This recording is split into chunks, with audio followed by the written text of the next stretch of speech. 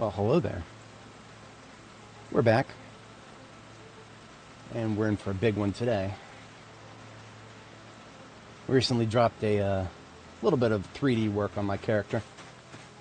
She deserves it. She's been doing a lot of hard work. Somebody's got to memorialize her. Alright, so our current task is clearing out the gated community in Riverside. Long overdue. Very long overdue. We've got a little field base that I'm sort of using as just a place to store some of the loot that I don't have room for back at my main base. So we're basically gathering a lot of loot from the area and then dropping it down there at dropping it down here at this little spot I've created at the corner of Riverside.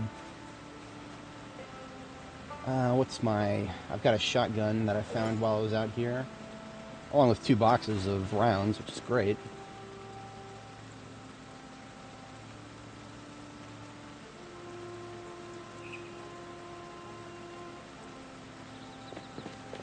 Food has been a bit of an issue for me. I actually ran out, but that's partially because I didn't bring perishables with me, like some kind of silly goofer. Let's make ourselves a soup before we head out. Did some foraging.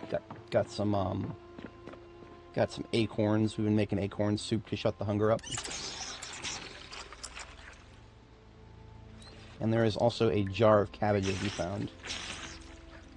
Now, it is currently July 27th. We have survived for just over a year and a month now. All of the jars of food we're finding now are stale. And they will continue to get more stale until they start becoming rotten when we find them.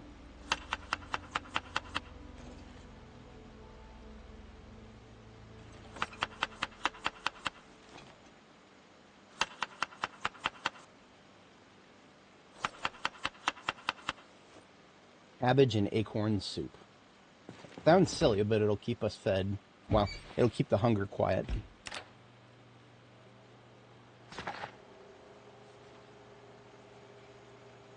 Is it healthy for us? Well, probably not, but that's okay.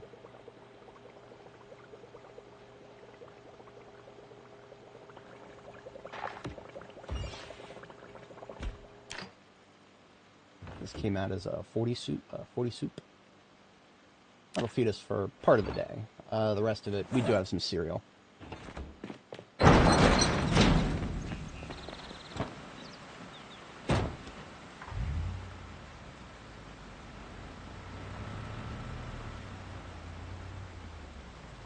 And actually, we're having a bite of that soup already. Just got hungry.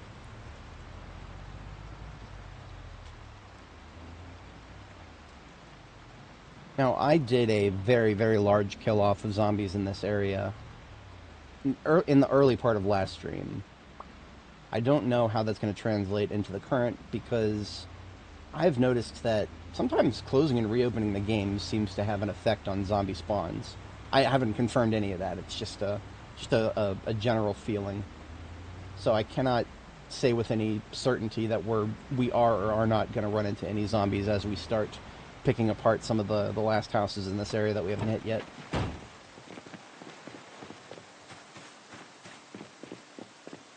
So I will go ahead and do perimeter checks.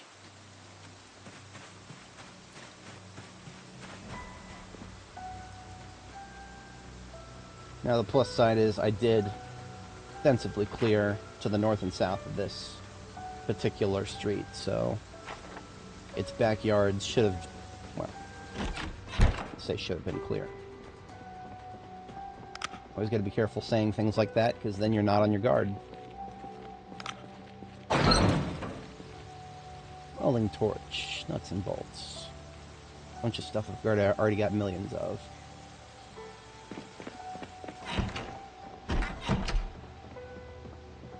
Aha! Cardboard boxes. Always interested in these. There's an actual chance of books. And there's none.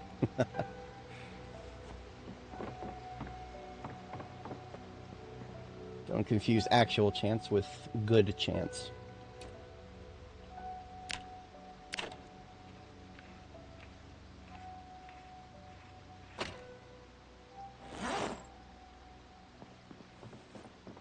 Now we do have a basement in this house. I'm gonna clear the upstairs first, and laundry room, yeah. Baking soda, yes please. That is another limited item, kind of like vinegar. You find some, and that's it. You can't make any.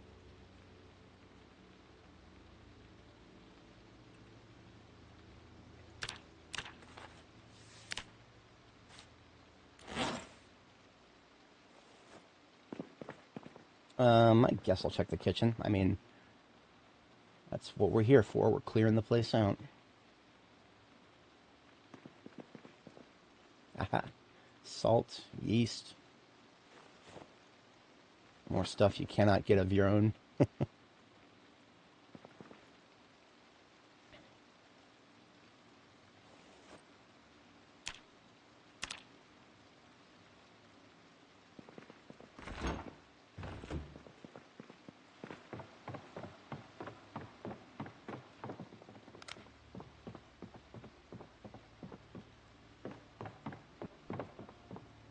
Bookshelves, but hardly a chance of real books. Just amusement material at best.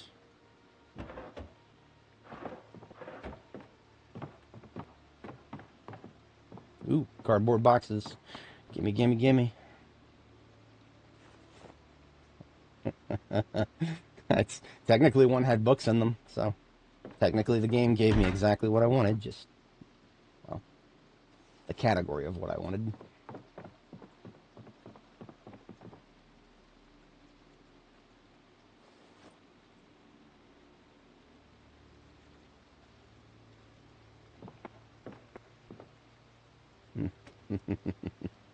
A level 1 skill book, of course, of course.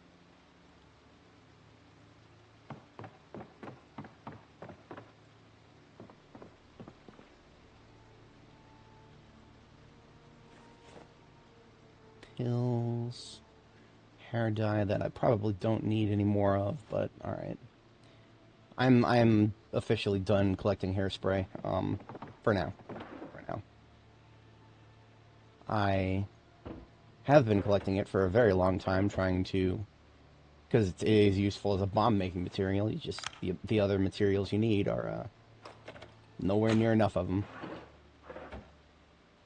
I have probably 10 times, actually, yeah, about exactly 10 times as much hairspray as the boxes of sparklers that you need.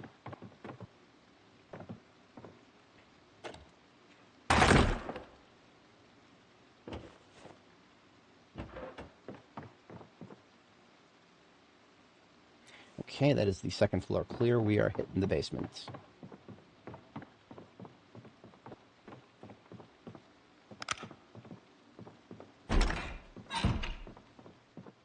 Looks like it's going to be a tiny one with nothing in it. Oh well.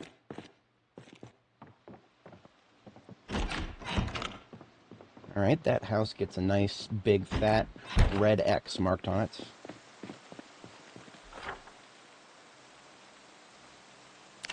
And a green X because its basement and garages are clear. Easy. Just another 5 plus 6, another 11 of those. And that will be all of Riverside, at least all of its residential. There is the commercial has already been cleared of anything that could potentially produce books. But I do have an interest in the residential still.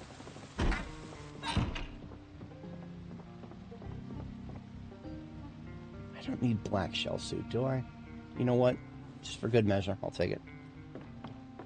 I want to have a collection of all the shell suit materials. Now, I have. Now that I'm looking at it, obviously I leave stuff on the floor after I loot places, as specifically to tell myself in the future that I have looted this place. Not all of it though. I probably came inside and checked the bookshelves and bailed. That's we are always on the search for books around here.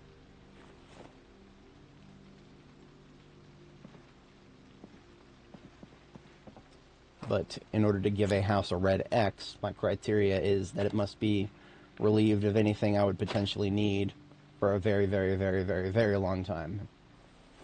So, Wait a minute, I cannot even get to that lamp unless I do this. It's a very tight living room.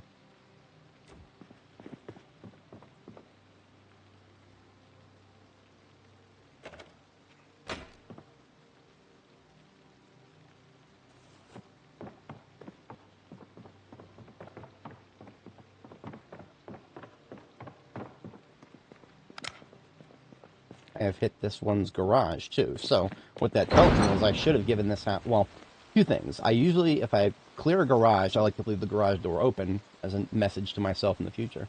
I also like to give it a red X if I hit the garage and the basement. So I may have just not been diligent about that in the slightest.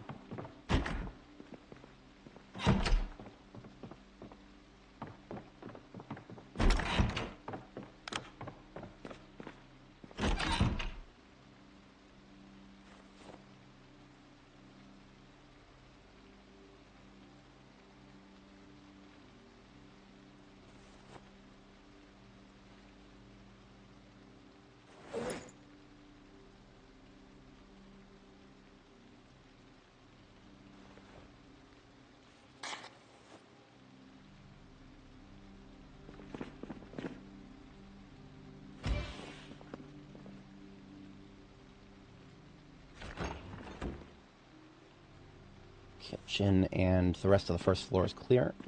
Upstairs we go. Now I'm pretty sure I already cleared this place's basement, but I will give it a secondary look once I've cleared the second floor.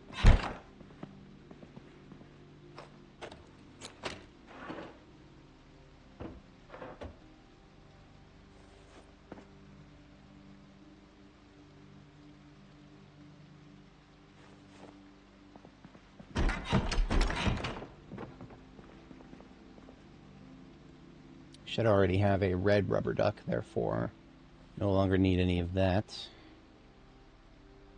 Well, I'll always take medical supplies. Always.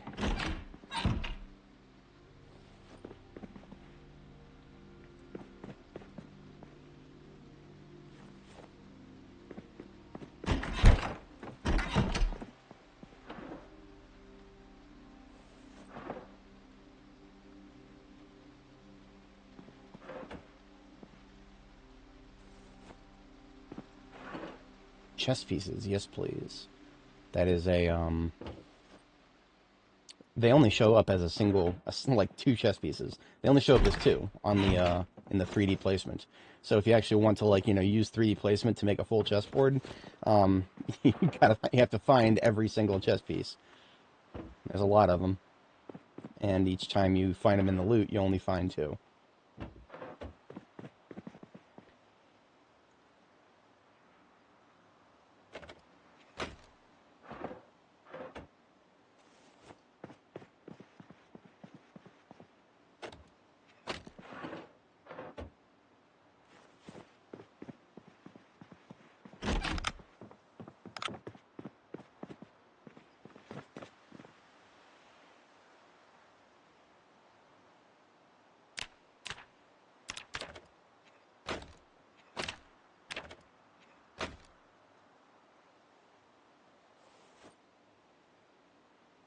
Kentucky Herald for the 16th.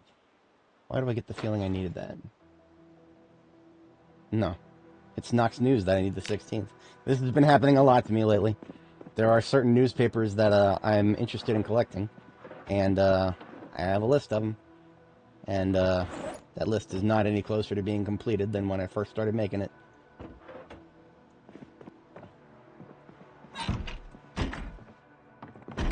Okay, that is second floor completely emptied.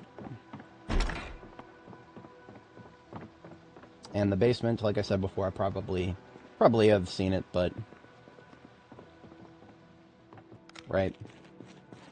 Once, just like the neighbors. Just like the neighbors.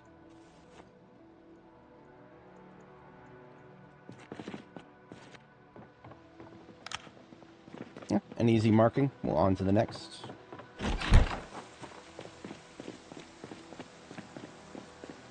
I'm gonna head across the street next so that I don't have to move the van yet.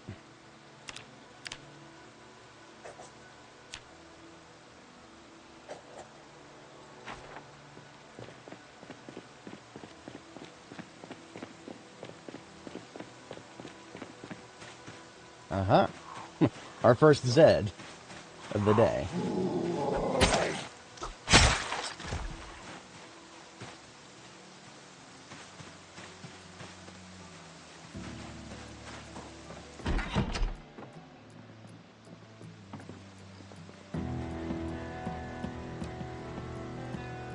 Ah, I see one in the backyard there. This is what I get for not doing a perimeter check.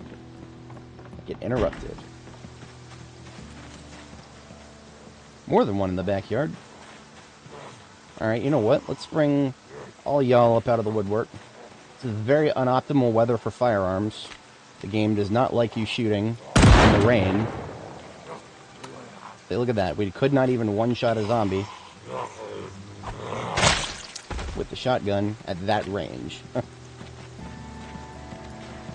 The one who was outside looks like he broke the window. Yeah, come on out. Oh, I got an idea.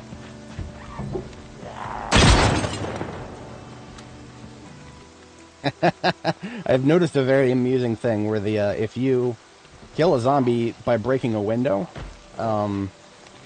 it one-shots them so hard that they despawn.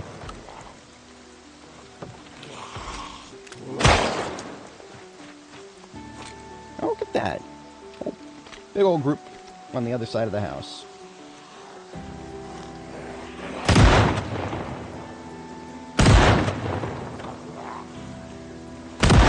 And behind me. Oh, okay, we're backing up a little bit. I wasn't expecting that.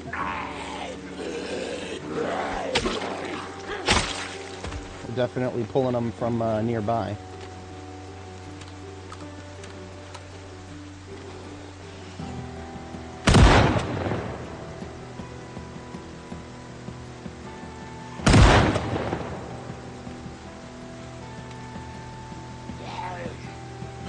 Gaming level 7, by the way.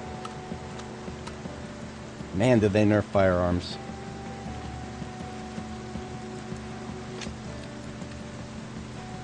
Actually need to be, yeah, I need to use the 9mm instead of the big iron. Now, ideally, the firearms, that was, I use those intentionally to try to pull anybody in the area who can still hear me.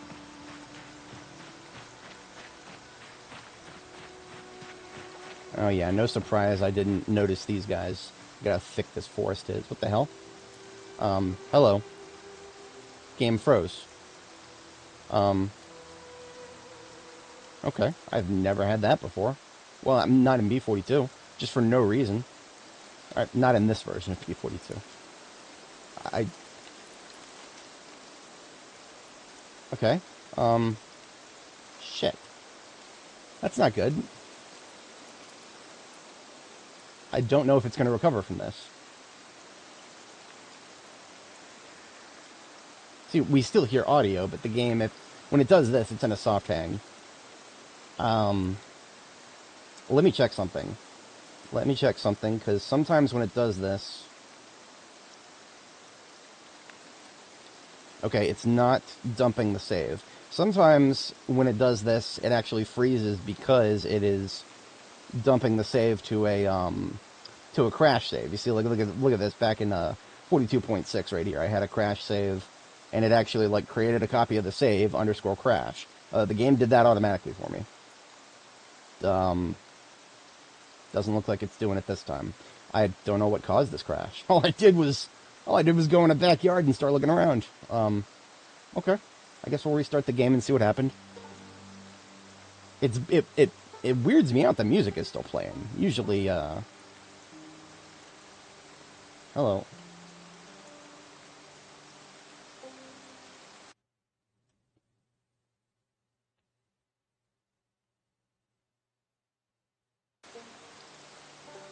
That was a GPU driver crash. Okay.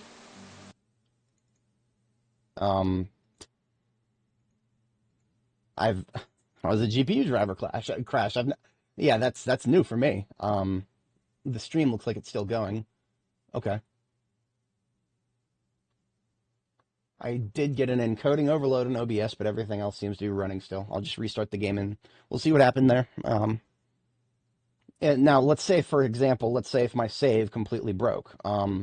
If it did, I have a backup from before, just before this stream started, so we wouldn't have lost very much.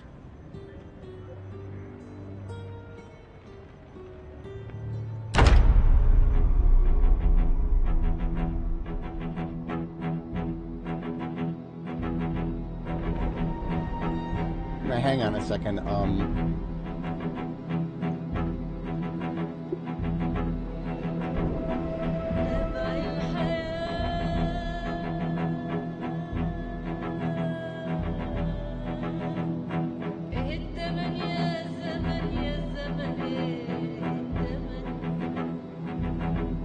The feed is actually back.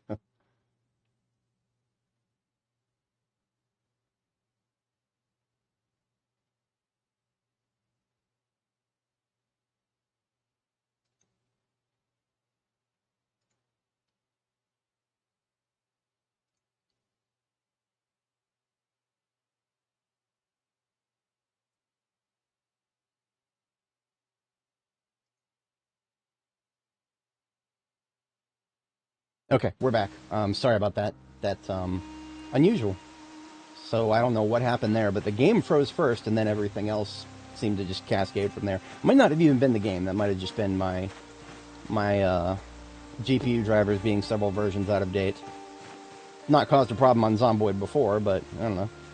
I definitely overtaxed my GPU over the past couple days.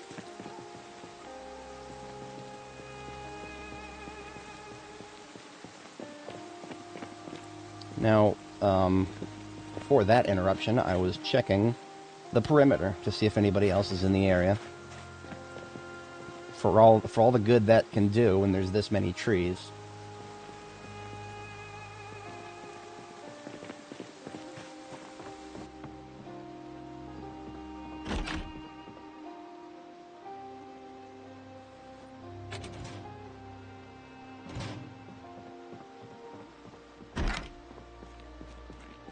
Garage with literally one shelf.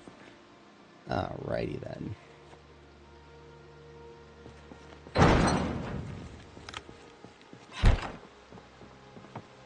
At least there's a basement in this house.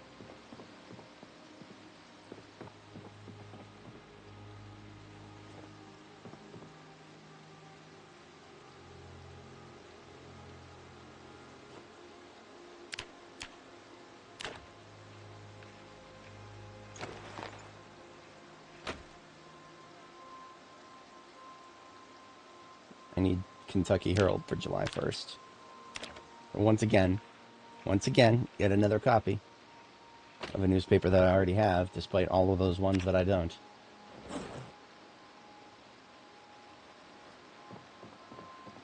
This is one of the reasons I don't usually bother with newspaper collection early on, because, man, it is, I wouldn't be able to fit everything onto a single, notepad in this game.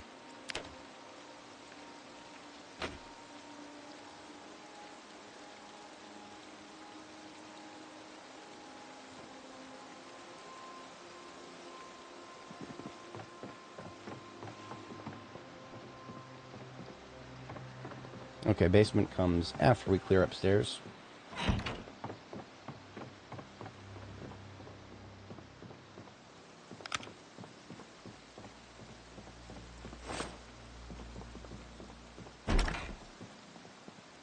Now, the broken window up here tells me that there was one up here at one point, but it most likely exited.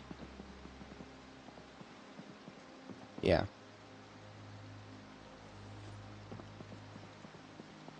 I did not put these clothes on the floor here. These are from... This is an NPC event here.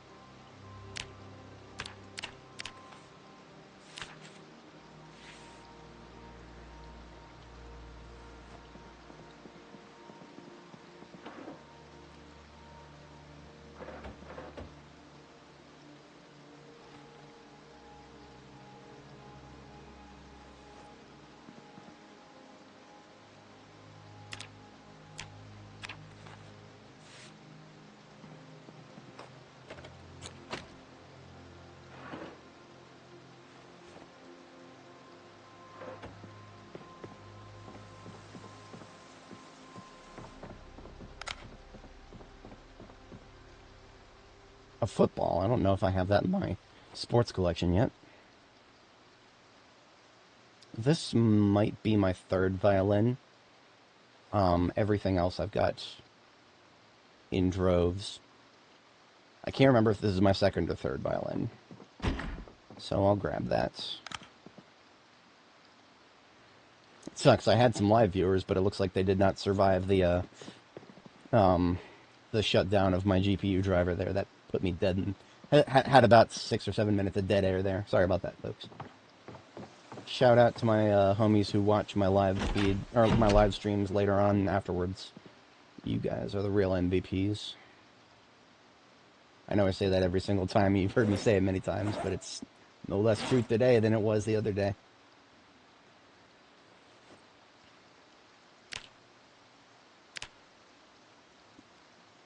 And I, for one, am all about appreciation. Crafting on bed. Come on now, craft. I guess I can't always do that.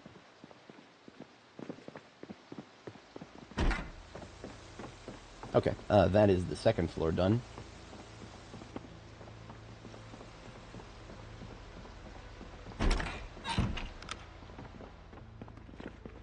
Pretty. I like it. Most likely nothing novel down here.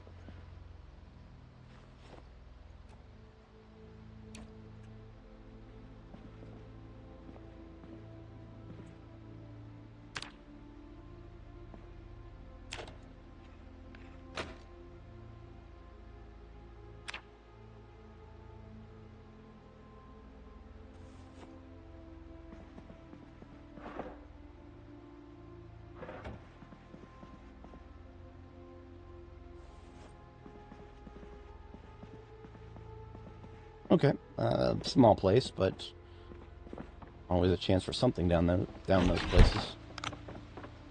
Okay, kitchen is clear. Yeah, we're done here.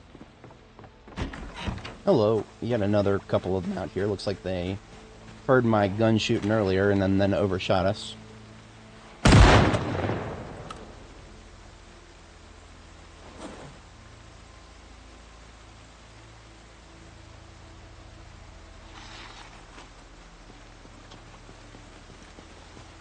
Several heard my gun shooting. They must be, like, where did that guy come from? He was not there when I cleared that house just a minute ago.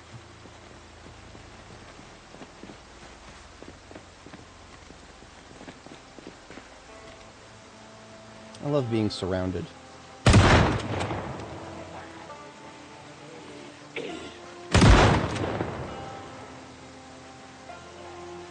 Honestly, look at that. That's terrible.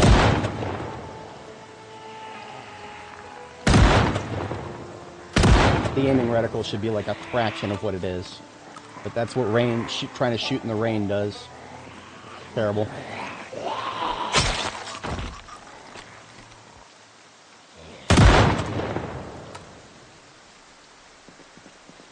At least with the shotgun, even that kind of a shot can still make it.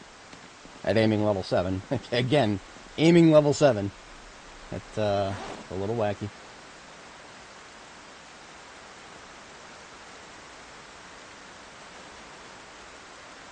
My sword is coming up on the end of its lifespan here. I'm going to go ahead and toss it in the trunk. I think I have a replacement, actually. Passenger seat. Nope. That was my replacement. That's okay.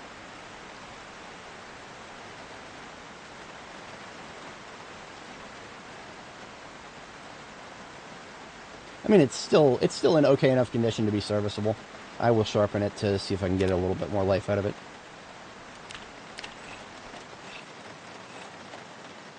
Alright, let's give that house a big fat X.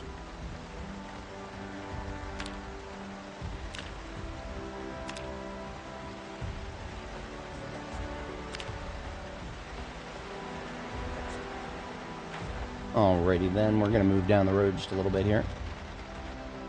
Halfway done with this street.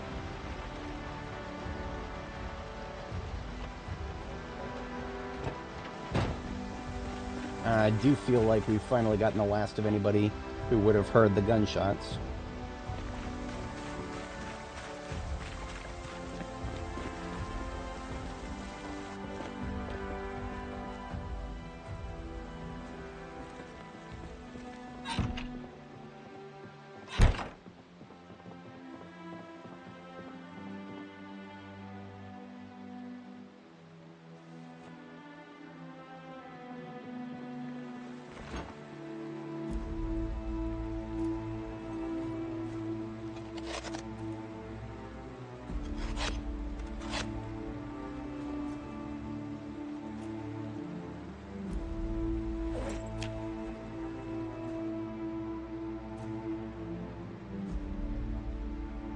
For anybody joining, welcome. We are currently clearing out the last of the residential loot in Riverside that we haven't done yet, and we survived a what appeared to be a GPU driver crash.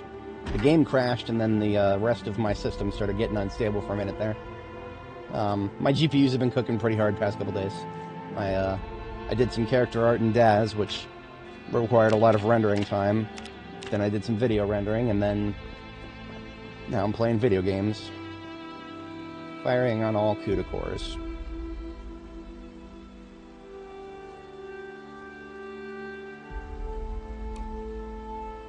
I would say firing on all cylinders, but when you have 28,000 cylinders, it's kind of hard to fire them all at once sometimes.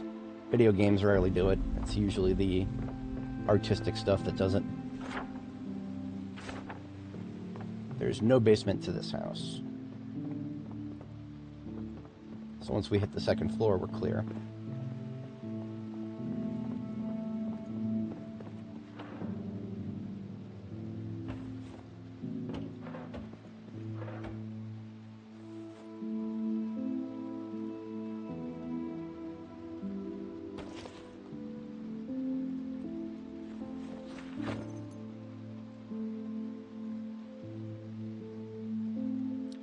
Is a little bit of tailoring I could do if the bed works, or the nightstand, either or. Yeah, there we go.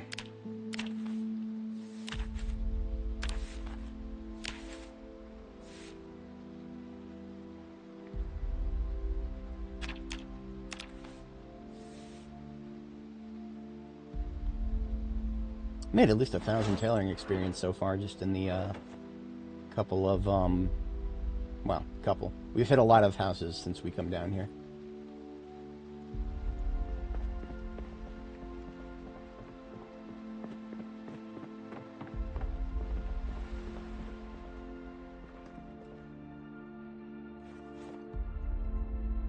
Kentucky Herald for the 15th. That actually might be something I might stick to. Kentucky Herald. Nope. No, once again. Knox News, I need 14, 15, 16. Kentucky Herald, I don't need anything past the 12th.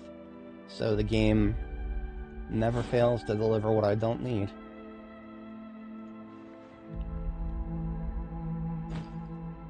Switch into one-handed weapons so that I can carry some stuff in my handbag. I believe I am at the point where I'm no longer putting stuff in the trunk of my van because I am, the trunk of the van, I believe, is going to be full of loot. I think. I'm just going to assume that that's the case for the moment. Because again, it's residential loot. 90% of it is stuff I already have more than I'll ever need of. It's the remaining 10% is, well, it's the reason you play the game sometimes.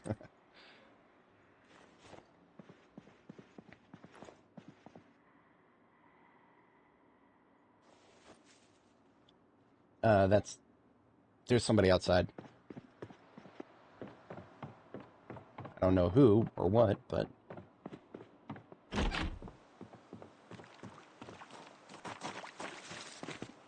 Yeah, there she is. Was not even aggroed onto me. Just fucking around in the bushes over there.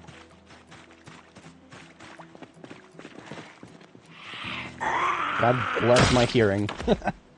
I cannot even begin to imagine how many times it has saved our girl's life here. It may be a bit of an exaggeration to say that her life was saved just now because she, well, I don't think she would have been attacked by that particular zombie, but you can see how that could have turned into a bad situation. It was right outside. All it had to do was wander a little closer to the door.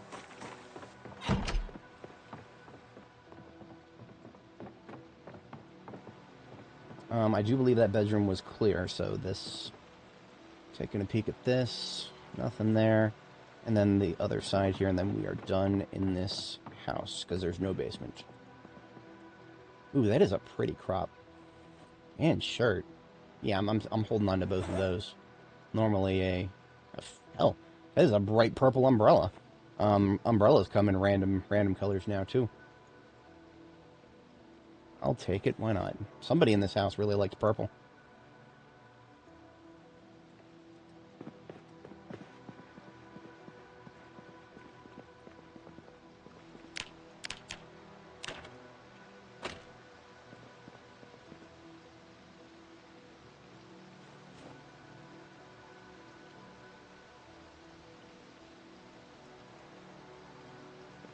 Yeah, 1,000 days. I'll do it. I mean, as long as the game... Okay, so when it comes to build 42, I start over when my save gets broken, or if the devs basically flat out tell me to. The last time I started over was because the 42.8, was it? One of the updates said that 42.9. It was 42.9 where they said unstable warning due to the Z spawning system. People with existing saves are going to have weird spawn patterns. I was like, nah, fuck it, I'll restart. If that happens again, I'll restart again. But at this point, I'm at the stage where I'll only restart if the if I'm explicitly told to, or if the save breaks. We have survived one major version shift. Maybe we'll do it again and again.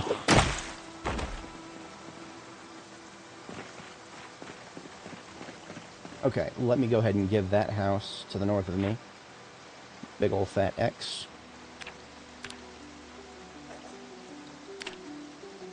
Two houses left on this street.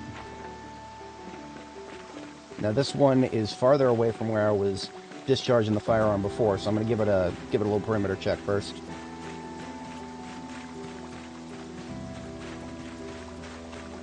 Hate all these trees back here. There could be a group of 5 of them over there. I would not notice.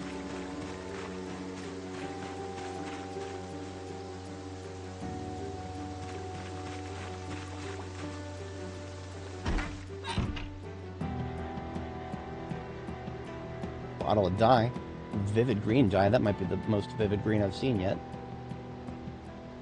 I was down for that.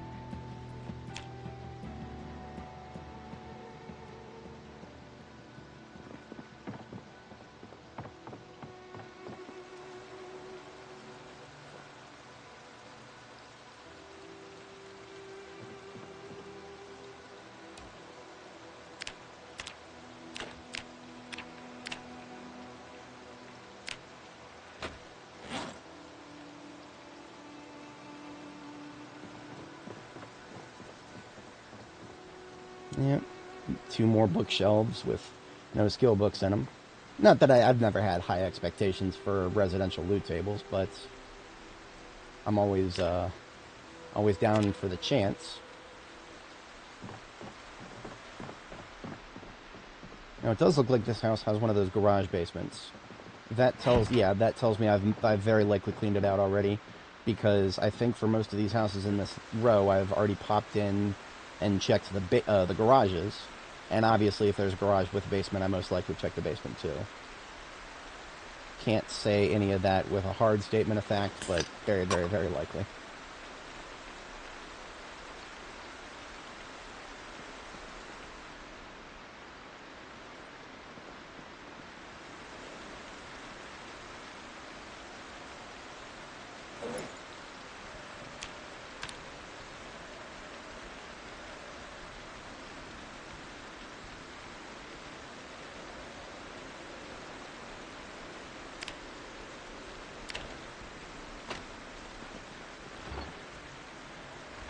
Alrighty, that is this floor.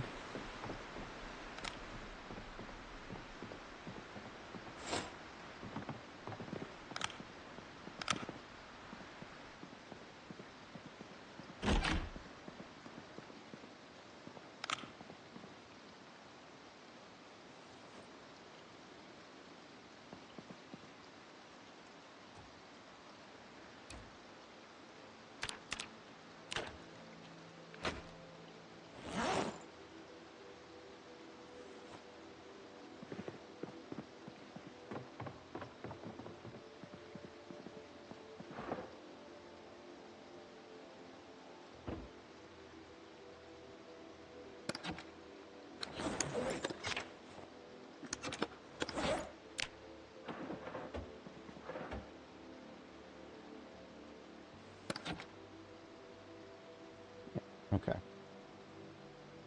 This the sewing kit tells me that there might be more tailoring materials somewhere in this house, but we've already cleared half of it, so I don't have very high expectations in that regard.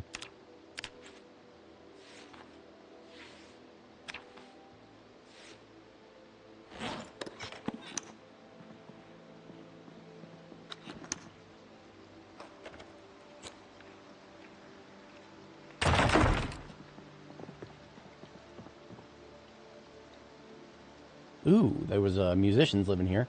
So that's a sax and a trumpet. We already have many, many saxophones. I'm using them as wall decorations at this point. That is the first. I know I have one trumpet already, but I don't think I actually have a trumpet case. I think the trumpet that I found was outside of its case. Therefore, there's one novel item we found. First novel item we found on the stream that I don't already have several of. July 14th for the Herald. I don't think I need that. I'll check, but I'm 90% sure that's yet another one that I don't need. Knox News for the 2nd.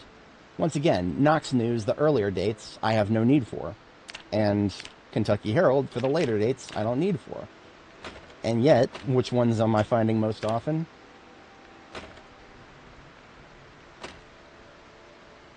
But I'm going to verify that. Here's my literature list. Knox News, I don't need... Every time, guys, every time. Literally every time. That's alright. It's the fate of a collector.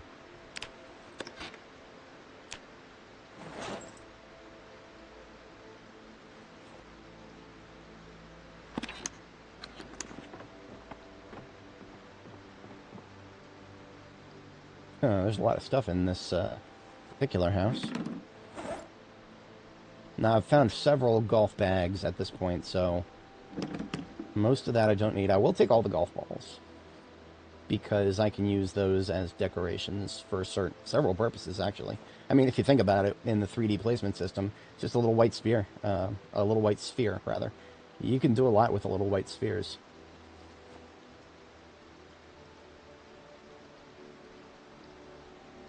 This is a bountiful house. Almost would have thought it would be a survivor house, but it's not. Okay. Yeah, it might be. We do long plays here, so catch you later.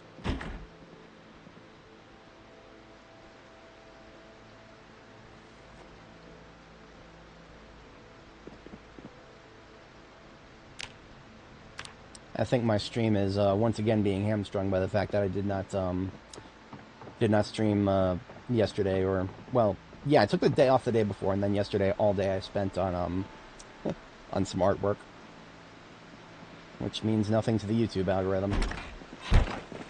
You either stream every day or you get your discoverability tanked. Yes, I cleaned out this basement. That's why I leave stuff on the floor, to let myself know that I have cleaned a place out. Well, cleaned out an area out, let's put it that way.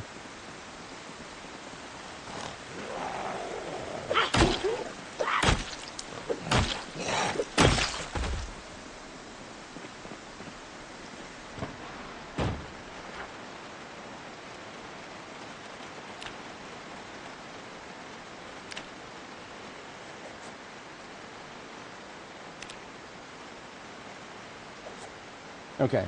Right across the street, if I do this last house, I'm done with Pitt Street. That would be a notable thing for a single day, to be done with a whole street.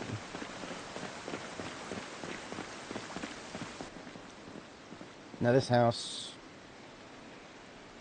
I have absolutely been in before. What did I do here? There's planks on the floor. I must have come in here, disassembled some stuff, possibly. Why would I do that? Here, specifically.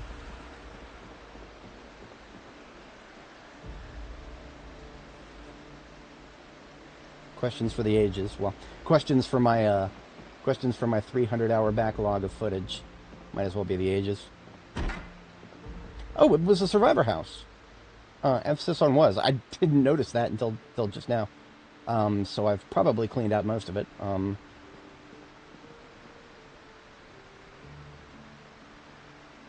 A whole ass dispenser bottle of water. Okay.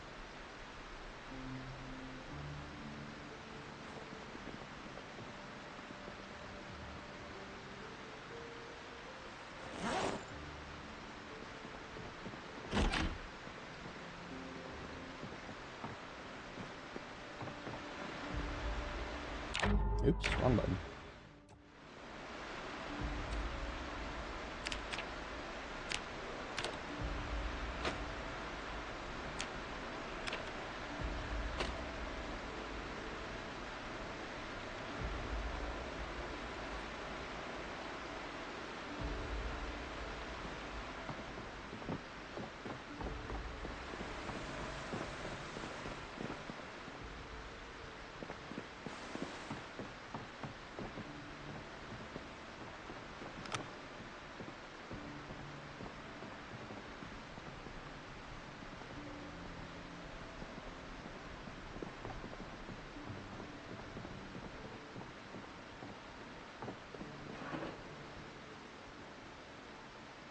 So because this was a survivor house, the loot, all the loot containers are going to be, well, at one point, full of loot. But it looks like so I partially looted this house. I hate it when I do this. I really do. I need to make a habit of not doing this as much, or at least telling myself on the map when I've done that. Because, like, basically what I've done here is I half-assed it. I partially looted the house, and then I left nothing on the map to indicate that. And that's not good. Because now, as I'm coming back to clean everything that I'm not sure of, well, this is part of the stuff that I'm not sure of. When it didn't have to be.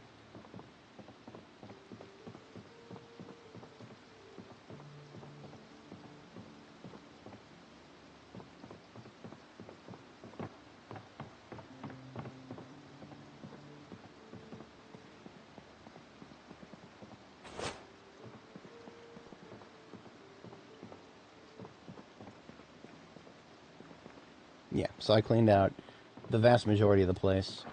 I just missed some spots, making my future job no easier.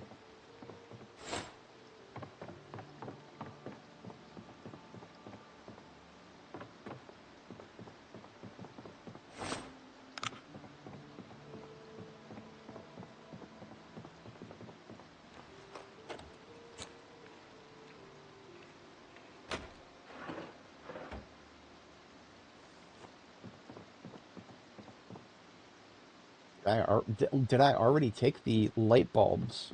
Yeah, I already took the light bulbs from these lamps. So I went through the effort of taking the light bulbs out of them, and then I never disassembled them. This this is something I would do to a house that was not in my home city. Like, I would have no qualms doing this partial bang-up job to a place like Muldraw, because I don't think I'll ever do a full clear of residential in Muldraw, never. If I'm going to do...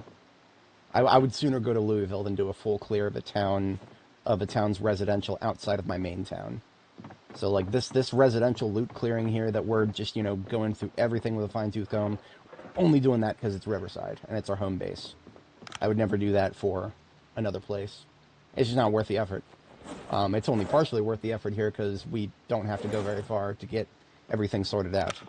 In another place where I would have to make, you know, multiple loot convoys to cut... No. We ain't doing that. So this is a house without a basement that was a survivor house and is now fully cleared. Okay. Took a little longer to fully clear that than I was hoping, but it is now another red X and green X on the map.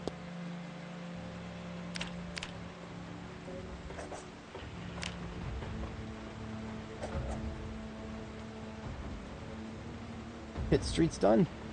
I'll do Cushion Lane tomorrow, and then I probably will have enough time to finish off. Now, Kelly Drive here, I've most likely already hit this house here in the corner. I used to use that in previous character runs. I used to use this one right here instead of the one across the street as a field base, so I would just restart if this update corrupted. I would consider this to be Because honestly, I mean, if you think about it, there's only several ways that a run can end.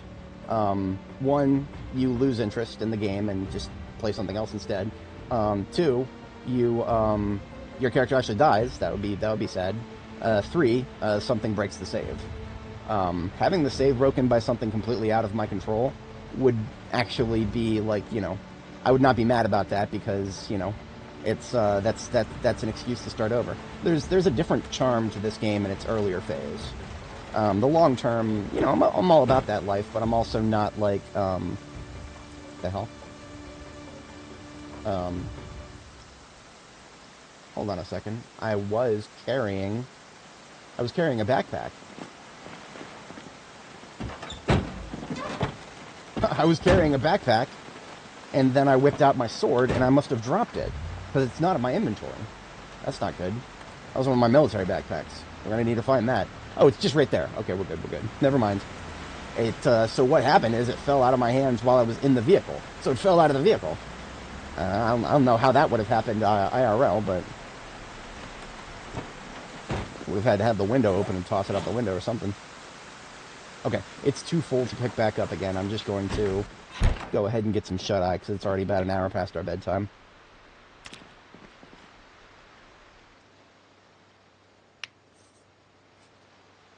Another thing about this save, Bloody, is that this is the third time that I've played Annie Mae as a character. So the character art that I did for her, I spent 9 hours doing it yesterday. I never would have done that for somebody who I would never use again if she died. So, if she died, then, well, she gets to try again in a future run. I kind of have like a sort of a Groundhog Day mentality when it comes to this game. If your character dies or you got to restart your save, then, well, it's just like the clock getting reset for Groundhog Day. You always start again at the same time. I actually got that idea from one of my old managers. Shout out to Seventor if you're watching. That guy's a crazy bastard. He would never watch all my streams. He would much sooner live stream himself than watch any of my stuff. But yeah, he gave me the idea of he used to talk about how he played Skyrim, and he would play it as if it was Groundhog Day. Every day was just a repeat.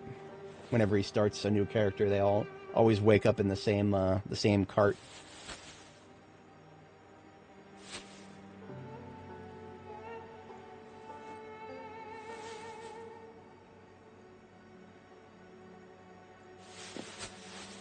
At this point, I am leaving all electronics here at this field base because I literally have no room left at my main base.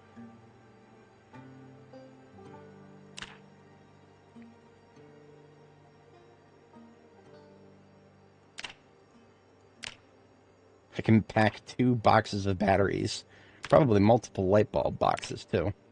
This is just from stuff that I've looted from the gated community here.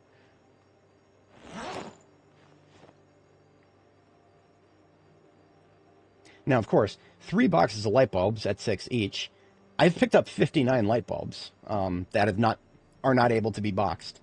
That's just the. I was talking about this. Somebody on Reddit was asking me about my base design and the light setup, and I was like, well, you got this really cool system where you can use custom. Well, not custom, but you can find light bulbs of different colors,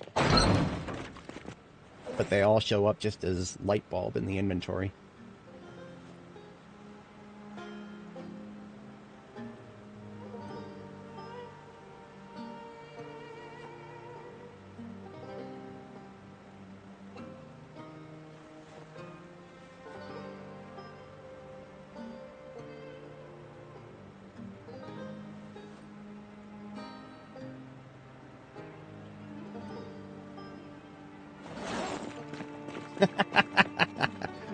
Oh, that's funny. That's meme characters. Bless their souls.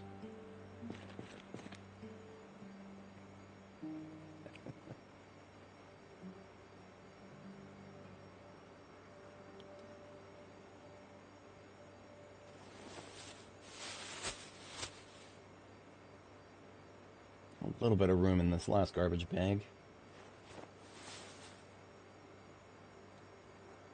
And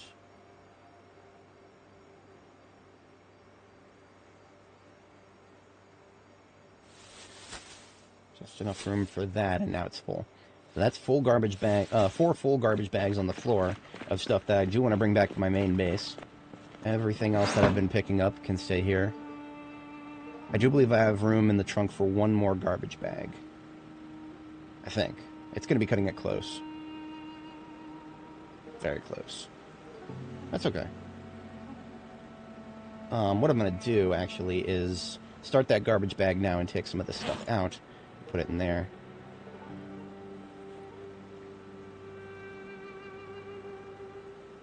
Well, not that. That can stay. Yeah, that looks okay. Right? No. No, it doesn't. I do need to put something heavy in there. Okay. Performance tire for the sports car. That will help me measure the size of things. Kind of, yeah. That's very, See, I feel like the devs are, they want to reward the people who just never give up. But in doing so, they make life miserable for the people who don't necessarily want to give up, but also have other things to do in their life. That seems to be my take on the current form of the game. It's people like me who have absolutely nothing else going on in their life. We can cook off 16 hours in this game without blinking an eye. But everybody else who actually has things to do, they're not going to be having quite as much fun, and that's silly. That's a game design skill issue, if you ask me. That's why mods are so popular, because, you know, it takes the burden off of that. Oh, shit.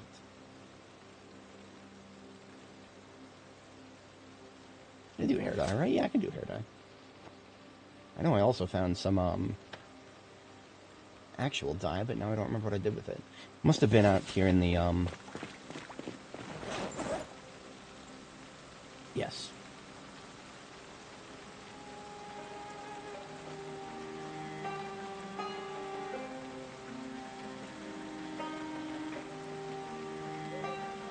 Okay. I do believe that's the trunk full right there. These garbage bags here, that's a full trunk. So all I gotta do is back up over those, and that is the trunk full, which means everything else that I want to keep needs to go into hand carry. It's hard to believe that I'm thinking in terms of long-term logistics when I'm just down the road from my base, but I also don't want to be going back and forth at this point. I prefer not to be doing that. And I've been neglecting my nutrition significantly. I am just going to live up to my channel's name and drink half a bottle of gin. Only reason I'm doing that is because there's no reason not to go to bed right away afterwards.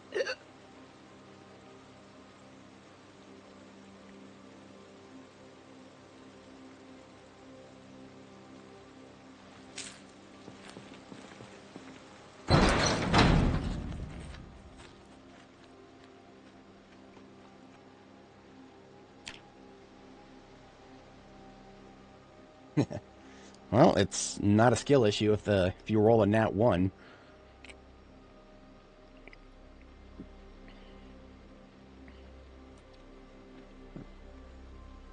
But you see, even tabletop games have figured that out. People who roll a nat 1, I mean, unless your DM is like masochistic, if you roll a nat 1 and do something that, you know, might in a video game actually kill your character, your DM has you know, options. They can make you put you into a situation where it would require a bit more of a cascading failure in order to actually lose your character, have them die at their discretion. My the one tabletop game that I'm currently rolling, we haven't played since May. I really need to bug our DM about picking it up again. He's just been really busy. But yeah, he's a bit sentimental. He doesn't kill your characters very quickly. But he's not above it. I know that for a fact. He will if he would just do something like, all right, you are now in the process of dying.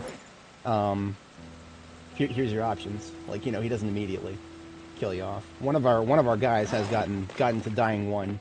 This is we're playing Pathfinder, so there are, like, you know, options aside from insta death when you get to that point.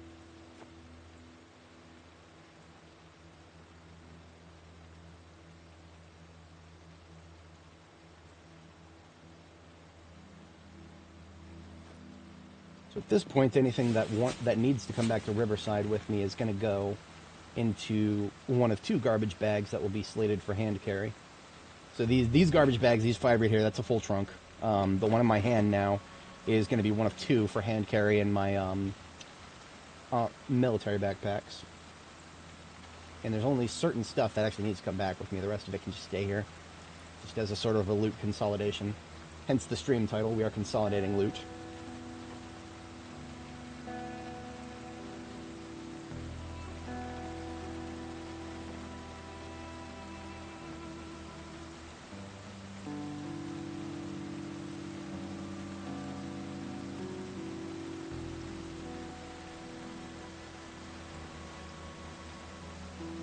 There are certain food items that I will bring back with me because they are... Yeah, salt I will always take back, yeah. Oh, flunkies, why not? Okay. Caffeine pills, those are something I regularly run out of, so... Everything else currently on me is going to stay here.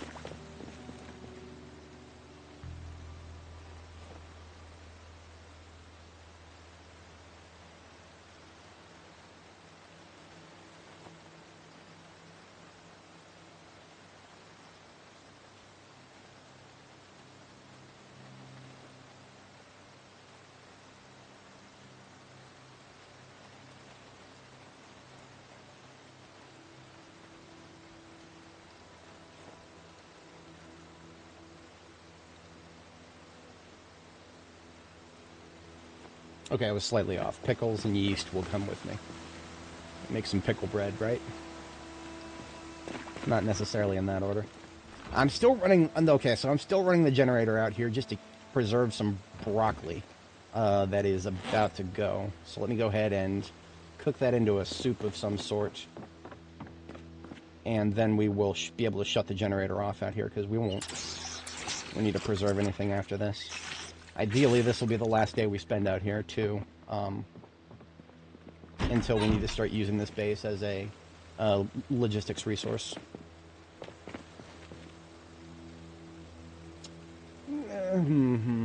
Possibly. I mean, like, okay, so the game, I do think that there's an appeal to it. And I applaud the devs for making it as moddable as they do, because, you know, the people who don't find the base game appealing, which there are quite many, they can still enjoy it quite a bit. I know a lot of people who would never touch this game without mods, and that's very valid. Just because I don't do it. No, that's... I mean, like, when I played B41, with all the mods that I played, I liked it. It was fun.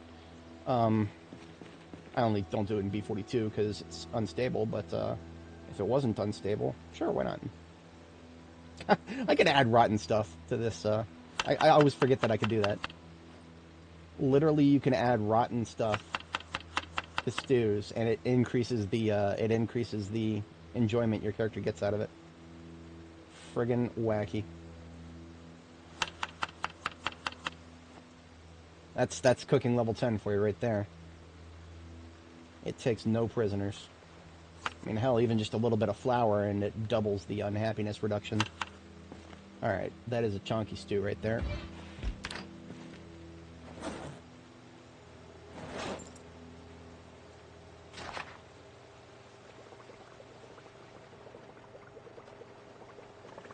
That came out to be about 50. That's almost food for the whole day. Okay, that is us turning off the generator out here. Yeah. I was gonna fix this hatchet forever ago. Now I actually do need a weapon on my belt, because the sword is about to bust. Let's fix the hatchet.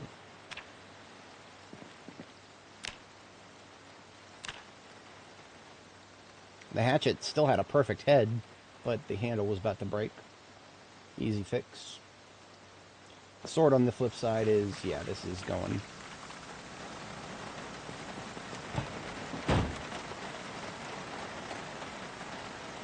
Possibly.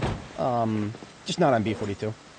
So, it would happen. It would just be a question of, well, I mean, so not on B42 unstable. That's what I meant to say. If it was stable, I would do different things. And it would depend on the nature of the different thing, like the, CDDA is like an official scenario, so that's something that devs have actually added support for. For example, I don't know, I could be wrong on this. I've never looked at the other scenarios they're adding. I don't think there's any scenarios where the devs have added sprinters. And what that tells me, that's a blatant admission in my mind that sprinters are just not a part of the intended experience. Therefore, why would I try to do something that not even the devs want to do? And unless a mod made it very tolerable, it would have to be very tolerable through mods. I've previously mentioned this to you, Bloody, but the other things, you know, with the sprinter dynamic. For anybody, if you're not familiar, I'm not going to touch sprinters until we have things that give you the movement range to counter them. Dodges, non-random number generated pushbacks, you know, jukes, things like that, you know. Or even more preferably, weapons that'll annihilate them before they ever get to us, like 7 Days has. But yeah, the other scenarios, you know, if the devs add it and it has support, or if it's a mod scenario and it has really good balance. Like right now, week 1 is very, very popular, but it's not very well balanced. Some of the things I've seen people post about happening, and that, no, it's not balanced at all. It's a meme. It literally is just a meme. A very enjoyable meme for a lot of people, but yeah, I look at it like as if it were Gmod. Yeah, it is. Yeah, this whole game is for masochists, but you have to have a special interest in a certain type of sharp stabbing pain, that kind of a masochist, to enjoy sprinters. I don't enjoy stabbing pain. I usually enjoy low-level bruising. not literally, but...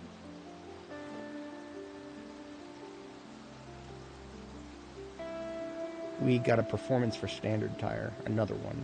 Another performance for sport. Oh, he threatened me with a good time. I'm not taking these on this run. I don't have enough room in the hand carry.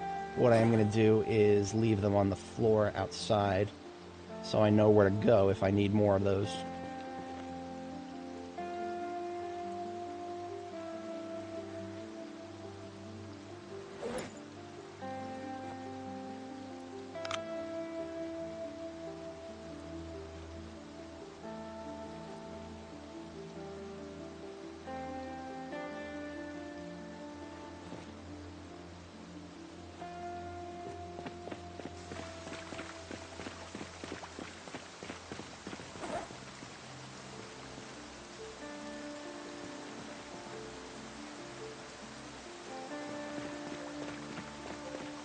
Okay.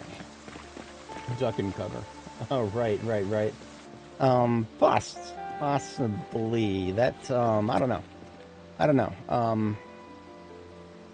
Now, a scenario like that, what I would do, and this is just a personal thing, but what I would do in a scenario like that is I would start over infinite number of times until I managed to make it out without sustaining any sort of long-term injury.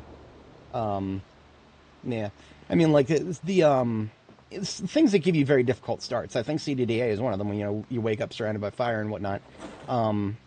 It's compelling until you realize that what the long term outcome of that is you're either starting with a serious injury if you can't avoid it, or if you're the kind of person who can't tolerate that kind of thing, you're just starting over and over again until you get through it without getting damaged by the start. At which point, why necessarily bother with the start?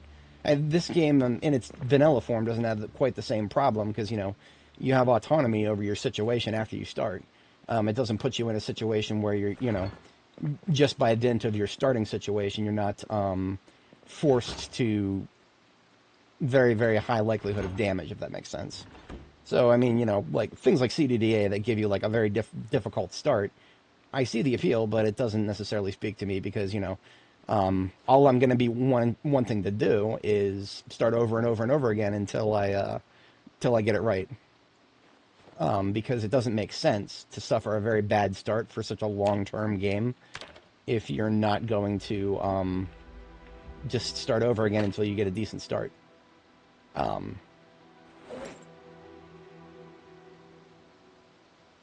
Inevitable. Well, yeah. So, how much is inevitable? That's the question. I mean, that's when you enter the slippery slope of min-maxing. What strategy do you have to take to min-max the amount of damage you take early on, and then the amount of damage that what's your thresholds at that point? What's your tolerance threshold? You know, if I get past a certain number of rads, am I gonna give up and start over again? You see, whenever I think of, you know, when I'm being forced to think over whether I should just start over, I don't find that to be particularly compelling. In this game, that's not really an option because everything that happens to you, with the exception of a bite, um, you're not necessarily forced to start over because nothing is gonna keep you on your ass for longer than, you know, 10 or 12 days tops.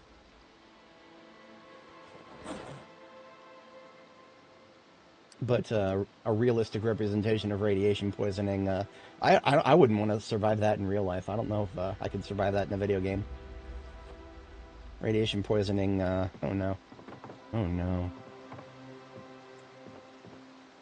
I'm mildly traumatized by the accuracy with which they represented radiation poisoning in Stargate SG-1. Or was it? No, it was SG-1. Daniel Jackson. Whew.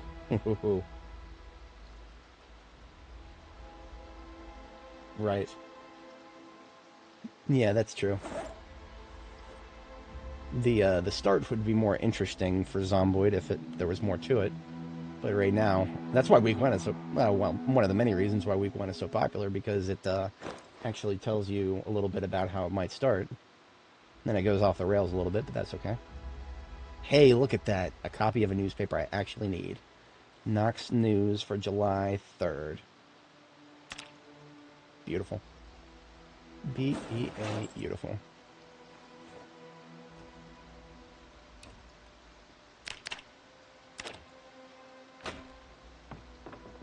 This house has been quite a bounty.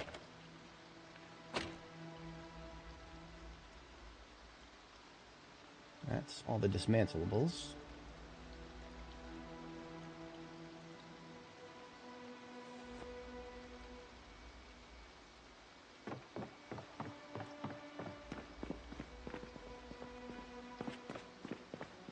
Okay, so the basement and the garage are clear. We're just checking the second floor, and then we are done with this particular unit.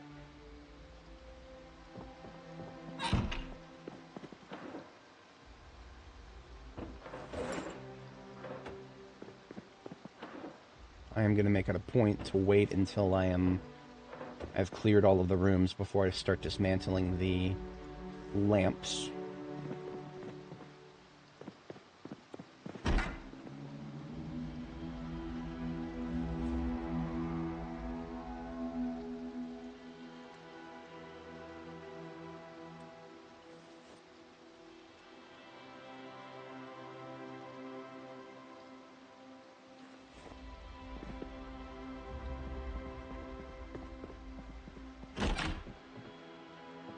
Reluctant. Kind of. Reluctant, if I'm interpreting that correctly. The Zeds are easy. I find them easier to fight, just by default, and that's really just because of something that could have been a thing in B41, but really is just something they changed randomly in B42, is the movement speed. The movement speed differential just makes them so much easier to kite now.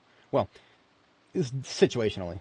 There are situations where kiting them is harder, and I think that might have been the dev's intention by having because if you're kiting large groups, what they do is they split up into waves. The fast shamblers, the medium shamblers, and then the slow shamblers. They come at you in 3 different waves if you kite a very large group to a destination. And a lot of the slow shamblers are just going to lose interest before they get to you. And that way, that makes them relatively manageable. You want to just peel off what you can handle from the fast ones. And then the medium and, well, medium will usually keep up. Hey, another big spiffo. Hell yeah. Hell yeah.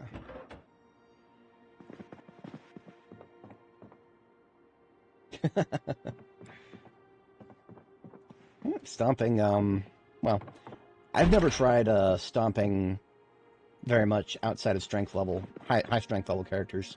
Sure, it's possible, but I mean, even with a high level strength character, I had a start where I found no weapons in my starter house, and I had several zombies on me right when I stepped outside.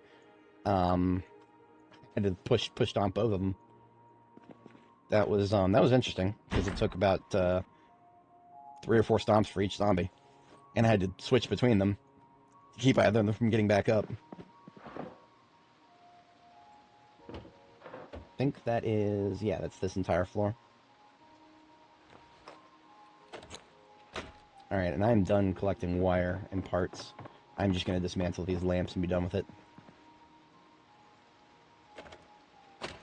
If I really need more electrical wire and electrical parts, I have entire bases full of them at this point. Muldra, West Point, and now here in Riverside I have 2 bases full of electrical parts.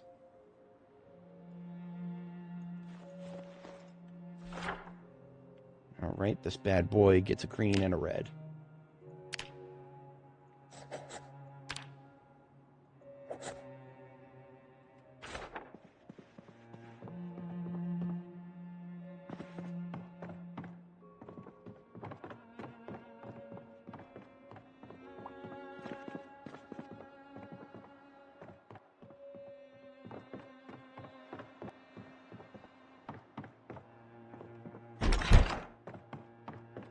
Almost forgot to pop the doors. I like to be in the habit of that. Hang on a second. Yeah, I had a feeling. An entire ass first aid kit, why not?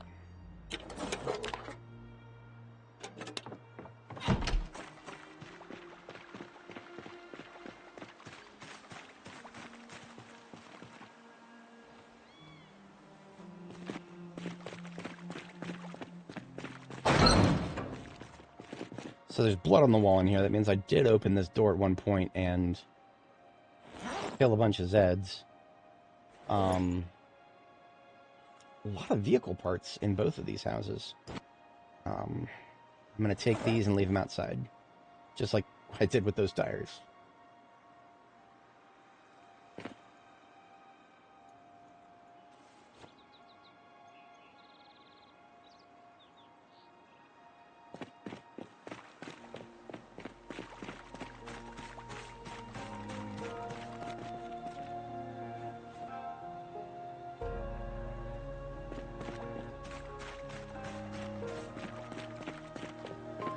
Alright, that's it for that garage then.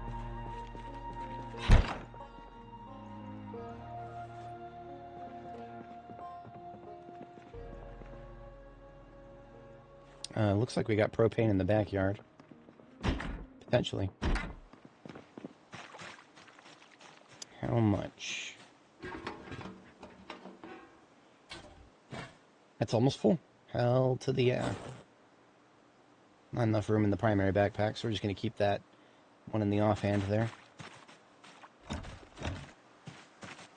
And then we're going to drop the offhand, because we can't get it in a window if we don't drop it.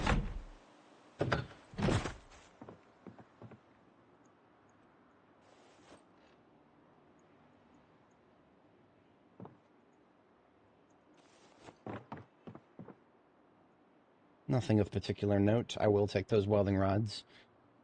Somehow, bafflingly, we still cannot make our own welding rods.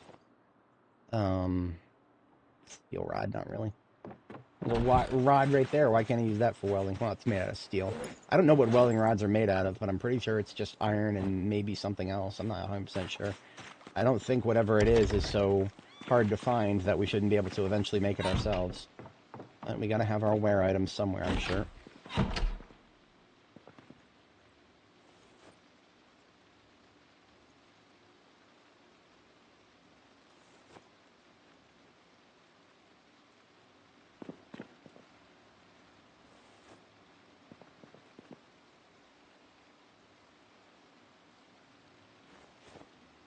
Yes, absolutely. Nails you can make, it's not the most efficient. Actually, the most efficient thing to do when it comes to nails is you make them out of, make a roll of wire first, and then you can use wire to make nails out of. You can get quite a few nails out of a roll of wire, I believe. I'm not 100% sure if that's the most efficient way. I've found so many nails that needing to make them... I've done that only really to gain experience in metalworking. Okay, lamps and TV I'll dismantle last. checking upstairs because there's no basement here.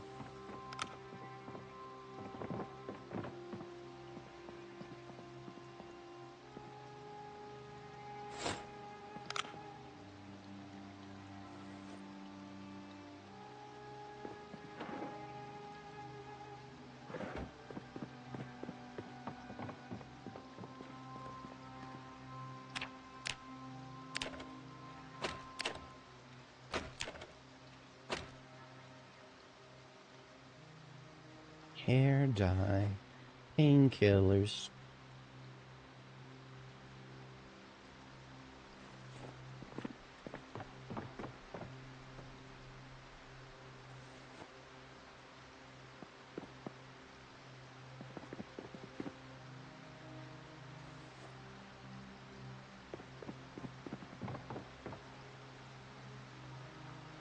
Now that is a blue shell suit set of pants. I don't know if I have that. It's the teal one that I really want. But I'll take the blue one just because I'm not sure if I have it. Ha ha ha ha ha ha! Soy face moment. This guy was not making any noise at all. At least nothing that I could have heard or would have differentiated from the rain. I'm glad I was on my guard. I don't know. My spider senses were tingling. I didn't hear anything though. And that's rare for me. My Darktide has smacked my hearing into orbit. Hello there, Richard, and good day. Definitely correct about long-term there, Bloody. Everything the devs are adding it's just basically, return to monkey, rebuild civilization in the woods, which is a very long-term thing in this game.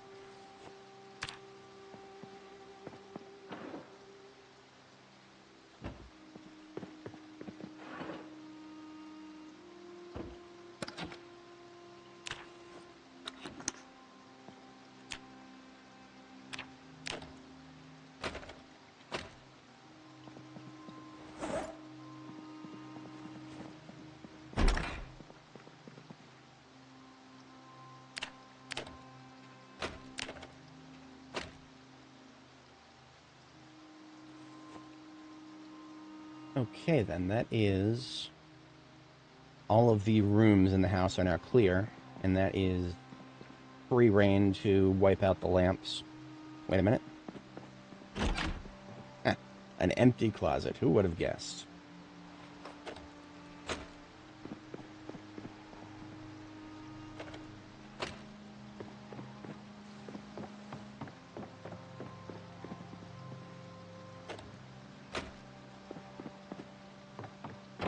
She did not need to do that.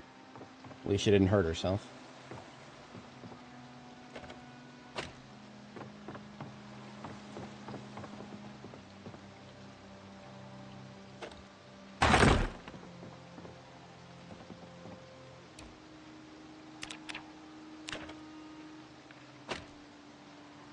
Alrighty then, all of those light bulbs can just get dropped for the moment.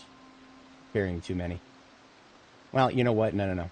Because they're going to get left here, in this area, in a nice consolidated place where I can go someday when I run out of other light bulbs. They burn out surprisingly fast.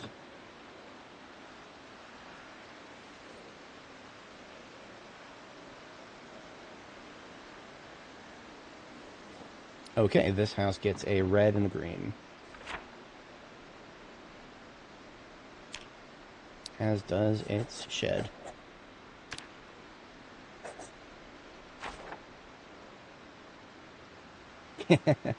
Well, yeah. It depends on the context. There is some people you can call them casual because they don't have any interest in developing the skills. In which case, it's both. I mean, but if they want to develop the skills and they can't, I don't even know if casual is applicable because, if you're trying and failing, then, casual is supposedly, at least in my mind, it denotes somebody who is not putting effort in. If you're putting effort in and you're still failing, then, well, the expenditure of effort tells me you're not casual. I want to say that I've cleared this house, but once again, that's just because it's at the edge of the road here. No, I have not cleared anything here. There's one in the, most likely in the bathroom. It was either going to be the bathroom or the garage.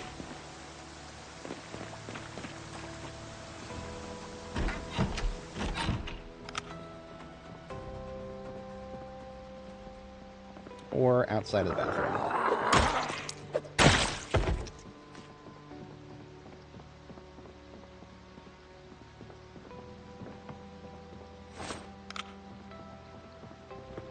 Yeah, well, I mean, maybe you're poorly introduced to it. I certainly was not introduced to this game with the pre-warning that it was going to be difficult. My buddy who first got me into this is just like, nah, this is probably a fun game to play in groups. I was like, okay, sure, I'll give it a shot. 2,000 hours later, actually, we're past 2,000 now. We're at what are we at? 2,030. Well on the way to 2,100.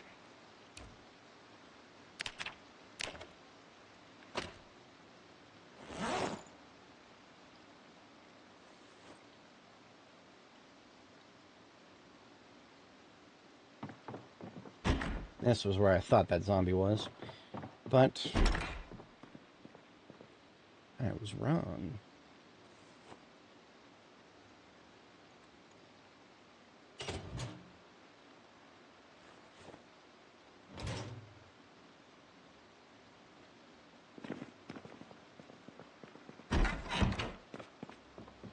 This house has a basement, and we are hungry. We have no food? Yeah, of course we do. Well, my eyes are used to it. Probably 25 straight years of doing nothing but staring at screens all day long. Pretty sure if any blood vessels are not immune to being bloodshot, they just would have died off by now. I don't know if I don't think that's how eyes work, but you know, it's not to say that it never happens. Usually, if it happens, there's something else going on, though. This, when I entered the garage, that's when I heard the last zombie. It's unusual. Now, that is a clean garage. How about the closets?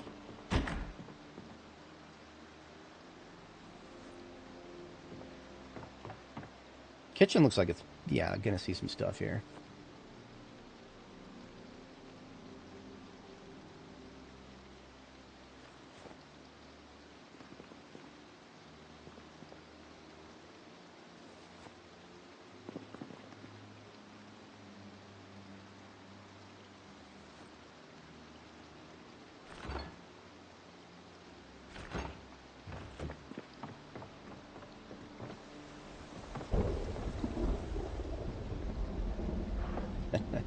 Yeah, I guess maybe that makes sense. I mean, the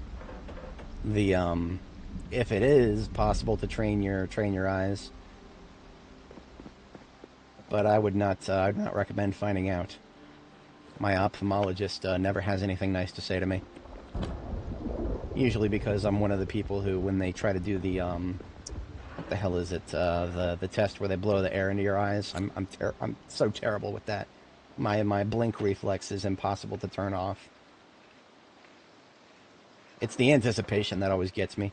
Anytime I sit down and look at the little green light, I know it's coming somewhere subconsciously, and therefore my eyes are just like, they're about to blink, about to blink, about to blink.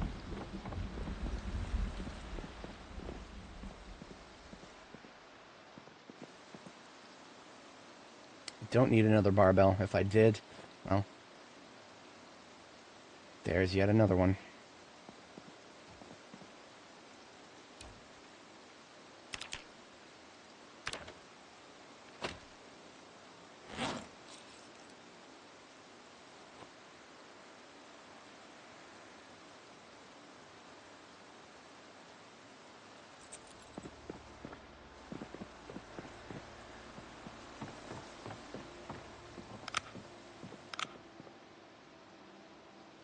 Knox News for the second. Once again, not needed. Kentucky Herald for the 15th. No. No, those are the opposites. I need Kentucky Herald for the 2nd, and I need Knox News for the 15th. Every time, guys. Every time. Every time. 100% of the time. Well, I did recently find one that I actually need. It's just baffling how often I find ones that I already have, considering how many that I could be finding. It definitely feels like there's something skewed about that. I mean, I know the plural of anecdote is not data, but how many anecdotes does it take before it starts becoming valid data? There is a number that answers that question. I just don't know what it is. Usually it's more than an individual would experience, I would expect. Because whenever people talk about data these days, they're usually Silicon Valley giants who harvest it from everybody.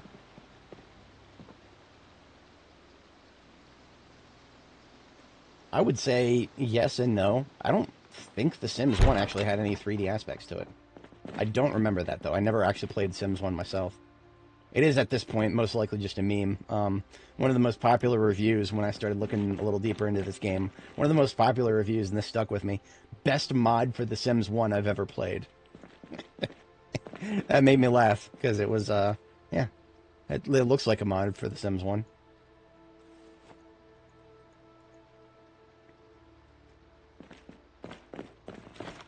Wow, that is a lot of paint. That is a lot of paint. I will actually want to mark that on the map. Because I'm seeing some colors there that I did not see very much of in other places. Particularly two green paint units. Green is one that I failed to find a lot of in Muldra. So we came away with a metric lot of paint there. Yeah, I'm going to mark that on the map for sure. And lights, I mean, you know. Highly doubt I'll need lights, but...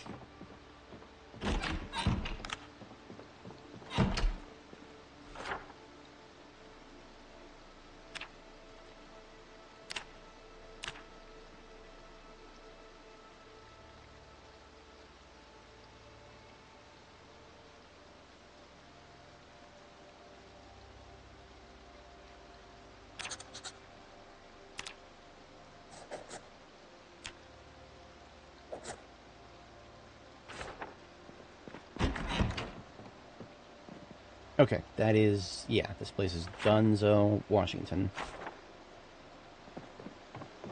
And that is the rest of this, this entire area is done. Now, I did come away with a little bit more than I was expecting, so we're going to make a trip back to the safe house before going back and finishing the last of this, this area.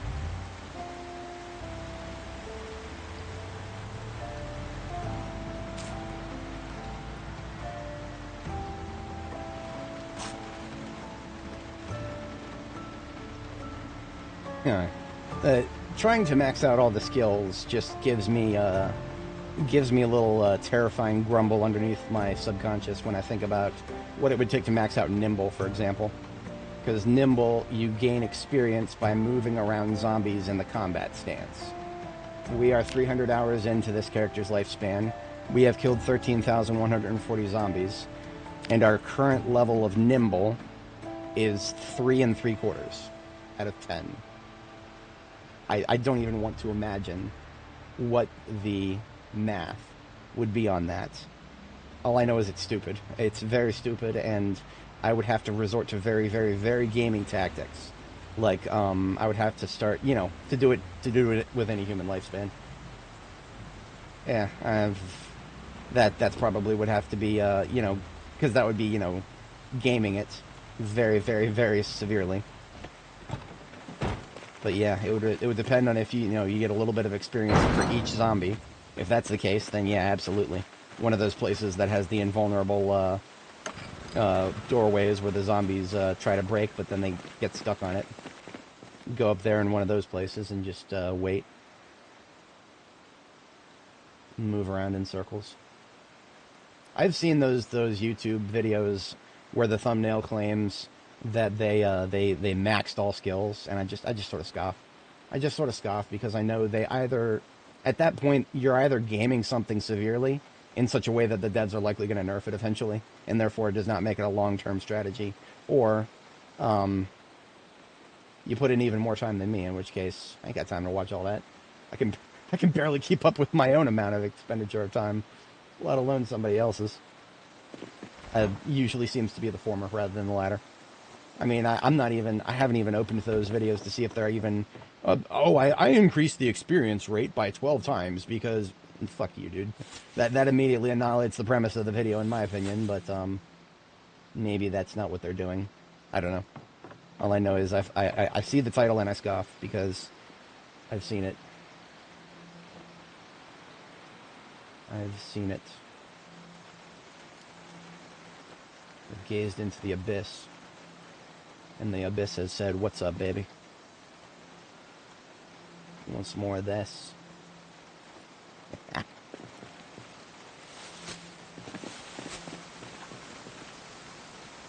It's got a new newspaper. Buttons are a surprisingly rare thing that I do not think we can currently make.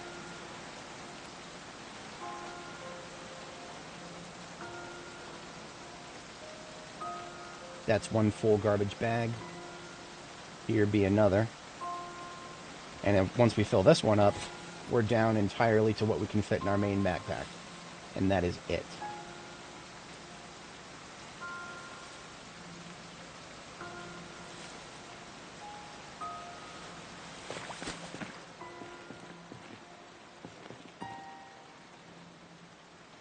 Pretty sure I don't need another toy car at this point. I'm not sure why that got picked up. And now there's the offhand.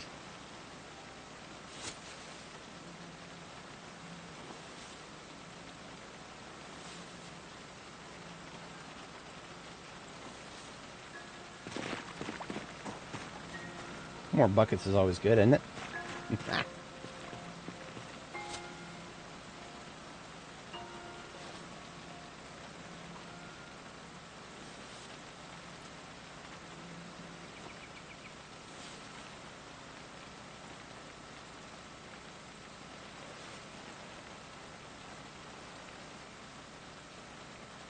Oh, well. Speak of the devil. Shit, well. You're out of room in both of these garbage bags now. Irresponsible loot management will do that to you.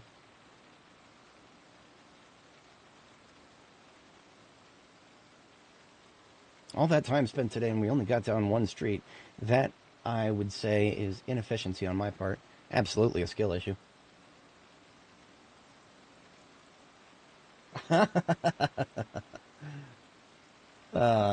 Yeah, the Louisville challenge is, there's a reason the devs don't start you in Louisville, and it's not just for loot purposes. There's a lore element to it as well. If you start in Louisville, it makes a lot of the stuff you hear on the radio a little questionable.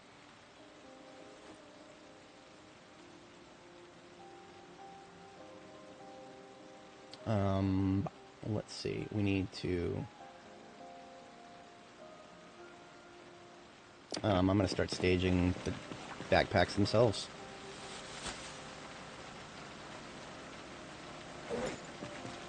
For anybody joining, if you're not familiar with my looting strategy, even though we're not very far from my base, I'm not going to be doing multiple trips. I am going to do one trip, and anything that does not make the cut is going to stay here in this field base here. Wait a minute, that goes there.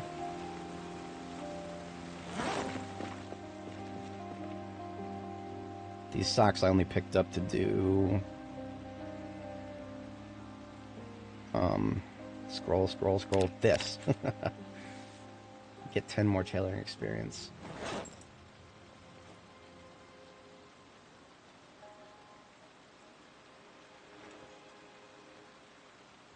I can pack items into a box. I can make a box of canned food at this point. I guess I can take that back with me. Everything else is going to be light bulbs and batteries, or just batteries.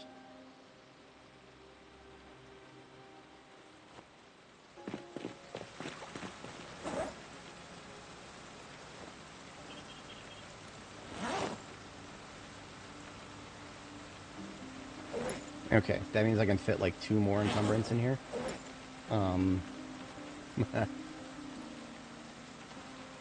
Yeah.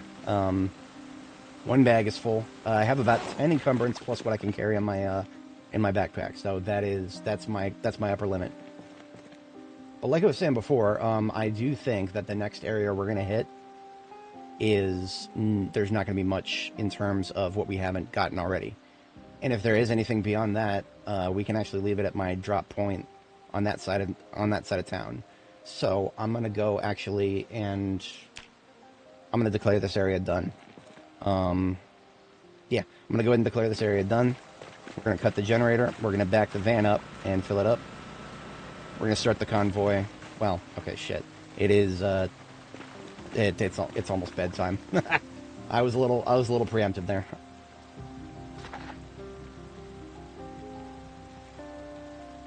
I will go ahead and read for a bit. Hit the sack, and as an overnight activity, I'll translate up to that other safe house on the north side of this gated community, and then consolidate stuff there, and then we're done here.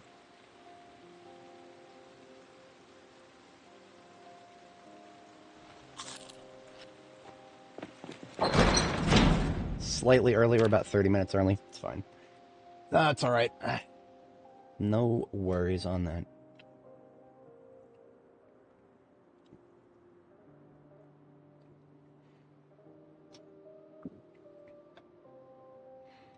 You know, to be entirely honest, if I was gonna edit my skills, I would just say straight up, I'd be like, yeah, I'm doing this and this and this, so I'm gonna have a character who starts with this. I don't really see the point in just not even disclosing it, because otherwise people are eventually gonna find out and it's gonna look really bad. All right, so got those garbage bags staged on the ground right there. If my calculations are correct, they'll all fit in. Let's see.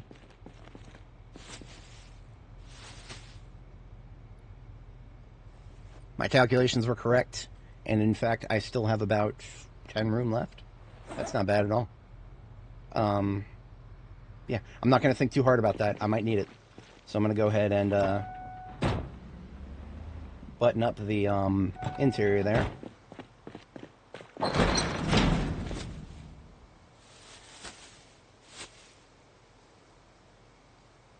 And this is what I do when I have more than I can possibly fit in the trunks. I put a military backpack in each hand, and then fill them with garbage bags full of stuff that I couldn't fit otherwise.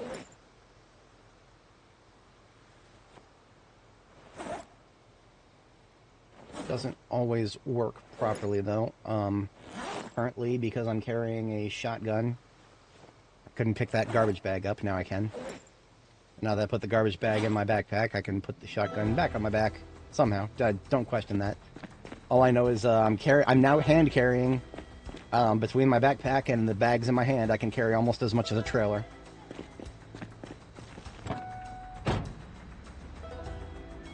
So we are done with our field base there. It is so.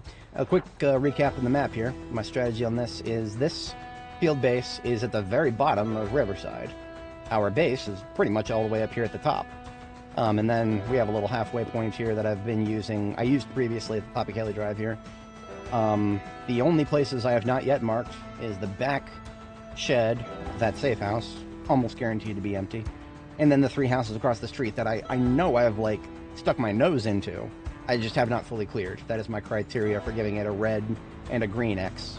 Green X is something I should have been using more diligently earlier. Indicates that the basement and or garage has been cleared, because those are different loot tables from standard residential. Usually more residential, but it has greater chance to spawn other things, so I like to think about them separately. And as you can see, littered with corpses. Does not preclude more respawns, though. And here we are, back up at the second safe house. So yeah, as soon as I park, first thing I'm going to do is do a quick sweep for respawns, because that is the reality what we're dealing with. Oh, you know what? Just to show you guys, I don't know if anybody watching right now would have come from Reddit, but I recently posted on Reddit a little speed painting of me doing a thing. We look at what's going on here at the ambulance and the headlights of my character. Let me look at some art that I did. This is a fun project to do. A 3D rendition of my character.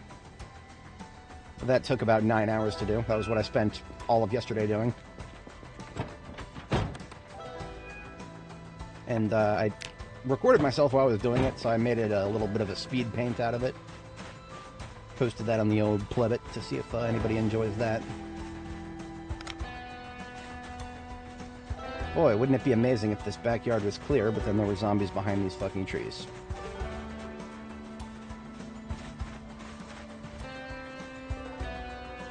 Okay, looking not bad. Let's... Really? How many times have I been here? And only just now. There's no other way in there, by the way. There's no other way in there. That guy's been in here this whole time. The whole year that I've been trawling around Riverside, there's one asshole has been inside this shed. I mean, it's not like that door ever opened. I'm the only one since July 9th, 1993 who's capable of opening doors. Aye. We have fun here.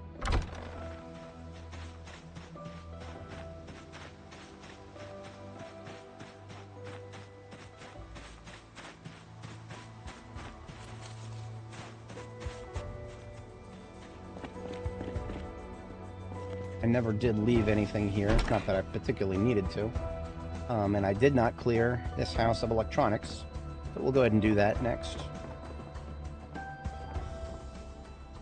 Let's see, can I... Yes! My flashlight counts right now. Hell yeah.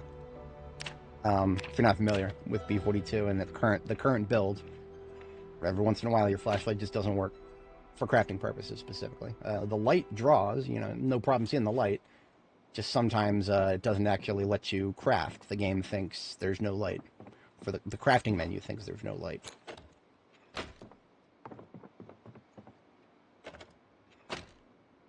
Now, these light bulbs that I get from the dark wall lamps, I have less than no need for because they drop. They produce less light than a standard light bulb. I would literally never want that. If I am going to use a light, it's going to be because it produces light. A bulb that produces less light, no thanks. I ain't got time for that. Yeah, I have cleared out everything from this place.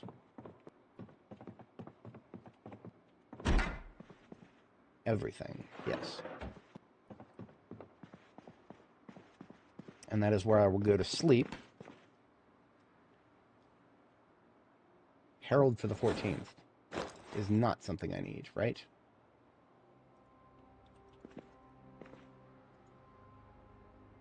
Negative. Alright, that's upstairs. This house does have a basement.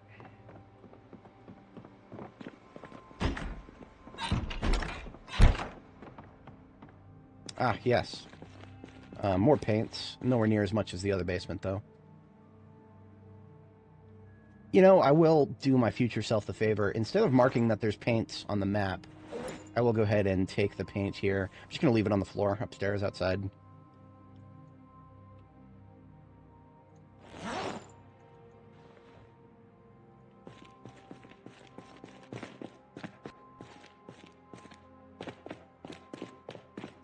It is almost 4 a.m. That is my second bedtime.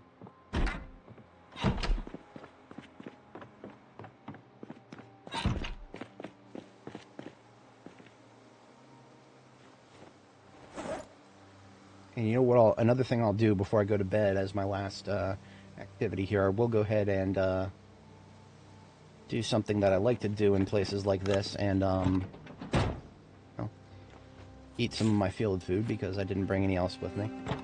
And then I'll put a bed in the garage. That will make it worthy of having a bee with a green circle around it.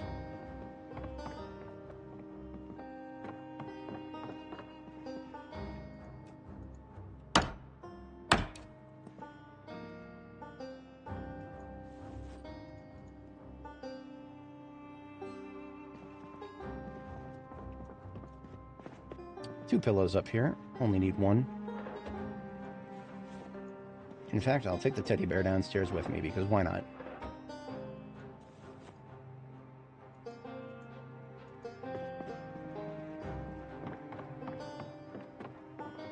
Hello, Hassan. How you doing? I have not entered the city proper. Not in this character, not in any character. I've never been in Louisville on foot in the city proper. Now, on this character, what we did is we got all the way up to the checkpoint and cooked off a literal ton of ammo and got another level of aiming, and then we backed off because I needed to find the next book before I could continue. That has been completed. I have the book read now, so the next time we go to Louisville, that kind of thing won't stop me. And going to Louisville for that purpose is not a thing that's like long term now. It's medium term, because that is a place where there's a lot of zombies, and that is a great place to get a lot of kills to level certain skills. Nothing else that I can find to do at the moment. A little early to go to sleep. I'm gonna go ahead and sleep.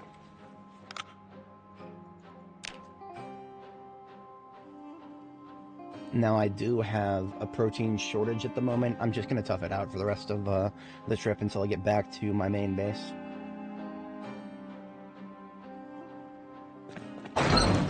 Possibly. March Ridge is a place that I have looked at by driving through it, so I know there's not going to be too many looted and trashed areas, but otherwise it is largely untouched in terms of loot. Let's see here. We are... empty anything out of my backpack that I don't need. Now, I do have some room left in the trunk, so what I'm going to do is put the shotgun and its shells in. There's not a lot of shells left, and this is not a particularly... It's an unmodded shotgun, so there's not much point in acting like it's a main weapon. And that'll free up some inventory space. And all we need to do now is confirm that these houses on the other side of the street are cleared.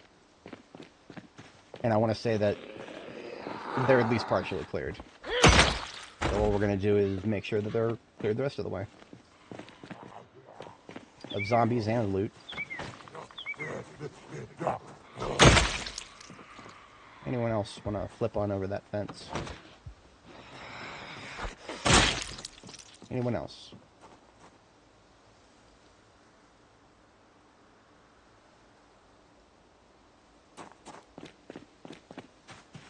And just the other day, I was in the backyard of the house adjacent to this one.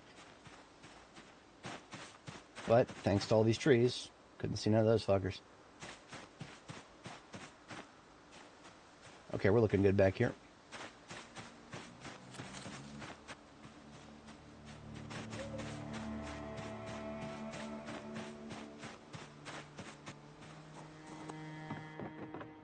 So this is a house I have used many times as a base, a field base in this area.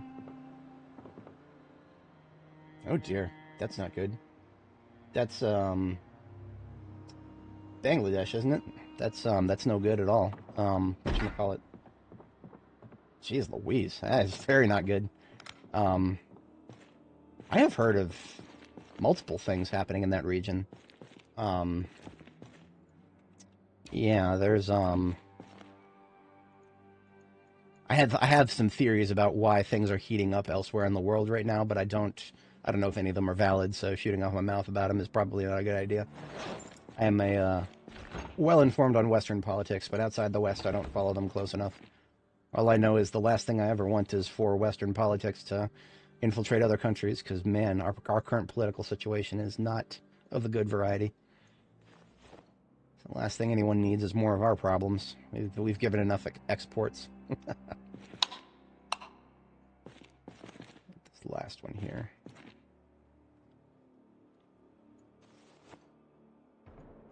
There's one... That sounded aggro. That sounded like somebody has found me. Oh, I hate this. I really hate this. Wherever it is, it... Forgive me.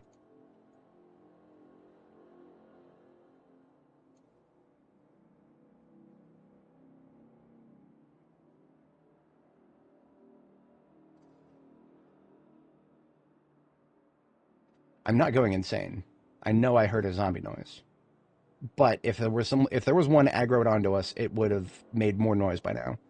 So, turning the volume back to normal and finishing what I was just doing, and then before I was rudely interrupted by this full propane tank. Thank you very much. Gladly taken that.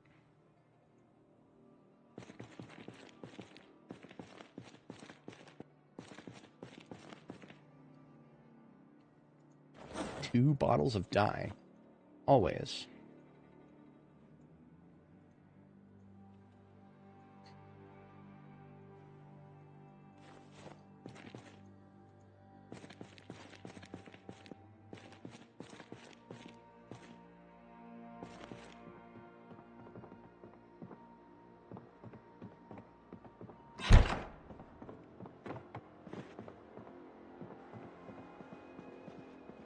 Now, the sound that I heard when I was downstairs, it was upstairs and to the right.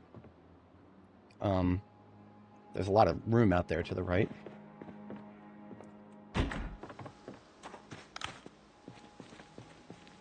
Garage looks okay. Out here would be one of the most likely spots. Somebody coming from the, anywhere over here that I haven't cleared yet. Doesn't look too bad. Or, I don't see anything, so. Shit. Lost my mouse for a second. Okay. Wait a minute. What are the odds of this, huh? Okay.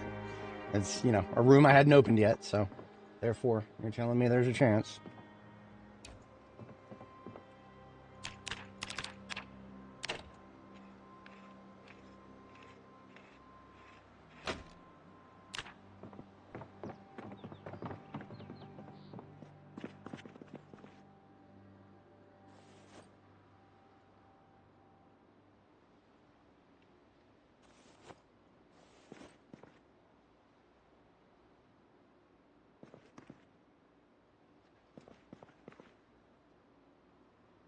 Soda. Always down for soda.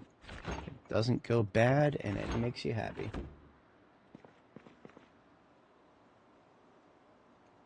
Jeez Louise, yeah. That is not good in the slightest. Hang on a second. You know what? That makes me genuinely curious. Oh, yes, of course I'm not whitelisting them. Of course I'm human. Go away.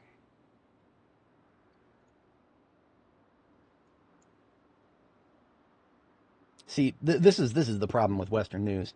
All we care about are Israel versus Hamas and Russia versus Ukraine. We don't. The rest of the planet might as well not exist right now.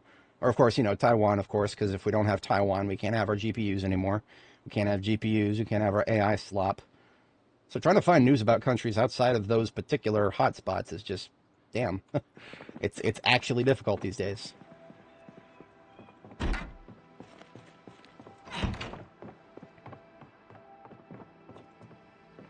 Like, there's actually, as far as I know, there is something major going on in Indonesia right now, and I did not see a single news story about what's going on there in the front page of AP, which geez Louise. Okay, here we go. Yeah, this is going on in Indonesia right now. The whatchamacallit, somebody set fire to a local parliament building.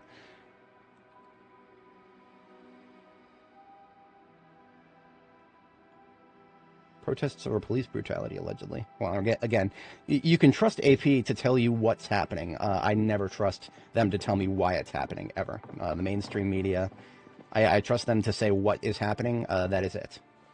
When it comes to the why, I would much rather just watch some random guy on a cell phone on the ground at the location. The days of that not being a thing are long past. If somebody's protesting somewhere, they've probably got footage of it on the internet. They can tell me themselves why they're protesting. I don't need the media to filter their perspective for me.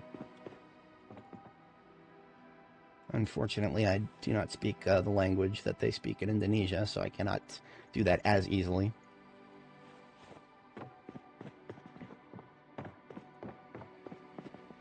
Ooh, radio to dismantle. Yeah, it really is. I mean, you see, it's like a lot of people will take that to the extreme and just be like, oh, you can't trust the news anymore at all. That's not necessarily true. You just, you can't trust the interpretations, the editorialization.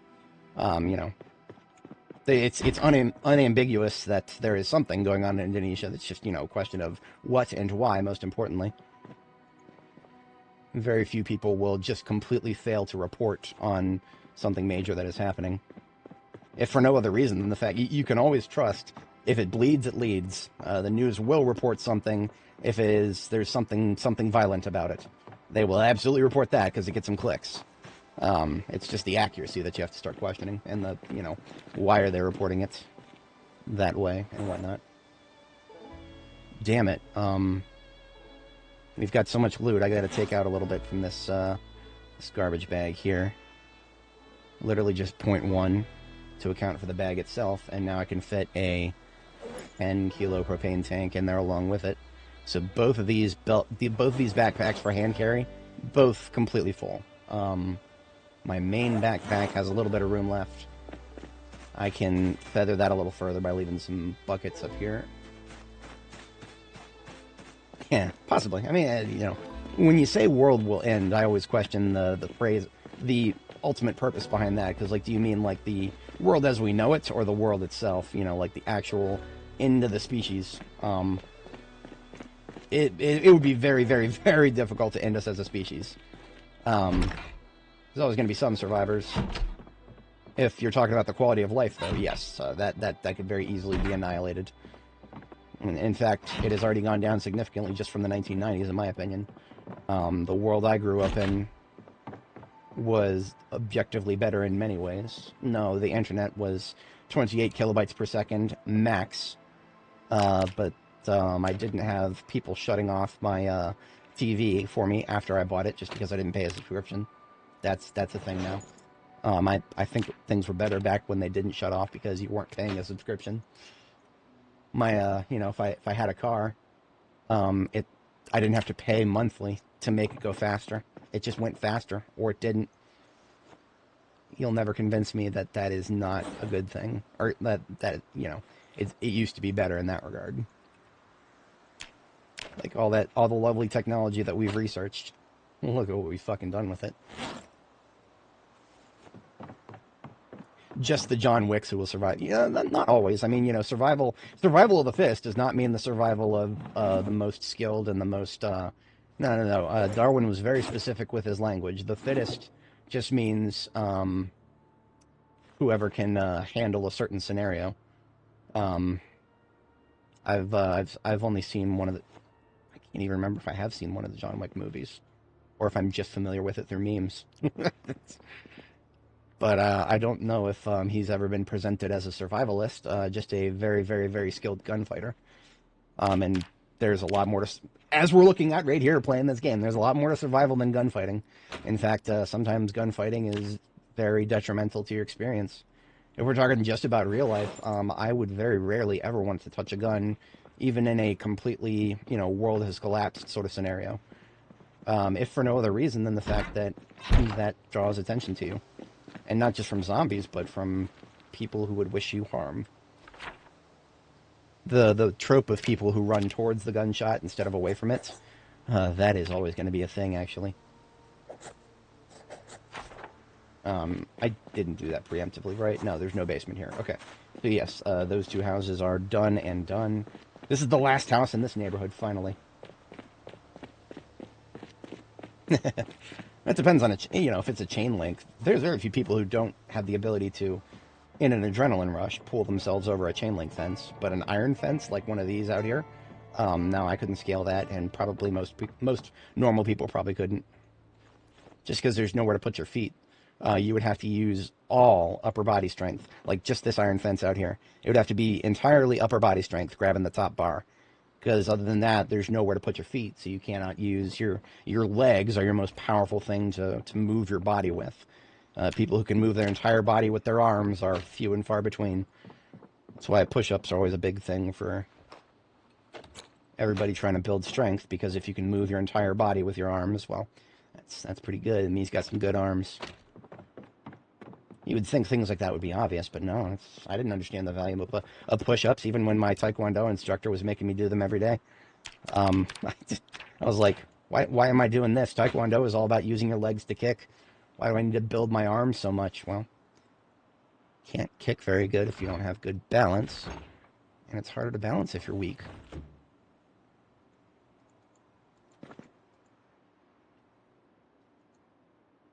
True. It would have to be a very concerted launch. The whole the doomsday scenario of mutually assured destruction is usually comes down to both world powers. You know, in the case of the past, it was Russia and the United States. Everybody would have to launch everything at once for it to be a reasonably expected thing to happen. In this day and age, people are far more seem to be, at least the pundits I listen to, they're all talking about tactical nukes, smaller scale nukes, not strategic nukes.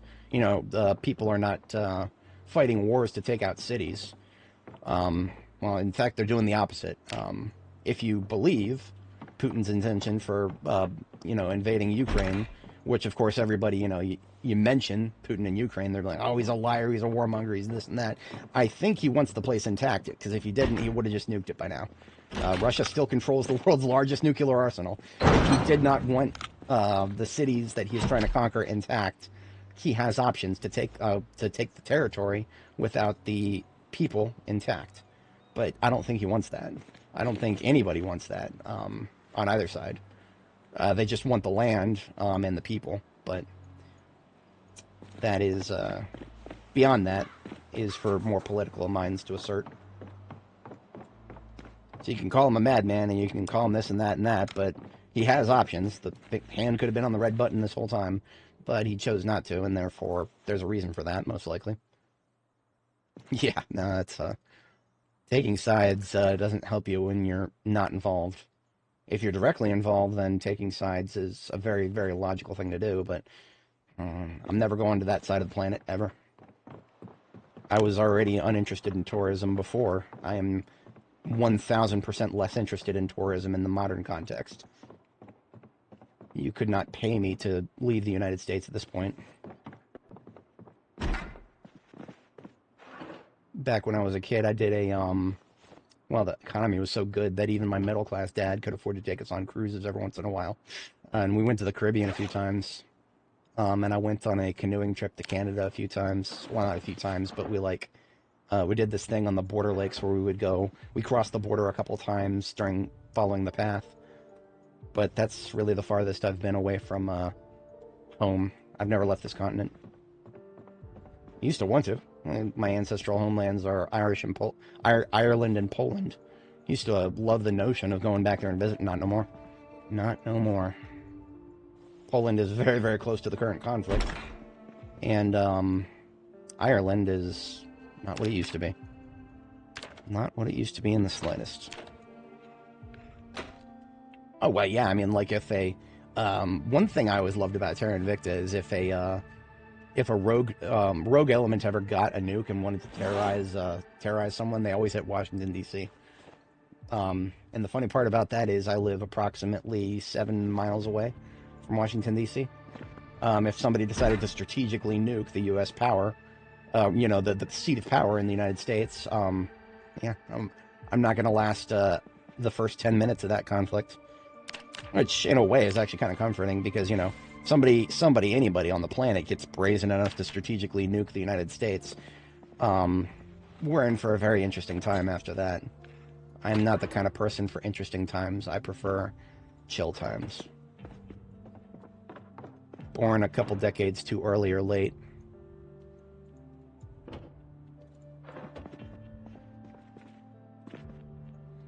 If you ever watch, if anybody watching is a fan of anime, Frieren Beyond Journey's End does a really good assertion of this. The protagonist is somebody who enjoys peaceful times. And one of the, not antagonists, but, how the hell do you pronounce, deuteragonist?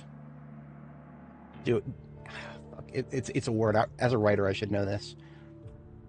Oops, wrong button. Okay, I spelled it right at least. Yeah, how the fuck do you pronounce that? That's a lot for somebody without native IPA reading. Deuteragonist. Deuteragonist, okay, with a hard T. So the deuteragonist of Frieren is somebody who is arguably an okay person, but she's a warmonger. and therefore she cannot imagine a world not at war. And so she's a not a good force for peace, because she, you know, might as well be a general, a war general. I'm talking about Ciri, by the way, if anybody is actually familiar with Frieren. The Ciri is a deuteragonist. She not like, you know, an antagonist, not a bad guy, not a bad person, but a an opposite force to the protagonist that serves as a foil to illustrate the unique aspects of the protagonist. Okay, that is the entire upper floor? Do this place clockwise? That is the entire upper floor. Okay. Did lose track of myself for a minute there as I got distracted. That is everything. Yeah. This little mark right here, that's just a that is just a whatchamacallit, a gazebo. Ladies and gentlemen, we have looted every single residential unit in Riverside. It's beautiful. Yeah, you know, in this day and age, more so than any other before, we can see the world without having to go there. Now, of course, you'll get the pretentious people arguing over, you know, oh, does that really qualify as seeing the world if you're just looking at it through a screen? You know, maybe. I'm not going to say that it encompasses the totality of the experience, sure. Nor would I don't think any reasonable person would ever argue that. But maybe you're not looking for the totality of the experience. Maybe you're just looking to see what other places look like. Callum from Britannia, used to be from the Lotus Eaters. He expounded on this greatly in his latest visit to Scotland. If you don't watch traveling YouTubers, you probably have no idea who I'm talking about. But he travels the world, he visits places, and he talked about scenery, and I found it particularly compelling. Once you've seen the great outdoors, beautiful nature, there's only 6 or 7 forms that's ever going to take. Once you've seen those 6 or 7 forms, you know, the rainforests, the temporal forests, the everything else. Once you've seen those, you've seen what there is to see.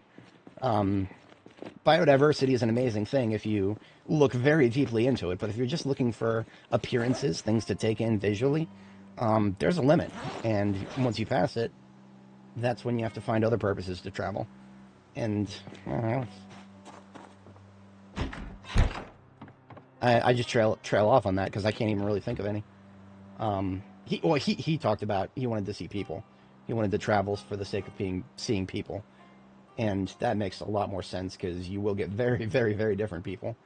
But then again, at the same time, almost all of those very, very different people have internet access now. Literally the most remote tribe in the Amazon now has access to Starlink thanks to Elon Musk, for better or worse. I don't know how I feel about that. Nor do I think that the is always particularly a good thing, because what you're really doing when you give that kind of a person, you know, who's never really experienced the internet, you just put them on the internet. You can get some really wacky things happening if you do that, because they're not inoculated. They don't necessarily know how to deal with it. I need to eat, otherwise I won't be able to pick this up. We're going to have a chocolate bar.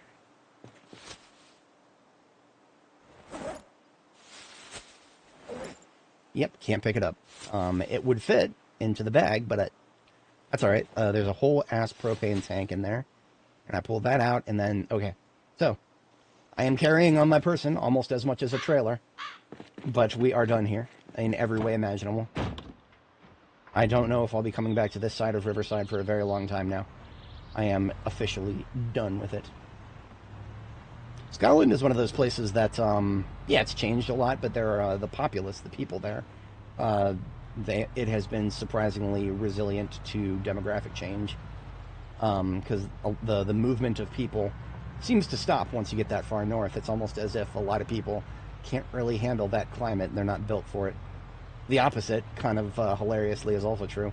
One of the things that he was talking about, the same guy I was just talking about, the YouTuber, he was talking about how Scotland at one point, tried to make a colony in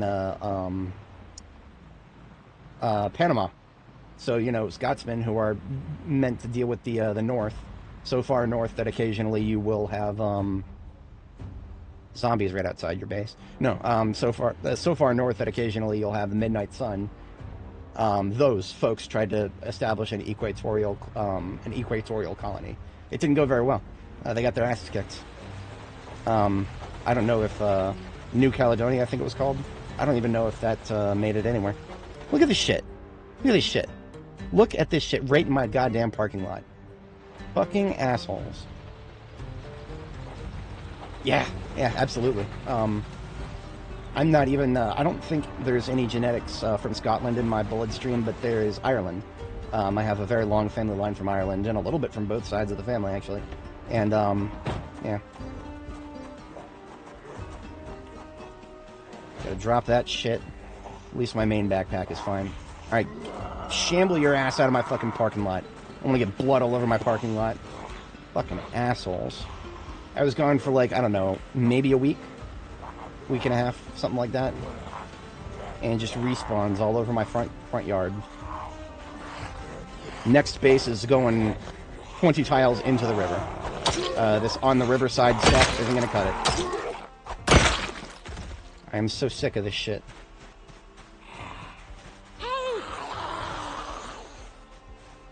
In fact, I'm so close to my base that discharging the firearm even once is going to piss the cows off, but they're just going to have to fucking deal with it. Well.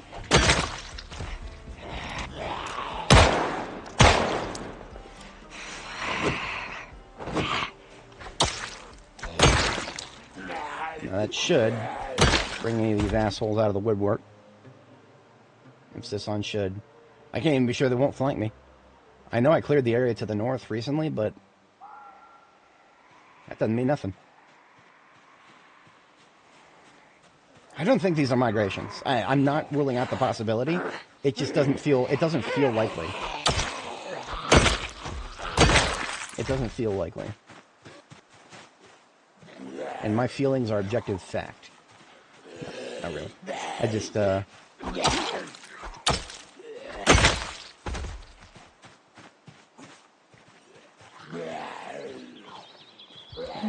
do particularly enjoy that one zombie who missed my gunshot so hard that he walked right past me and is now in the forest back here. Fucking Nobel laureate over here.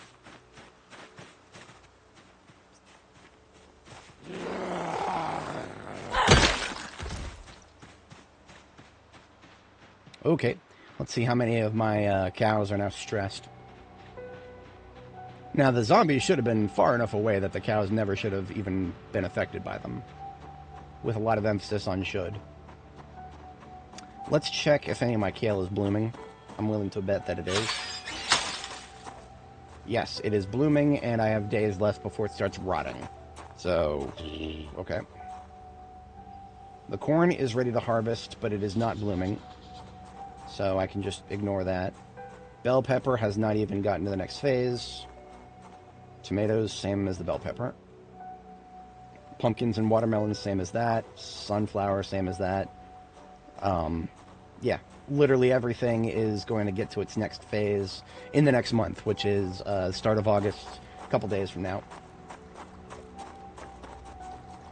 Yeah, Minecraft is a complicated topic for me. It's honestly miraculous that I can tolerate this game's graphics, Zomboids. It's the hybrid 2D, 3D that must have put me over the edge. Okay, we've got some rotting up here.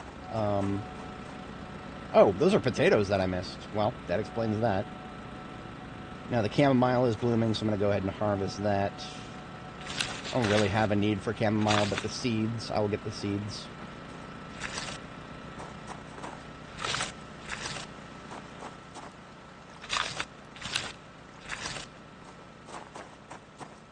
$158 chamomile. You know what I'm going to do? I'm going to turn around and put all of the chamomile itself right into the garbage.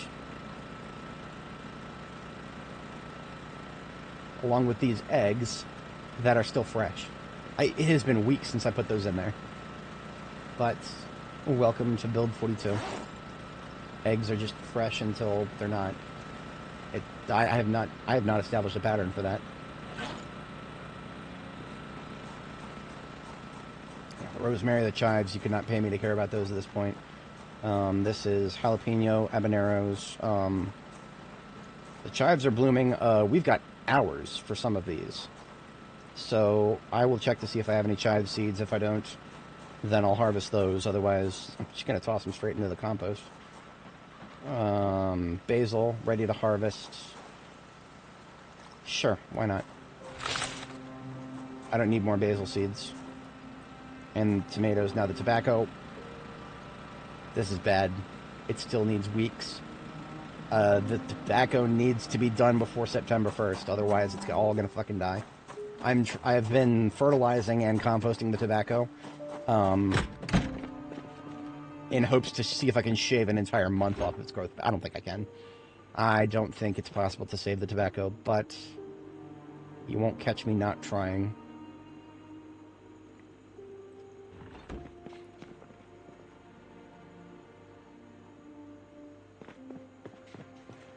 $2.5D. That makes sense.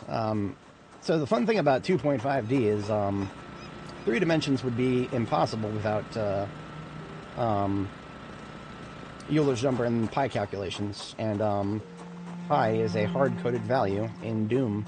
So even Doom, technically speaking, does calculations in 3D. That doesn't necessarily mean that it is a 3D game. 2.5D is an accurate representation because it doesn't have very good depth representation, but the calculations of the game internally are very much 3D.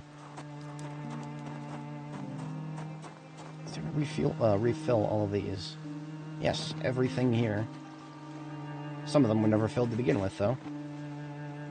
That's okay. Now they can get some stuff.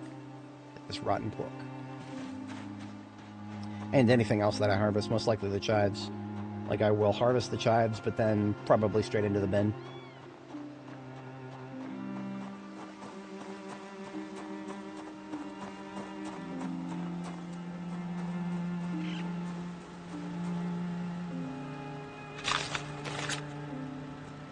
So these chives are going from blooming back to seedling.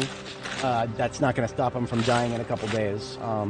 I think August is going to kill everything that I am harvesting recently here. August is going to kill all of them except for the tomatoes. Anything that was young when I was looking at it just now. So all 123 chives I just picked up straight into one of the compost bins. It's fine. For anybody joining, welcome. We just, as a quick recap, we got our way... We completely finished looting all of the gated community in East Riverside. The gated community just completely done. Every single house, garage, and basement has been fully looted. Anything potentially useful has either been consolidated or brought back with us.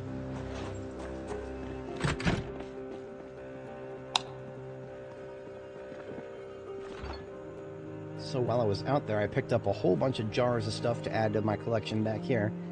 And it's all going stale, so I'm going to need to use those to cook soon, otherwise I will get nothing out of them.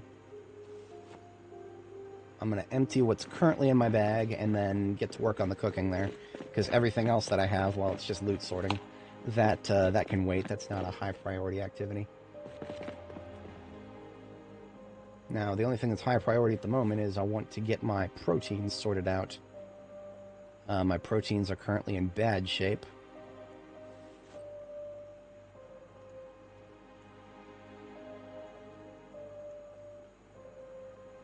I was reading some stuff on Reddit from folks who play the game with hardware that's not quite as good as mine, and they're having a very bad time right now because of the glitch that causes the game to lose frame rate significantly when you're in front of storage containers with a lot of stuff in them. That is annihilating some folks, and it's sad to hear. It really is.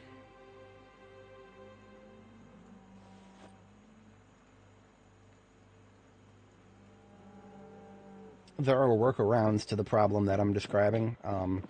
They're all very inefficient and not something anybody should be forced to do. The devs should have put out a hotfix for that, but What am I? I'm just somebody who doesn't know the difference between production and staging.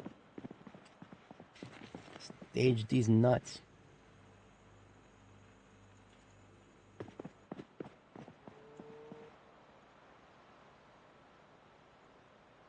Oh, 14 flags. I could build another floor now and completely fill one of the walls, alternating with American flags. More comic books, more magazines. Naughty magazines, specifically.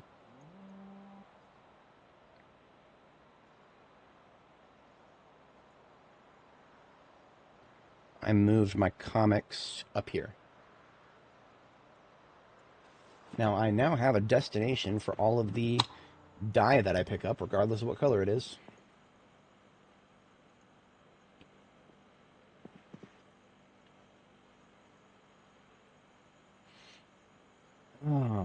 That's interesting. That is very interesting. I hate to say it, but part costs are only going to be going up anytime soon. One website that I do recommend if you're going to be building a PC, PCPartPicker.com. This is what I use to build my last several computers. The one that I'm currently rocking is right here. I'll post a link to it in chat. But then the website itself is there. You can make your own part lists. And what it will do is it will tell you the lowest prices from all the most popular retailers, you know, Amazon, eBay, Newegg, Walmart, Best Buy, you know, even the traditional brick and mortar retails that are kind of transitioning towards doing a little bit more digital. But yeah, this is my current build. Now the price that I put in there is the price that I paid for it. It possibly going to differ significantly from the current prices. Some of them are going to go up. Some of them probably, I want to imagine that 4090s are, no, there's a black, I almost tried to forget this. There's a black market right now in China for RTX 4090s, and saying this out loud makes me really depressed. But the 4090 chipset can have 48 gigabytes of VRAM each.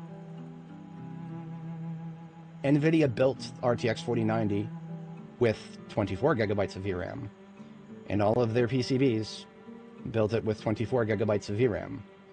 If we look at my my GPUs here, I have RTX 4090 0 and 1 here.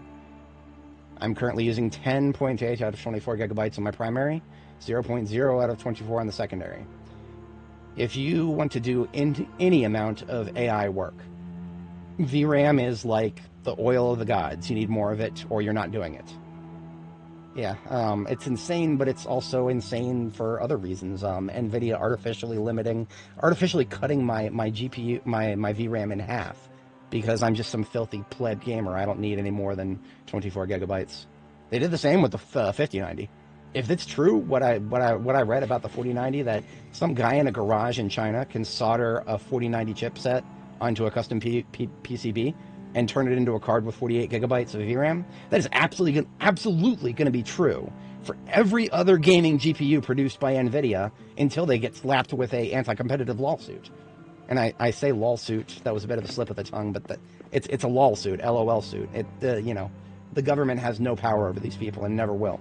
All they can do is fine them, and the fines are not going to have any teeth. So, and that's one of the reasons it depresses me to think about it, because I paid a lot of money for that GPU, as you can see on that part list, and it's not as good as it could have been. Could have been twice as good for certain purposes.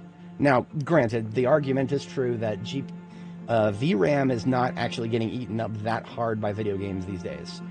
You can play a video game like that. I mean, you know, we saw it right there. I'm only using 10 gigabytes of VRAM right now to play Project Zomboid.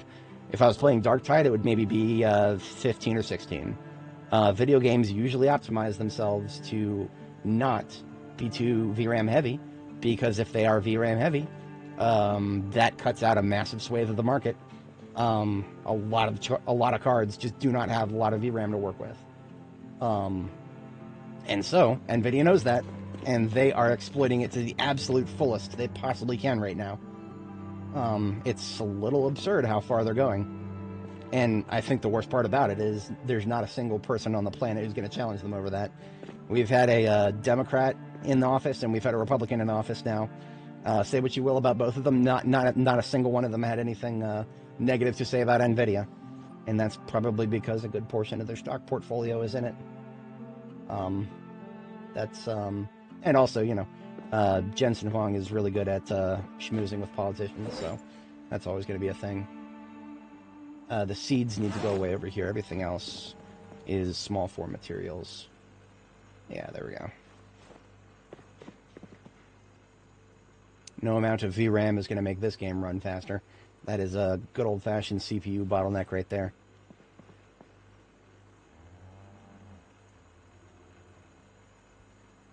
Wait a minute, I thought I put the seeds in.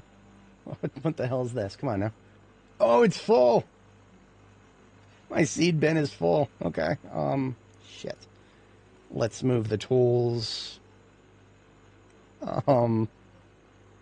Let's move the tools, to the second row of the tool/weapon stack.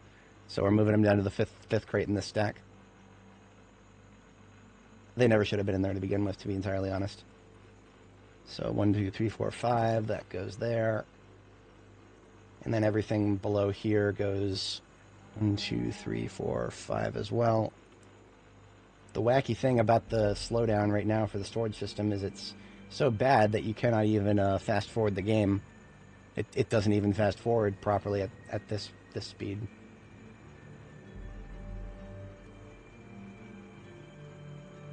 Okay, that is everything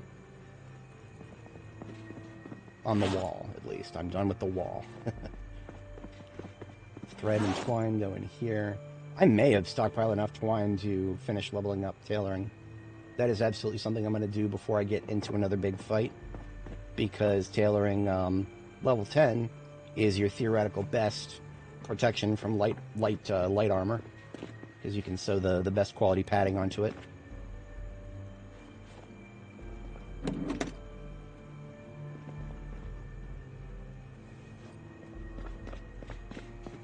I should have another... Do I have another 2-liter?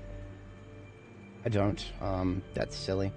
I'm going to go get one now. I'm going to go get a couple of 2 liters of cow's milk. I'm just going to milk it straight from the cows and start chugging that, because my proteins are... They actually fell below 0 now. That's no good. I need proteins.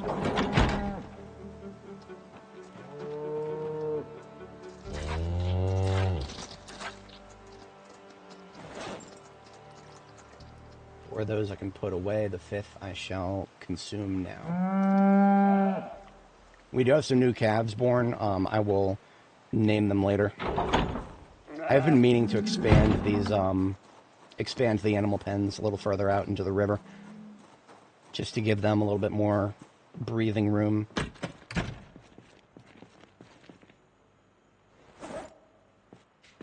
I'm going to continue carrying around those other 2 liters, because despite drinking that entire thing, my proteins are still only up to 30.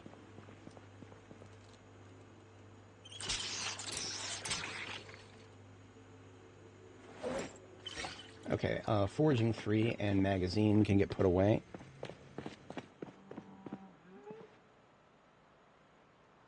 I will need to find myself another skill book to read at some point. I feel like I'm pretty close to Longblade 4. Well, I need 900 more experience, so pretty close. I need to get another, get out another machete or something. Definitely another machete.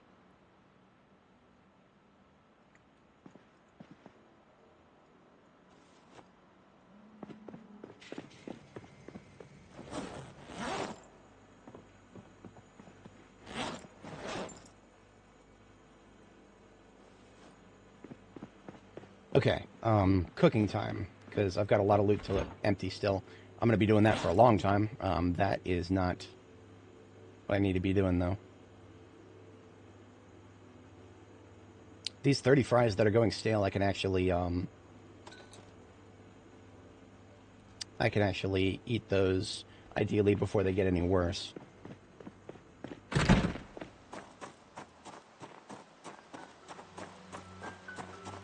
some of the pork started rotting again. That's what happens when I leave it in the fridge instead of the freezer.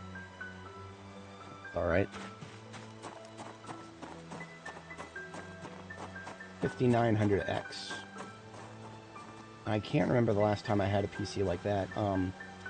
Bloody, that was, I built it myself. It's fun. It's really just mix and match. I would say that the software is a little harder than the hardware.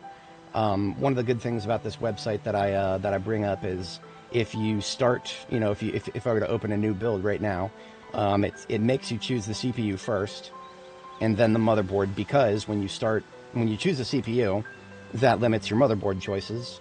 The motherboard limits your RAM choices. Doesn't necessarily limit your storage and video card choices, but it has an effect on it. And then everything that you choose from there is a case. So basically, you go down the list when you use the website, and the website will tell you, it'll automatically tell you if something is incompatible, and it will tell you why. And it'll even give you like usage notes. Like, for example, my current PC case, the tower, is they haven't tested it with certain cards, so they leave that as a note. But you know, it works fine. It is a massive, massive case, designed for water cooling as opposed to air cooling, but I use it for air cooling because I'm a goofy goober who decided to do a water cooling build and never followed through with it, because it's a lot of effort. It really is.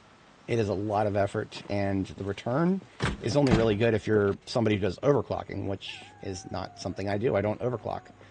Overclocking reduces the lifespan of your hardware by a small amount, proportionate to how much you overclock it over manufacturer specs. But yeah, I don't do that. So okay, I'm gonna open one of each of these and then put it right back into the fridge, because the longer it is out of the fridge, the longer it is going stale for.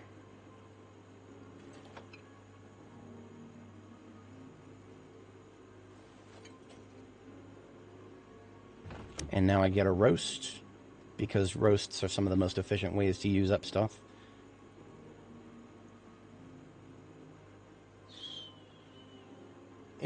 So 50/60s. You're going to put a hard limit on what you can play if you want to ever play Unreal Slop. Now, what do I mean when I say Unreal Slop? Any game using the Unreal Engine that is not made by somebody who is very skilled with it. So Epic themselves and a few other people. Everybody else who tries to use Unreal, very high likelihood of being bad at it. So I would recommend, before being satisfied with a build like that, is to look through any games that you might want to play that use Unreal. And I mention Unreal specifically because it is notorious for being not good with lower end cards of even the latest generation. So a 5060, an economy model of the latest generation, it's probably not going to be very good at the Unreal Slop. So make of that what you will. If you're not intending to play Unreal Slop, I don't. I have a computer that can handle it, and I still don't. That is your prerogative. Just be aware of what you want to play and what anything you might build could handle. If you want reviews, I could probably the best resource I could ever recommend is Jay's 2 cents. I'll put that in chat. J with a Z. Jay's 2 cents.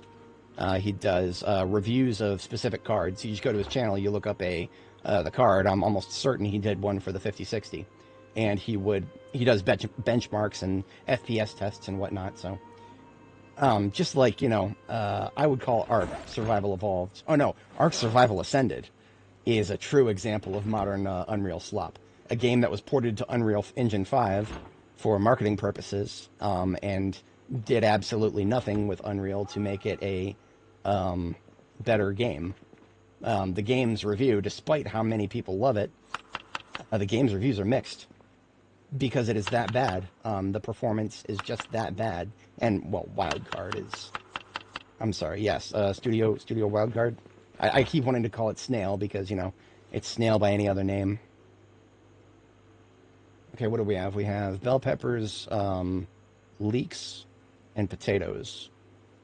And now we do radishes. Yeah.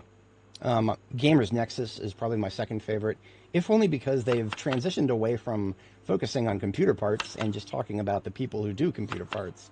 I still think they do really good work, but it's less relevant to people who are just trying to look for a PC to buy. Um, Gamers Nexus has kind of transitioned into a resource for people who have already built their PCs to get angry about how their PCs could have been better if we were not living in such a shit world. I can't believe I'm describing it that way, but that is exactly what Gamers Nexus has become. Very highly recommend their work, but only if you are immune to getting depressed over things like that. Even I'm not. I could not stomach their latest documentary. That was where I learned about the fact that my GPU, my 4090s, could have had twice amount of VRAM. You see, you expect a top of the line model, 4090. The 90 means you're paying a lot of money for something that should be the best of what they're capable of doing right now. I am okay with making that payment because I spend sometimes 18 hours a day on my computers, and sometimes the things that I do will use every single byte of VRAM, every single CUDA core available to me. So I'm more than willing to pay every cent that they want, maybe not what the scalpers want, but what the MSRP wants and what the retailers want. And the fact that they're still not giving me what they could be giving me was just, ooh, that got under my skin something fierce, because, that was the exchange. That was the justification. I will pay for the best they have outside of their data center models, because nobody on this planet should be paying that, and yet they are, which is why NVIDIA is the most profitable corporation on the planet right now, is because of data center clients. And I do believe, this is an open secret, but NVIDIA has been nerfing their non-data center cards for a very long time now. It was the extent to which they're nerfing them that just really got deep under my skin when I realized that. I expect when I see an RTX 4090 with 24 gigabytes of VRAM costing $2,000 to buy the second one that I bought. It was 40% more expensive than the first. I expect that I'm getting the best that I can out of that chipset. I am not expecting that the PCBs who made it just artificially, randomly decided to make it with half the amount of VRAM that it can fit. And now I suddenly know, I am no longer surprised that EVGA did not make a card for the 40 series. EVGA were probably under NDAs. They probably could not talk about this openly. EVGA probably knew that they were cutting artificially the amount of VRAM in half. And they were like, no, we're not going to participate in this, and said, fuck it. Now, many, many other reasons why EVGA terminated their relationship with NVIDIA. But you can no longer look me straight in the eyes and tell me that that was not a factor, especially when NDAs are involved and they actually cannot say exactly all the time why they canceled their business relationship. But I digest. We've just made some very lovely 60 roasts. Got to give these bad boys some names here. 60 roast with herbs.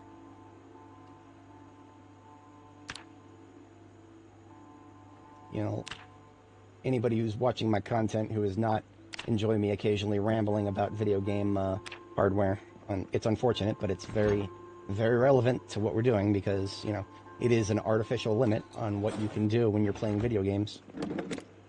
Much more so other things, but video games are affected. Absolutely.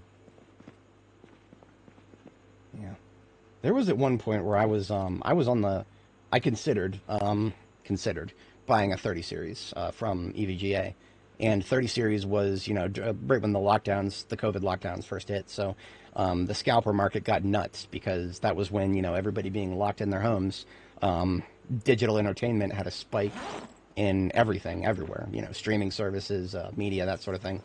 But it manifested in a uniquely bad way for the people who like video games, who wanted to build a new PC, because, their hardware options went into the floor, as it were. It is 22:40. We are bedtime now. Proteins have been fixed. That's actually really good. That is really good right there. Yeah, Richard, 100% agree. The fact that they're still making video cards with only 12 gigabytes of RAM, that will literally cut you out of some Unreal slop games. I couldn't name exactly which ones off the top of my head because I don't play that shit. The last Unreal game that fired on these GPUs you're looking at right here was Ark Survival Evolved, not the new one, Survival Ascended, Survival Evolved, which is a Unreal Engine 4 game. I have played some Unreal 5s. I don't. Actually, hang on a second. There is. Um, I don't know if Mana Lords was Unity or Unreal. I think it was Unreal. As you can see, I played it for 3 hours. It really belongs in my try someday list, but it is still installed. I have a very expansive try someday list. There are 77 titles in here. I think some of them actually do include Unreal Slop. Well,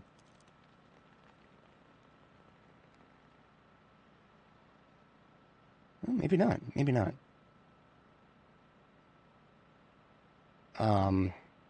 No. Or at least nothing's jumping out at me. Possibly some of these titles have been Unreal Slop, but no.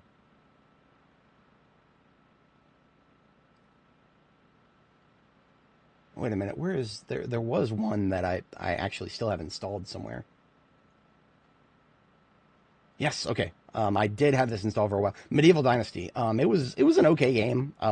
I never got through it because it is an Unreal game that is built without modding intention in mind. So if you build an Unreal game and you have no intention to make it a moddable game, that's like telling the modding community, "Fuck you, good luck." RimWorld is not demanding in the slightest. RimWorld, a lot of folks who I am friends with who have very, very bad PCs are able to play it without blinking an eye. It is really good. Sometimes late game, when there are a lot of NPCs, you may start to get some chugs, especially if you run it with mods.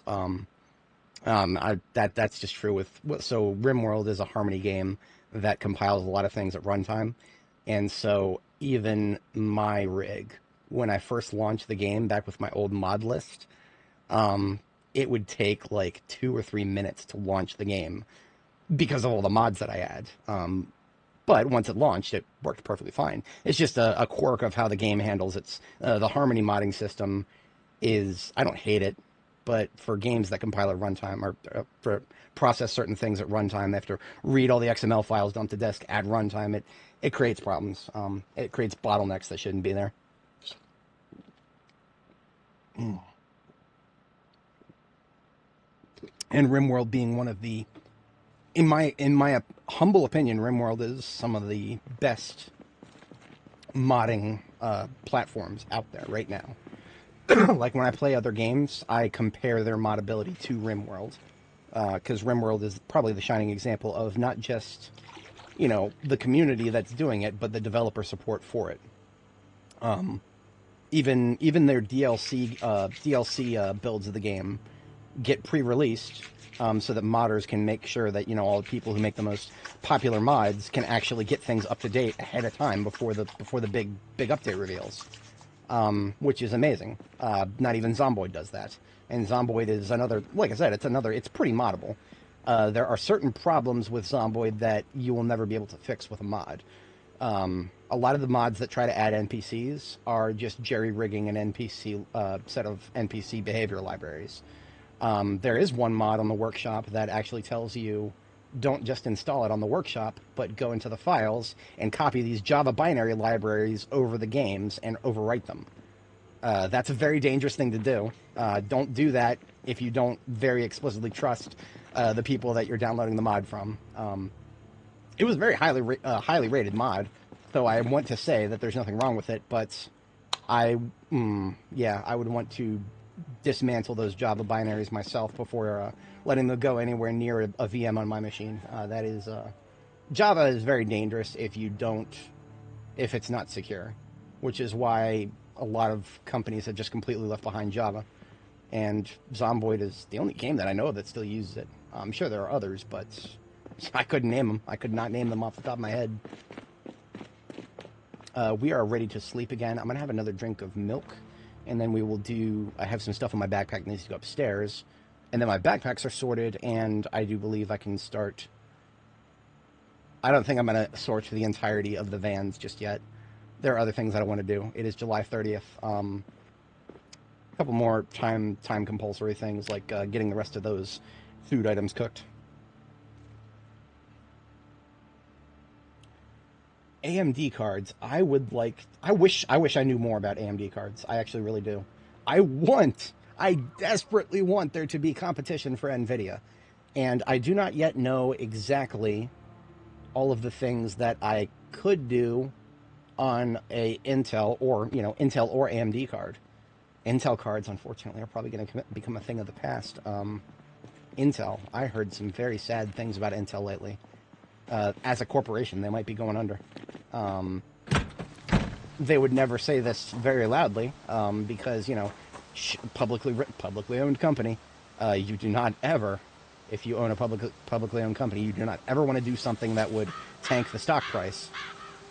Up to and including letting everybody know that your company is fucked and it's going to go under soon. So it is possible that there are a lot of people out there who know that Nvidia is... I'm sorry, and I wish it was Nvidia. That Intel is falling apart at the seams. And can't say anything about it. And that's very tragic, if you ask me. But there's nothing that can really be done about that. This is a lot of memorabilia. I'm not going to be able to fit it all. Once again, my compulsion to collect all of the precious memories of the population of Riverside is leading to my untenable storage situation here. Yeah, I've got 77 encumbrance left in the main memorabilia storage bin. I need to put this stuff elsewhere. Let's get together another garbage bag.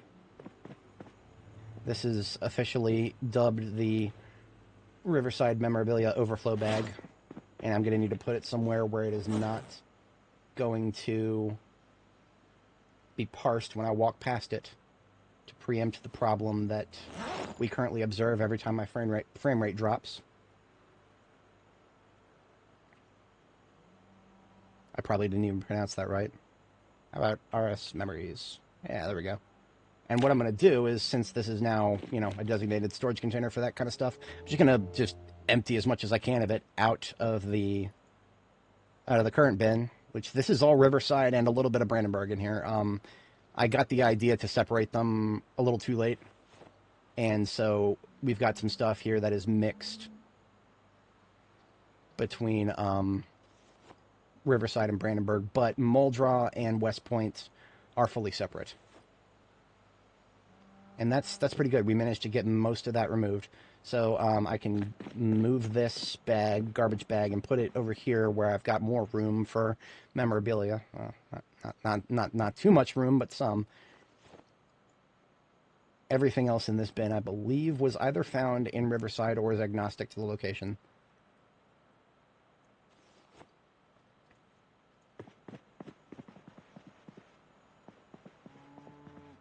That's also a thing too. Yeah, cheapest way to learn coding. Now there is, and again, going to a library, renting a book, that will teach you things. That will teach you things. You'll learn good things. You might not learn everything, like the most up to date everything. However, if you want to learn the bleeding, cutting edge, latest, Rust is currently the big hype. If you want to learn Rust, you want to learn other things. Low level, very highly recommended. Low level on YouTube. Just that's literally just the name of the channel. It used to be called Low Level Learning because he used to do that, but then he kind of like separated it into a just sort of a thing where he's got like a boot camp for learning Rust and other languages. If I wanted to learn mainstream languages, that is exactly where I'd go. I don't know if I would go straight into paying for his courses, because of course, you're good at something, never do it for free. He does not offer all of his courses for free. He's got like a low-level academy, I think is what he calls it. But he's got a lot of free stuff right there on YouTube that you can just fire up some of his videos and watch. And even when he's just going out there and covering topics about coding and in the periphery of coding, he explains it in a way that makes sense. That would probably make sense to me even if I knew nothing about the language in question, which I always find to be a great thing. If you can explain something to somebody in a way that makes, they don't need any knowledge ahead of time, then you actually know what you're talking about, in my opinion. That's a sign of actual, true, unblemished knowledge. Now, this violin case that I found, I'm not going to think too hard about where to put it. I'm just going to put it on top of the other cases. This is my conservatory for anybody if you're not familiar. Second floor of my base conservatory, where I put the instruments and, all of the people who are, all of the survivors who are here living with me can occasionally have a music night. Yeah, we're not gonna talk about my girl's mental state. That she's building a place that is meant to be occupied by many people, and nobody's here to occupy it. If nothing else, her mentality is a lot healthier than the Lamos you read about in World War Z. Lamo being last man on Earth. Most of the last man on Earth, most of the Lamos are a very tragic story that you probably do not want to replicate in a video game because not a lot of them have very good endings. In fact, I can't think of anyone off the top of my head that has a good ending. Lamos, they usually just go very far off the deep end. So the ones that I know of that you never hear about them, like they don't tell their stories directly.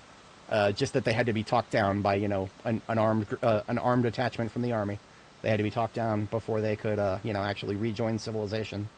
Even then, they probably needed some therapy. But the rest of that is left up to your interpretation.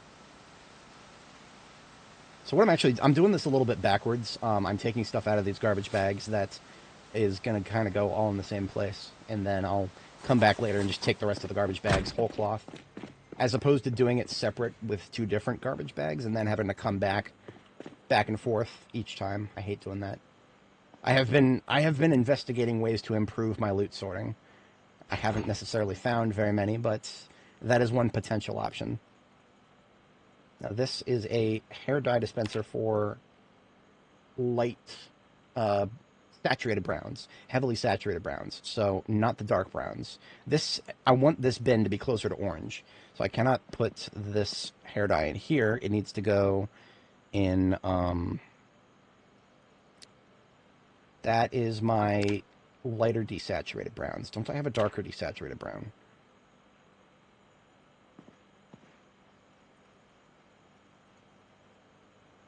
Do I really not? That looks the same, honestly. Huh. Okay, there it is. I was clicking on the wrong one this whole time. Okay. Correct location has been discovered. Now that I look at the liquid, it looks lighter than it did on the container icon. This is a very saturated brown. Like, it almost looks closer to orange. I mean, I'm tempted to open it in Photoshop. I'm gonna open Photoshop in the background, but I'm not gonna wait for that to open. I hit Q on accident. Honestly, that looks like it might be a better match for that.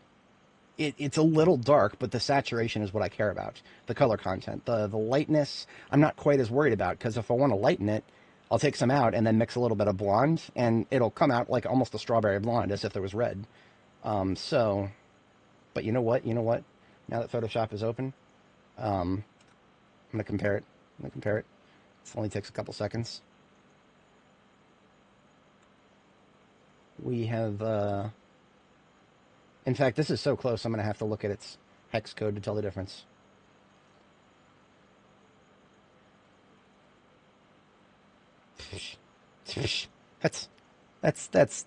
That's almost functionally identical.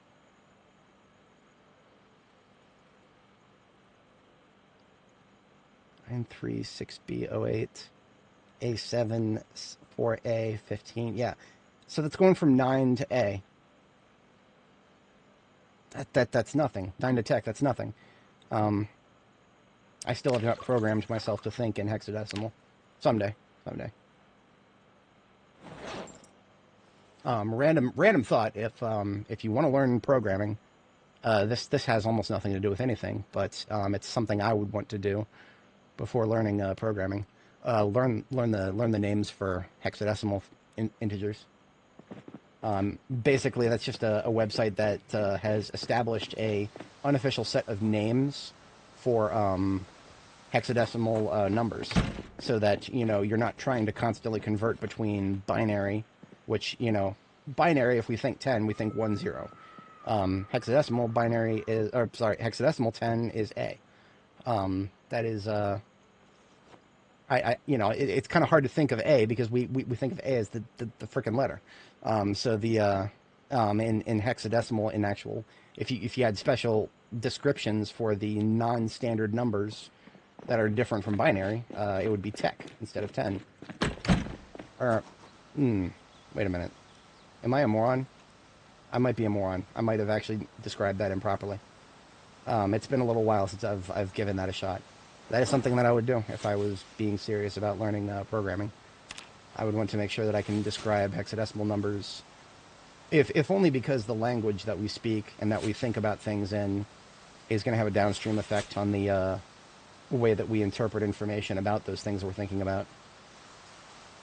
If you can think in hexadecimal, you have a little better time than if you couldn't, because all programming is done in hexadecimal. Or pretty much all of it. I mean, you can get things written in octals. Who does octals still? This performance suspension belongs in the vehicle garage, not over here. Wait a minute. I guess I'm putting stuff for vehicles in the second ambulance now. That's alright.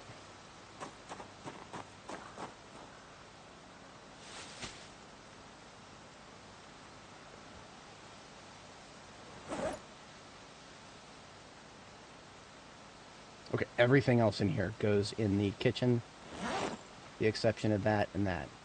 Okay, I can live with that. Again, is that really going to save me time now that I went through all that effort to organize that? I don't know. I don't know if that's actually going to save me time. I'm always on the lookout for ways to make this more efficient. But at the end of the day, nothing would ever be more improving to the efficiency than just using a mod.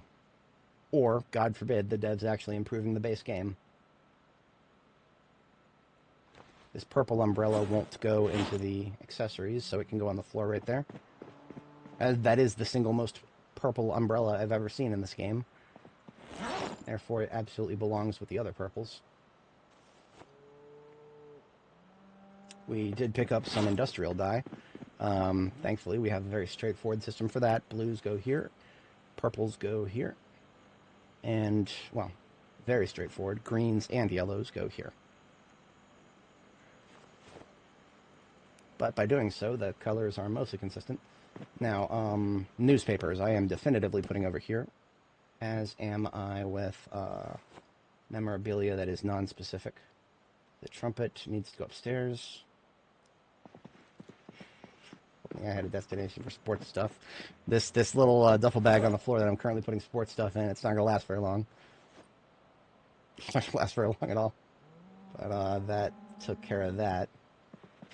We're ready for another 2 liter of cow milk.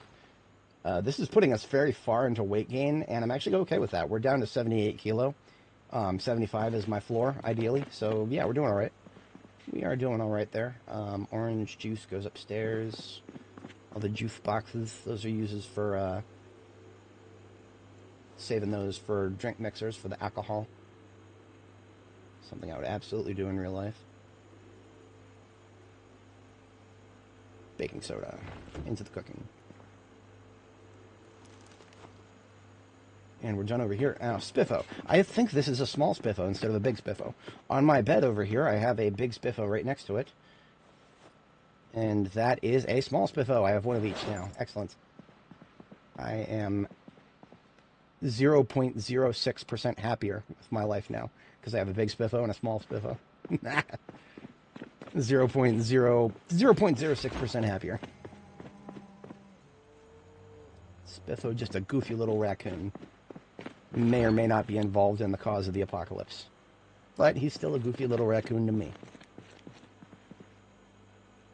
Tailoring materials. Twine, thread, buttons, nuts and bolts, rags. Got room for all that, don't I? Yeah. Needles and thimbles. And upstairs, upstairs, upstairs. Light fire sources. for some godforsaken reason, still going in the kitchen. We'll figure that out eventually. I do have a designated welding zone now. Not a lot of room for anything else, but I can put it up here. And welding rods that need to be consolidated go on the desktop. Upstairs, upstairs, upstairs, not upstairs, times 3. Steel bar quarter in there. Handy knife, a finite quantity item that I am always worried about running out of and therefore don't regularly use, but have actually started recently using because, you know, I have a lot of them. I have 6 in this box, and I have a couple more. I have like 1 in each of my vans, yeah. And some of my alternative vehicles have started getting supplied with them. A picture book. And some dice. That'll be it. Everything else goes upstairs.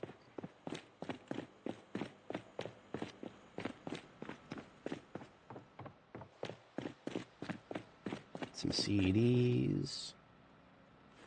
What I really ought to do, this is probably something I should have done a while ago. I should probably establish a couple of like hiking backpacks downstairs and just call them to be moved upstairs. And just that way I don't have to come upstairs after each time I'm emptying loot. I just do it all at once when those backpacks of things that need to go upstairs are full. That feels a hell of a lot more reasonable than what I'm currently doing. But since I've already started going down this path, we've got that, and now as I thought, this is my second trumpet. So we now have 2 trumpets in our brass section here. And that is good. If you have one of those whimsical orchestral tracks, especially the ones with a lot of flats, I could foresee there being 2 trumpets in that in the brass section for that track, maybe. I'd be hard to think of a song that has that much brass in it, but sure, yeah. It's just about a very bright song. We would need bright songs in the apocalypse. I would need bright songs in the apocalypse. Okay. The rest of this garbage bag is kitchen, and then these 2 propane tanks, and then everything else is just what I left in the ambulance. I'll come back to that.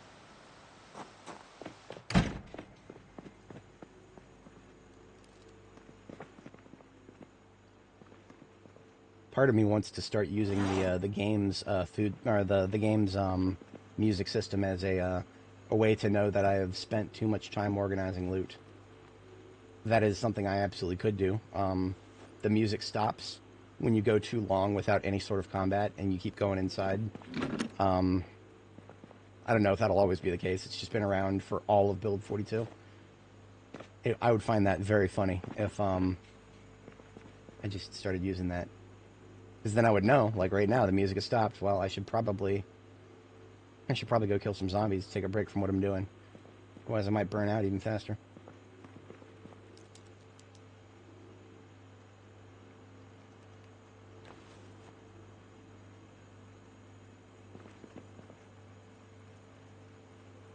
Sweet spin is full. Can't do that. Oof. That's a Roblox oof right there. Everything is full. You can see why I left so much loot out in the field. Everything in my kitchen is full right now. Damn. Maybe this right here is how you know you've played Zomboid just a little too long, when every single loot container you look at is full.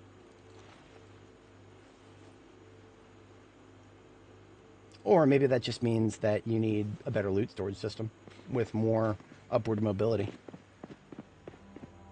Maybe that is a skill issue at the end of the day. Always is, isn't it?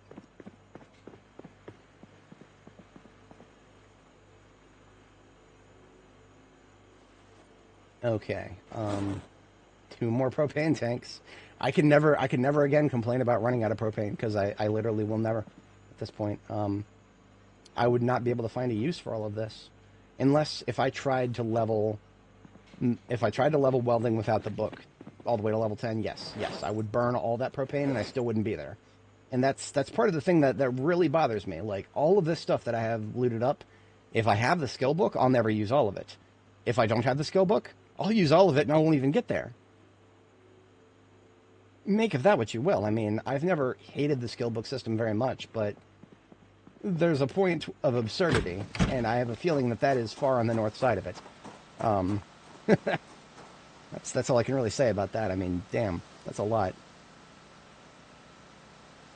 Oh, this shotgun does have a choke tube in it. So it had everything that I needed except for a scope, which, I mean, do I really need a scope on a shotgun? So this was never a suboptimal shotgun as long as it was within range. The choke, you really want that on a shotgun. That tightens the spread significantly. And if the spread is not tight, then you're not optimally using your shotgun, so might as well have it tight.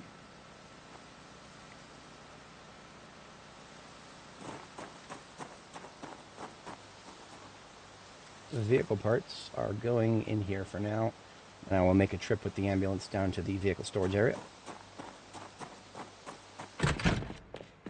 Because as you can see over here, I've already got a shotgun with a cannon on the front, modded cannon, the choke, and the scope on it. Because I like to think of shotguns as a medium range weapon now, since the regular weapons I would consider to be medium range are actually terrible at it. Surprisingly so.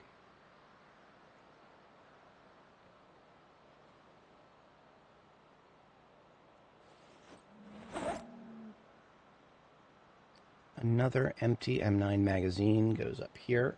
We're almost up to 100 of those. Some loose shotgun. Go store it in here for now, I guess. It's fine. And a roll of wallpaper. I no longer have room up here for it. However, look at that. I now have 3 rolls of black floral wallpaper. So what I'm going to do is move that to a different bin. Which I do think there's at least one that'll fit it. Yes. Already some wallpaper in that one. Okay. And then just the vinegar. I know where that goes.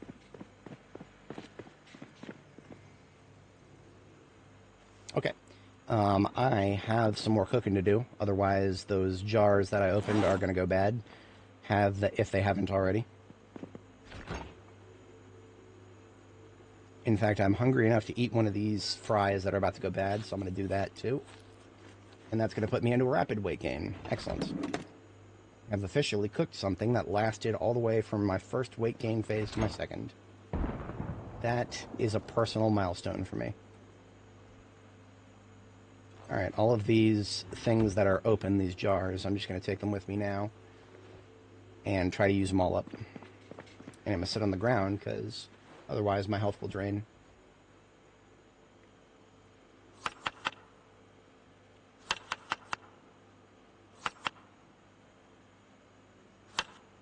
Each of these are going to get 2 helpings of radishes because, well, radishes are just, you use such a tiny portion of them each time you make a roast.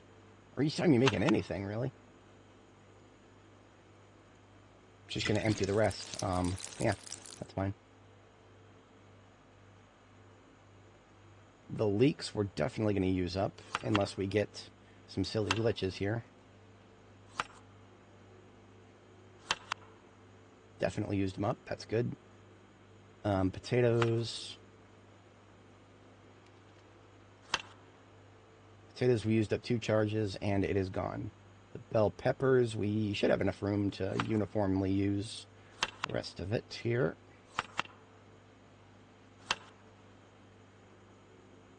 The last 2 units of it can go on the ground. That's fine. Okay, that is all of the jars we opened up. So then I'll use a couple of them there. Took some herbs. They're about to go bad. I don't know if I can use chamomile on a roast, but I'm going to find out.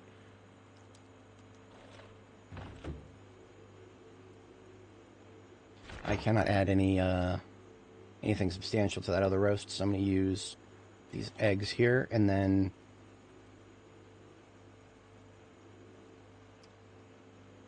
these onions. And then some of the thyme we just harvested. There we go.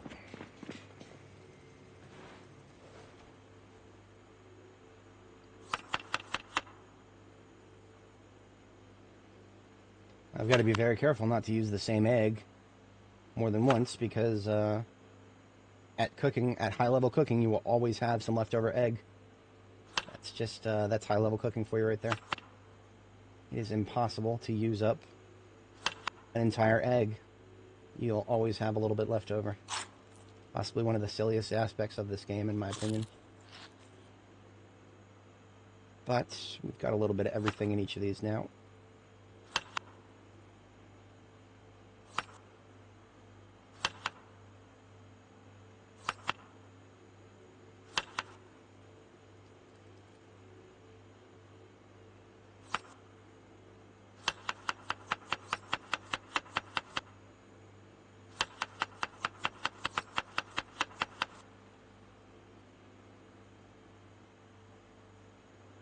And you cannot add chamomile. That's a damn shame. So I think that means you can only add chamomile to salads, perhaps? If you can't add it to a roast, there's very few things I can think of that you can actually add it to. I'm just going to toss those out with the eggs for the moment.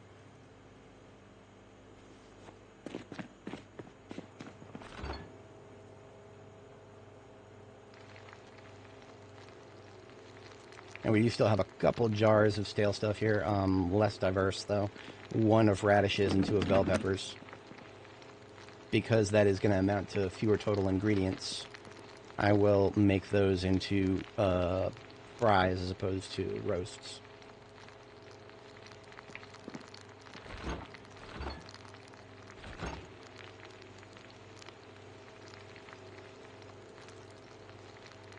And I'm also going to start making series of my foodstuffs that I'm making so that I know what order to eat them in. So the 60 roasts that I just put in there are now 60 roasts A series. And the ones that I'm making now are going to be B series because I made the A series yesterday. And therefore the shelf life is going to be 1 day longer.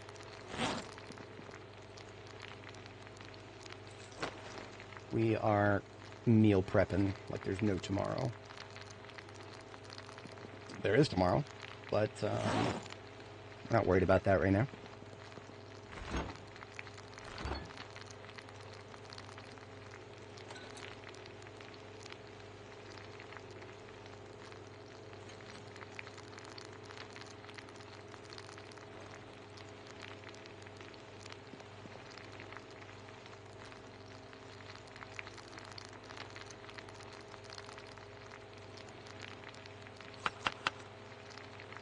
I'm just going to go by sound to tell when those are done. Was that it? No. We're almost there, though.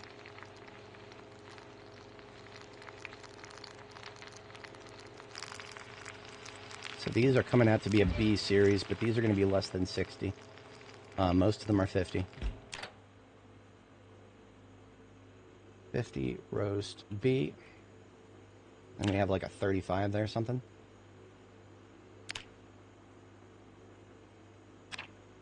$36. So this is just going to be a 30 roast. Those all into fridge. And now the stir fries. I finish up working on those.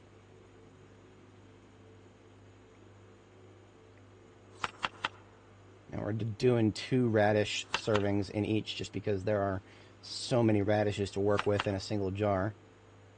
And they all don't provide very much. Like, there's still 40 left in that jar. It's a little wacky. I only use 3 at a time. That's before you factor in the fact that I'm using less than I normally would because of high-level cooking. It's just... All high-level cooking seems to do is create more waste. Like, the devs probably wanted it to be like, ooh, you're close to starving. You can get more out of everything you have. Fuck you, dude. I have so much that I'm just wasting food now.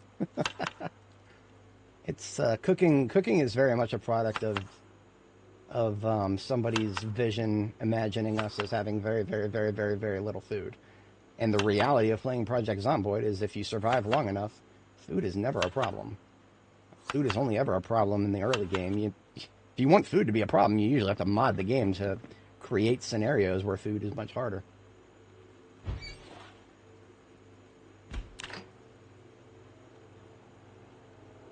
I still have so much left of both of those. Damn. Okay, I'll make a couple salads, I guess. I could be convinced. Once again, I'm going to go based on sound to tell when those are done.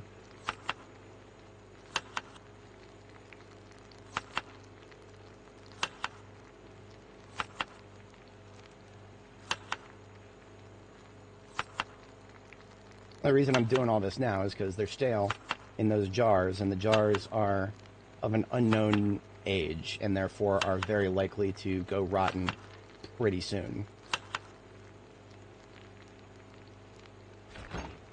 Now, one of the jars of bell peppers is finally close to being done. I'm just going to dump it. But if you start putting more than 2 of any ingredient type into any recipe, it starts giving you terrible returns. So it's about halfway done cooking. We put back the remaining open jars because there's like nothing else I can do with them right now. I'm gonna toss 2 eggs into the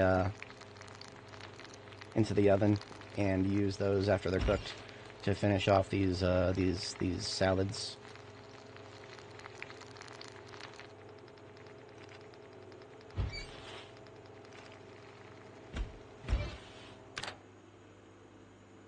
Okay, these stir fries all came out to be 30s, so this is a 30 fry B series.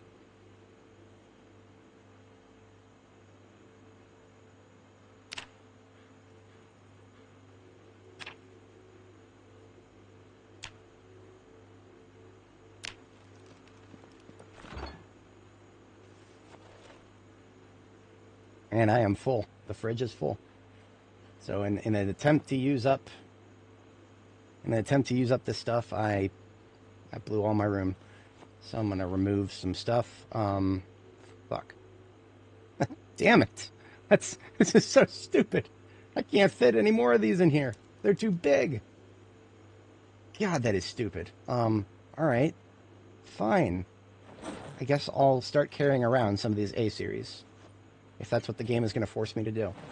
It's really annoying how big certain food items are. They're much bigger than they should be.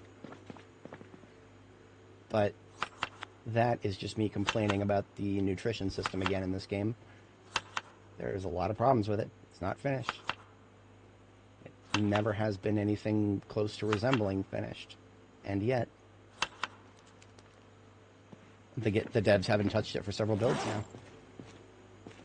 It's almost as if they decided it was, it's good enough. Who cares how unfinished it looks? And then just moved on to something else. That doesn't sound like them, does it? Does it? Tell me I'm wrong. I dare you. I need a good laugh.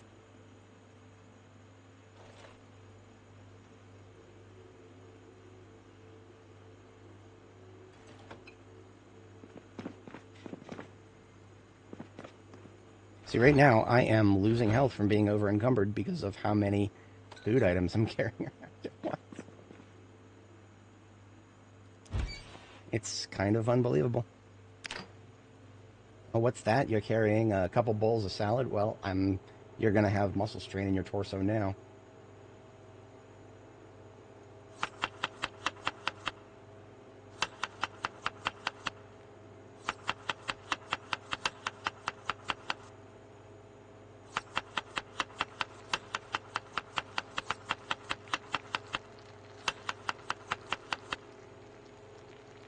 You can't put thyme in a salad. Okay. Okay. Love your game, Indy Stone. I love it. Makes me laugh sometimes, though.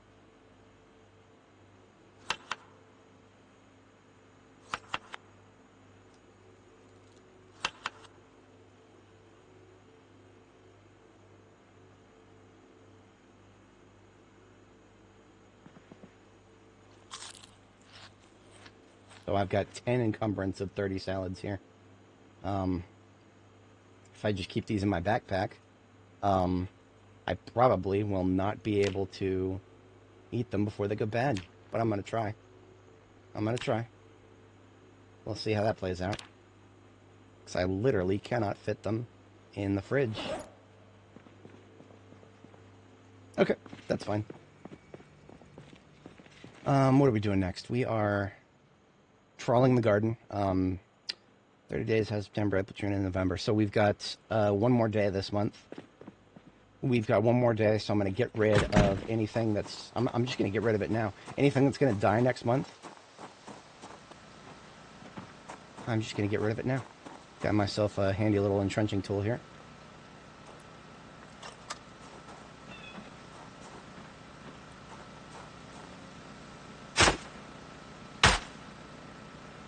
No, okay, I'm actually not 100% sure what of this is going to survive and what isn't.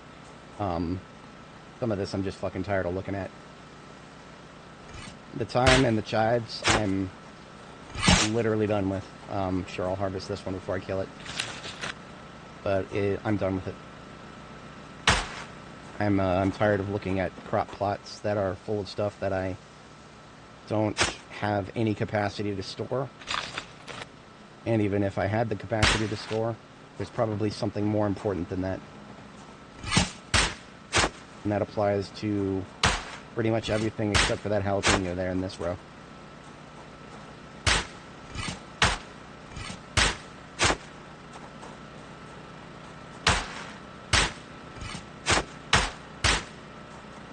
Oh, this chamomile, I never needed 90% of it to begin with. Especially considering as you can't spruce up a roast with it. You're telling me I can't put a flower on my roast and call it artsy? Come on now.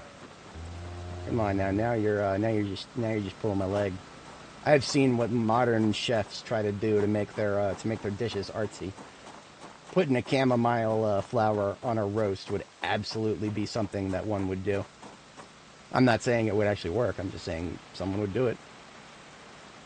Someone would absolutely do it. So what am I doing next? Well, there's a lot of loot in these bags. I'm just going to take out what's obvious here.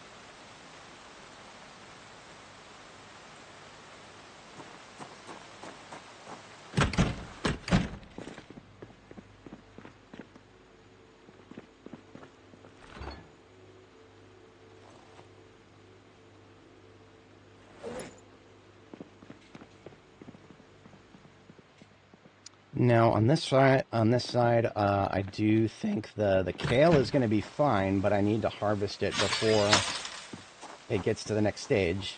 Kale has a very wide growing season, but if you don't harvest it, it'll start to rot. Apparently.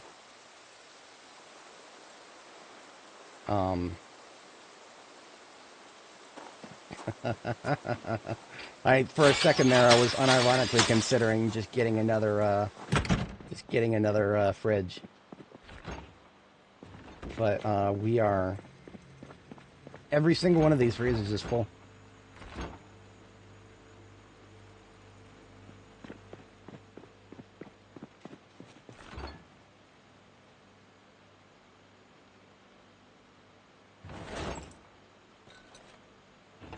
Maybe I can consolidate them a little bit here. Not really. Not too much.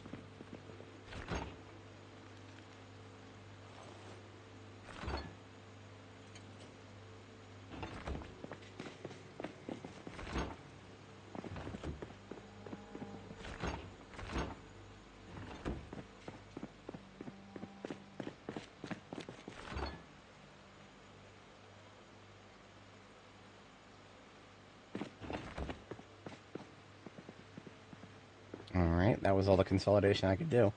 What have I got? Room for maybe 6? 5 and a half. 5 and a half encumbrance of something.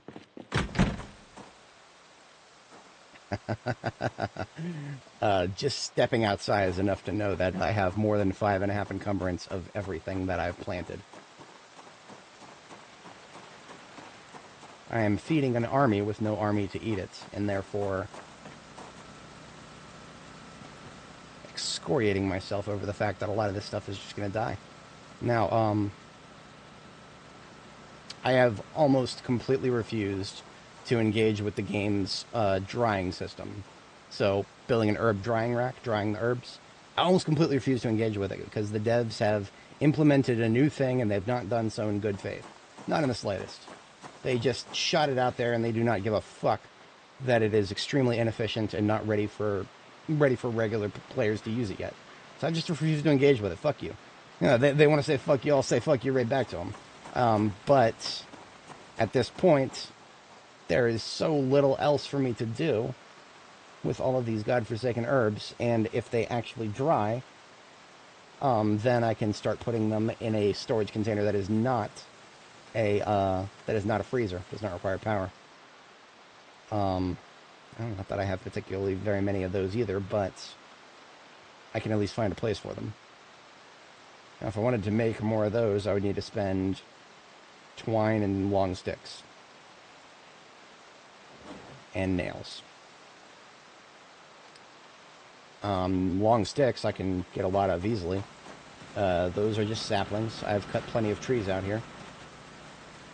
And the saplings, I have tossed a lot of them on the ground over here, next to my latest charcoal burning bin. So I'm going to start doing that. I'm going to build a few herb drying racks and just see, at least establish a mental concept of what the expenditure could be expected to be. You know, how many herbs can I dry in a single day, and then decide how long it would take to clear a selection of herbs in the freezer.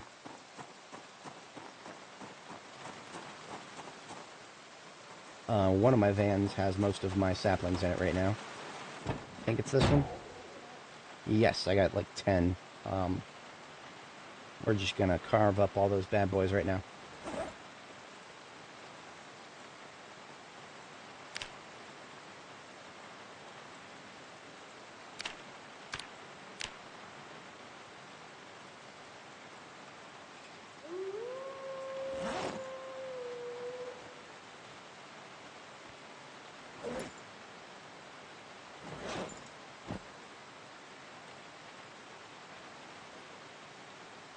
Hey, there you go. Gravel is great if you are putting a base together nearby where you can, like, steal somebody's road. I love stealing roads. Just building my own. The game's roads are not good enough for me, so I make my own.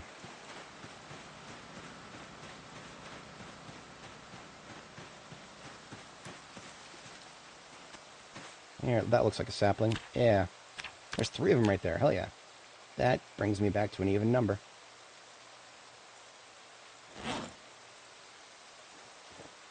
Now, what... I should probably have looked at this first. Drying.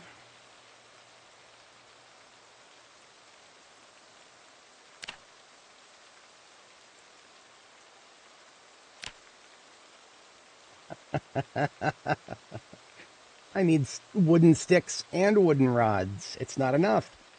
It's not enough. I can't just do, I can't just do sticks. I need rods. I need rods, not just sticks. I need rods. How could I have been expected to not know that? It's obvious. I mean, clearly a stick and a rod are 2 very different circumferences of small form lumber, and therefore are completely different things. It's not as if you could substitute them in the slightest. No. That would, no, you can't do that. You need rods, not sticks. Fuck you. Let's make some rods. I can carve a rod from a branch. Okay, I can at least use tree branches. That's good. Because I know where to get a lot of tree branches. Everywhere around me, really.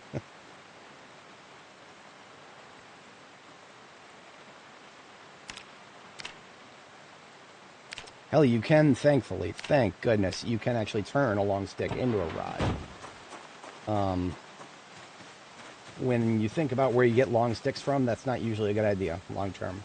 Maybe short term if you're in a pinch. Long term, If you got a lot of tree branches kicking around the place, no, that's not a good idea. Just get some more branches. That's all you gotta do. Alright, the ratio was 6 to 4. Is that really what it was?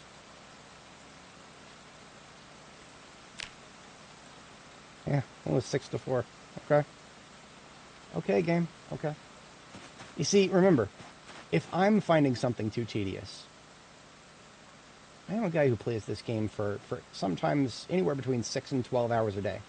Literally, some days I've played it for more than 12 hours. And if I'm finding something too tedious, you should probably reassess something about your game design. Like I said, I've said this a million times. I'm not a game developer. I can't tell you how to do it right. But I can tell you when I'm doing something and it feels like the most tedious thing I've ever done. Among all the things that I've done, you probably need to reassess something. Something, literally, just anything. Reassess it, please, for the love of God. But whatever. What can I do about it? The devs don't listen to me. I'm a bad actor, I guess, or something. I don't know. I must have gotten put on the naughty no list because the number of bug reports that they've ignored from me at this point is hard to perceive as a coincidence.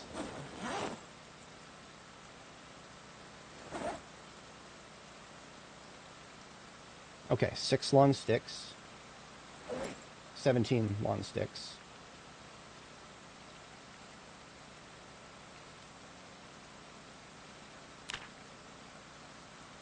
I'm not good at mental math. So that means I need to get 3 more, and then I can make 5 drying racks. And that means if I'm going to do 5 drying racks times 6 wooden rods, I need 30. 30 wooden rods to dry 1 herb at a time over the course of a day.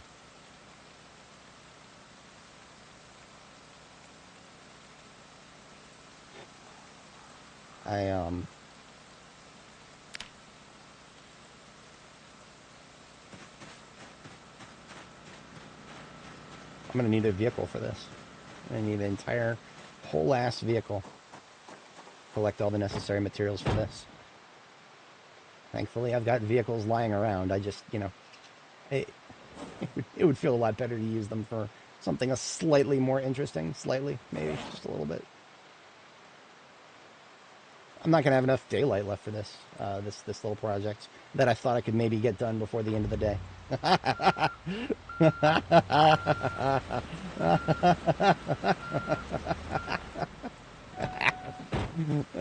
We have fun here. That's all right. That's what we do. We have fun. So our target is 20 long sticks and 30 wooden rods, I believe. I believe that is our target. Let me double check this. Yes. Yes. 20 long sticks, 30 wooden rods. Honestly, not that hard as long as you know where to go where you've dropped all of your tree branches. If you know where those are, you know where to pick them up, you know where to carve them down, then you're going to be all right. But I will just say this. I eagerly look forward to them actually implementing the correct form of the thing that they just implemented. They wasted no time to tell us, oh, you're supposed to be able to do more than one at a time, but we just wanted to get it out there because I never saw a justification why. It's clearly not ready. They know it's not ready. Why they fucking put it in? The fairy fucking godmother must know, but I don't. None of us do. Nobody who's asked on Reddit got a solid answer. Probably the mods probably don't even know why the devs did this. I'm willing to bet that even Lemmy probably looked at that and he was like, oh, I've got to defend this. Fuck. I don't know. I mean, he sounds like the kind of guy who would say that because, well, he's the guy who infinitely said, oh, well, what if we just sell the game to a third-party studio? Yeah, he's that guy. I don't know if he's a I'm sorry, like when I say mod, community, if he's a community manager or if he actually writes code. I think he's just a community manager. Him and Nasco. Nasco is fine. I don't have anything against Nasco. He's gone through the he usually writes the the dev logs and the patch notes. And he's pretty good at all that. I've never, nothing has ever seen to be out of place with him, and I have seen him taking bug reports before. Yeah, Lemmy's got a. If you've been with Zomboid for long enough, you know the name Lemmy. Yeah, interesting fellow.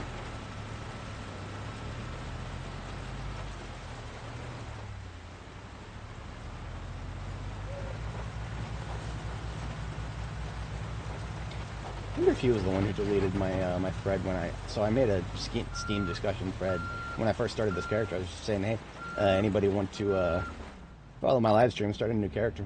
That was outright deleted oh, it's an advertisement. We don't allow advertisement. What the fuck, dude? I'm playing your game on stream. This is before I put 300 hours. My longest record was 104. I'm showing people your game. You would think they would be in support of that, but no. I guess the people who are on the Steam discussion forums, maybe they assume have already bought the game or something. I don't know. All I know is that didn't strike me as a very sensible business decision on part of whoever the hell was moderating that day. Whatever. YouTube will secure me the audience I need. 90% of people who watch my stuff do it through finding me in the recommended feed, or just through other browsing mechanisms that YouTube puts in. So if that's the only thing that the devs of this game are willing to give to the people who signal boost them, then okay. I don't perceive myself to be anything special in that regard, but you would think that they would at least not delete a thread with free advertising for their game. You would think. Okay. That sounds like a very Lemmy thing, just based on the other things I've heard him do.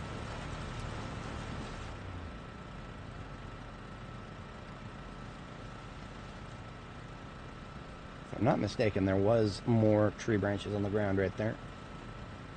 So that might... I was mistaken. There is nothing on the ground right there.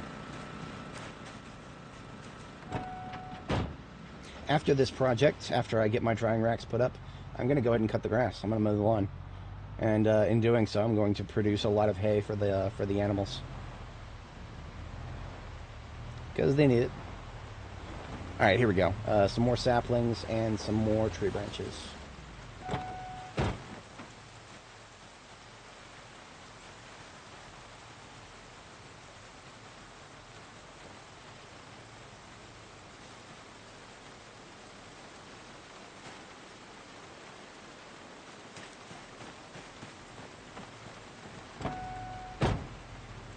Alright, turn 3 of those saplings into long sticks now. And then, that is, everything else needs to be rods. We're not even halfway there at the rods yet.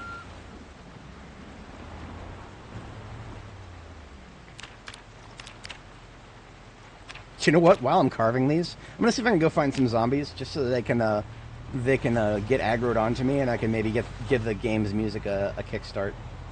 Because when the music stops playing like this, the only way to fix it is to get a bunch of zombies aggroed onto you, so that the combat music kicks in. Because remember, the devs don't play their own game. They do not play their own game long enough to notice problems like this. This has been a problem since the very beginning of Build 41, or Build 42 rather, and none of them, well, you know. People have submitted it as a bug report, and it has been fucking ignored to the extent of my knowledge. I'm guessing that music is just a very low priority thing. Like they've tested it as far as it goes, and they're like, okay, we're done with this for now. That's just that's what I would do. I mean, you know, if I had what I thought was a working music system, I would want to focus on things downstream from that. But what do I know?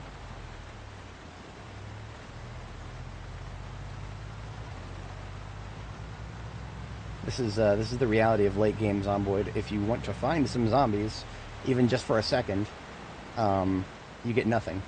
And when you would rather not find them, that's where they start coming at you. Come on, we're almost there. Come on, give me some music. There we go. We woke the music up, boys. We woke it up. And now the regular non-combat music will start playing normally now. That's all we had to do. We just give it a little kick in the ass, wake it up.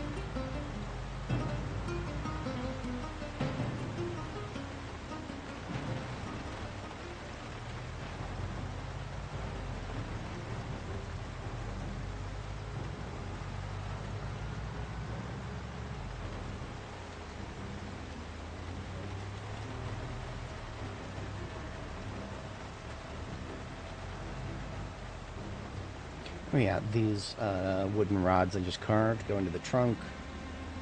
And I think that means I just need 10 more wooden rods. Yes, exactly 10. Shouldn't be too hard. I think there are still a bunch of tree branches on the ground over here. What I'm going to do, I'm probably just going to put them in the trunk here and then go sleep again because it is about to be 4 a.m. That strikes me as a sensible course of action. We'll collect them and then carve them after we wake back up.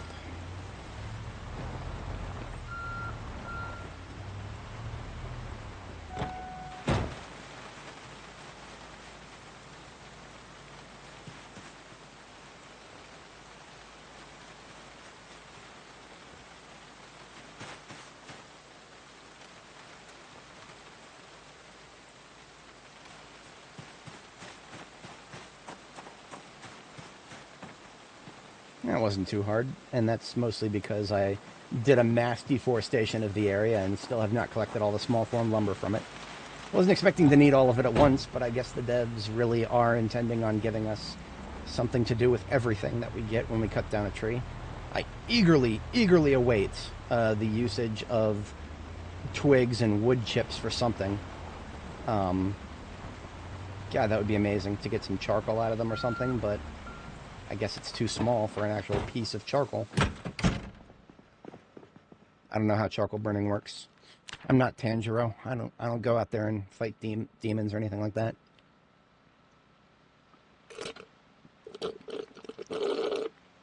I don't come from a long line of coal burners.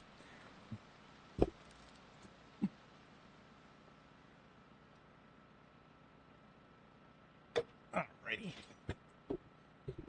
Reload it on water.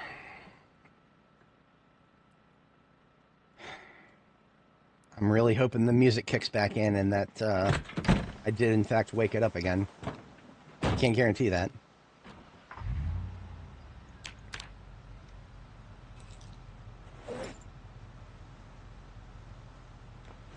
So basically every time I get hungry, I'm just going to eat an entirety of one of these food items because that's the only way I'm going to actually be able to cook off all of this food.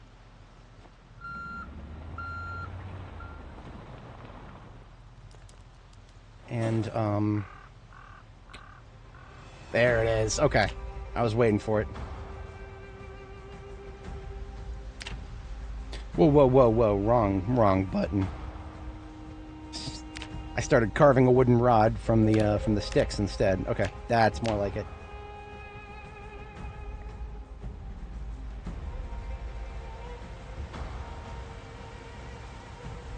Okay.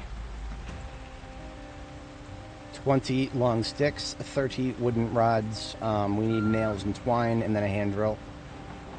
I will be building these next to the theater, most likely. I think they only take up a 1x1 tile, so I don't think I'm going to need too much real estate. It's just that real estate has to be indoors. Should it be out? No, it's even colder outside. It's 55 degrees on July 31st. Okay.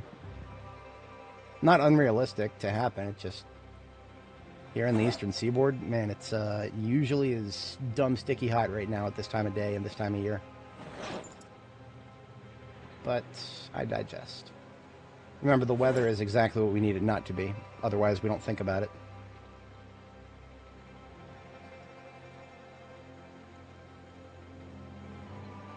Twine. I was looking for twine.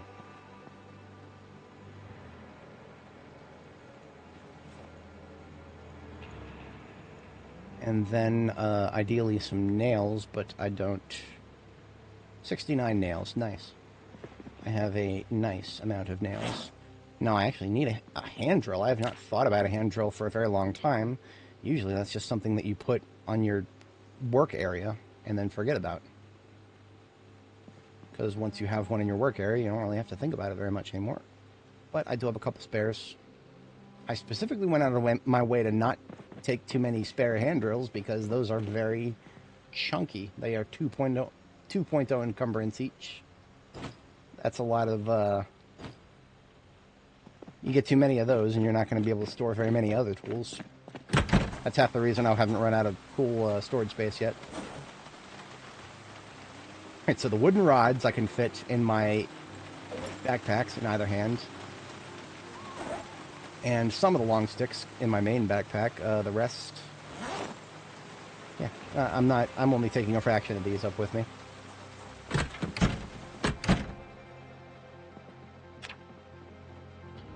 Alright, Indie Stone. My theater is going to become a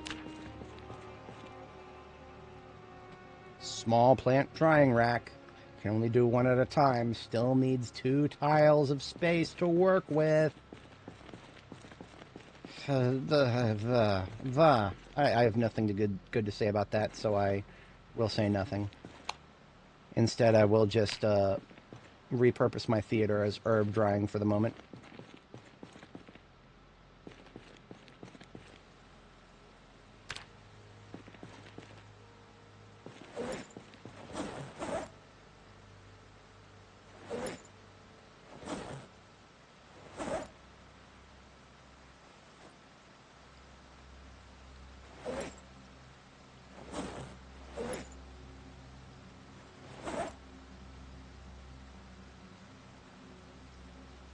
Okay, that should give me a little bit more room to carry stuff. I might not need to go back downstairs again, but we'll see.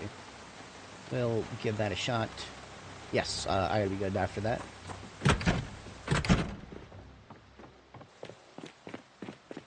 I think the target ended up being 5. Which is... I can't make anything right now. Okay, now I can. I don't know why I couldn't for a second there.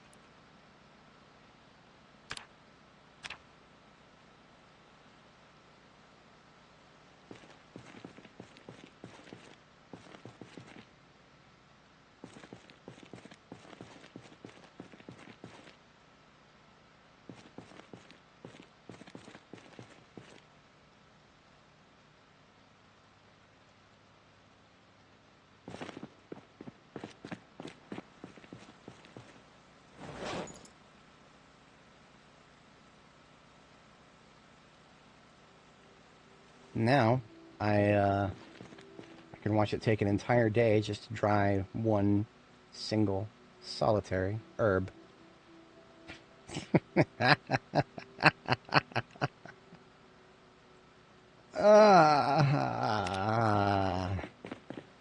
Yeah,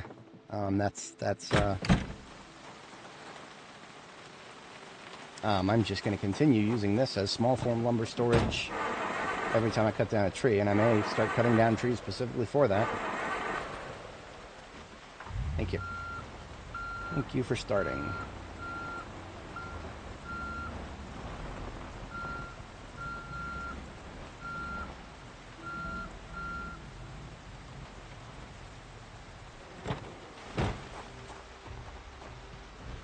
Alright, let's put some herbs up there and see what happens.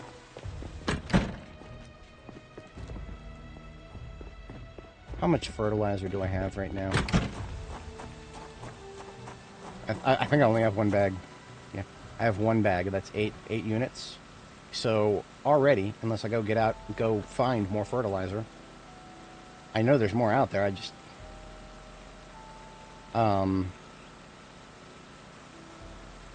it's currently not the tobacco. Everything I've done so far to make it grow faster has not been enough. I'm starting to think that I'm going to overcompost them. I do believe if you compost a crop too much, it will fucking die.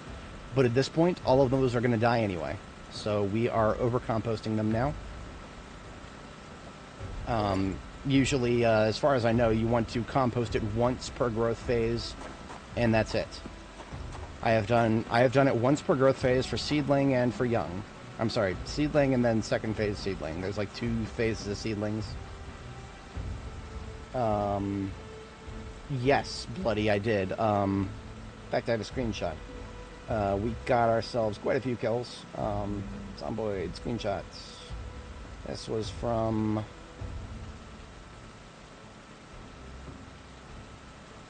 May 28th. I forget the exact date it was, IRL. But yeah, this was on our way into the main checkpoint into Louisville. A trail of bodies. And what stopped me really at that point was I got to the next level of aiming and I needed to read the next book. Otherwise, every shot that I would fire, if I did not read the next book, would be a wasted bullet from the experience perspective. And I can't square that. I have to have the book if I'm going to shoot a gun. Or not, I have to have the book read if I'm going to shoot the gun. And so I consolidated all of my findings from there and came back from West Point, and the rest is history. Now, this is a 2-unit compost bag. If I combine that with another 2 full ones, then that's another composting. So that composting that I just did constitutes the second that the tobacco has received in a single growth phase. I don't know if any of the rules that used to apply still do with composting. All I know is that tobacco is most likely still broken. Whatever. I just wanted to confirm that. And it didn't cost me too much effort because, you know, whatever storage space it cost me in the trunk to bring that fertilizer back with me. Fertilizer, the only time I would ever use it would be tobacco, and that's because it's physically impossible to grow right now unless you can somehow shave an entire month off of its growth time, which is starting to seem like is not actually possible. I mean, that is a tall order to try to shave an entire month off of anything growth time. But if I can, I'm always happy to try.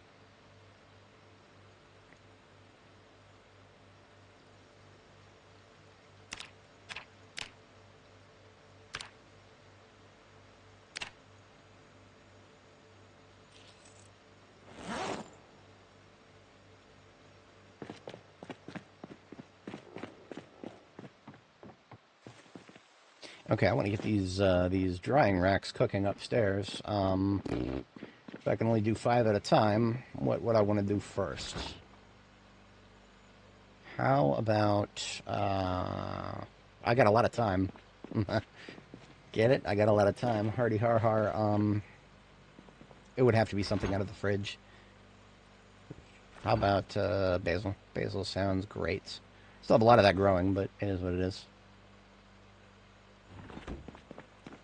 Ekron, yes. Ekron has been, as far as I know it, everything that I want out of Ekron has been cleared. Ekron consists of the fire department and obviously the community college. That was my primary target. I hit that the first time I went to Ekron.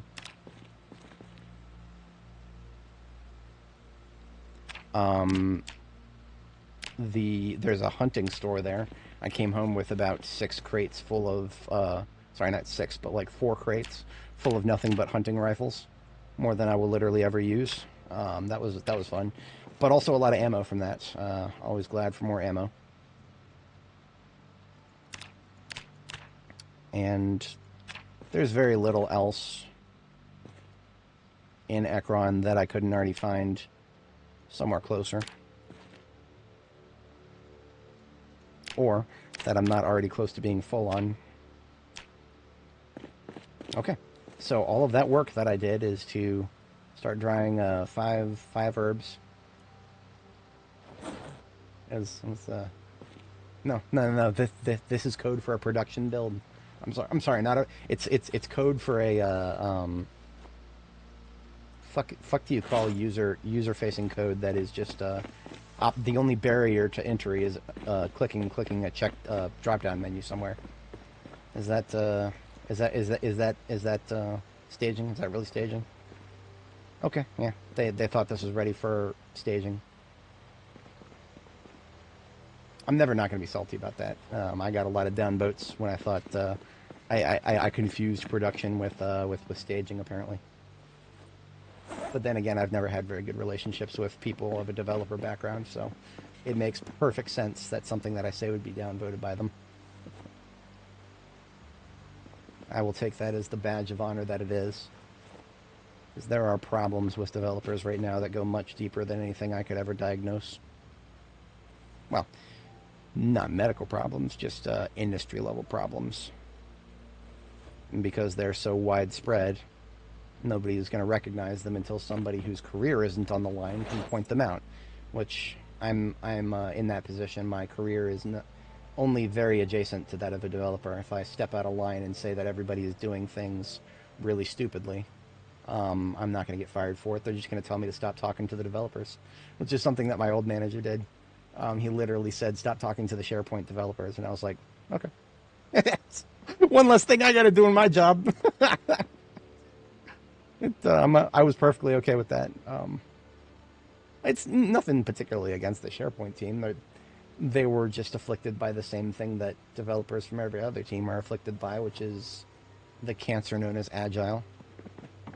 The attempt to create 1 billion middle management jobs just to bring a single project to fruition.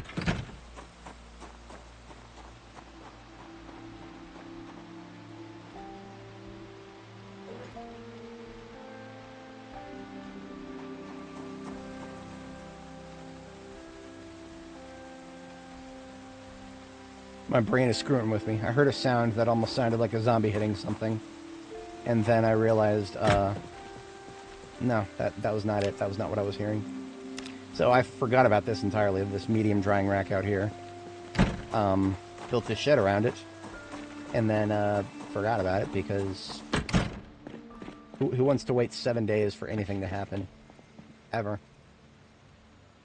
I don't.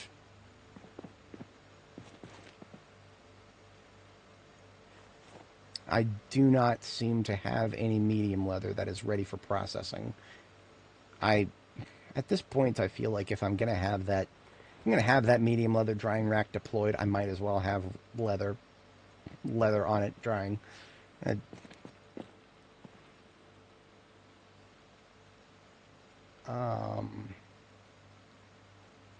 For that, I need to make some brain tan. And for that, I believe everything that I need for that should be outside. So I've got the leather that I wanna process.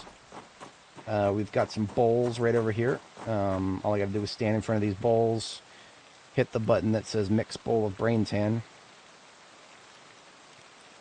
Okay, I gotta pick up the bowl. Sorry, I cannot eat anything else in the game. You can just stand in front of it. Oh, sorry, it's not mix bowl of brain tan, it's make bowl of brain tan. Sorry. How dare I forget something so excessively obvious. When they use mix for so many other actions, that sounds like you're mixing something together. We fleshed it, we furred it, and now we're dipping it in the bucket with all that brain tan. And now it is tanned, crude, and wet. It is ready to go on a drying rack, which I have one in this shed that I built because the drying rack used to be outside before the update. That cursed update designed to introduce mechanics that are not ready for any version of the game. Yeah, this we really are kind of maxed out. I mean, you know, we've done good things here. I'm not and I'm not even like considering, oh yeah, maybe I should start thinking about wrapping things up. No, that's not necessarily it, but I do need to reprioritize a little bit. That little looting spree that I've done over the past 2.5 streams, where I just, you know, cleared everything residential out of Riverside.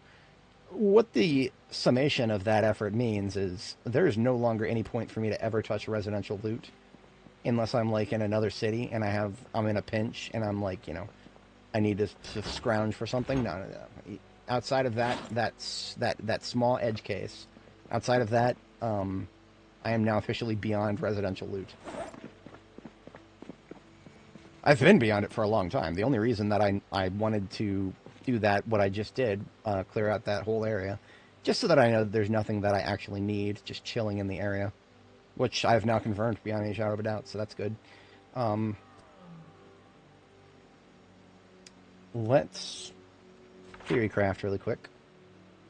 we've got a very hardy base here in whatchamacallit in West Point that I have not put a marker for with the new marking system yet, so I'm going to do that now. Big old capital B with a big old, I would have put a green circle around it, but you can't change the sizes of the circles, so I'll just do a capital O and increase the size, because you can increase the, yes, there's a circle B. Wouldn't have been able to do that any other way by the current rules of the game. But we have a very nice base right there. It has got tons and tons of firearm ammunition.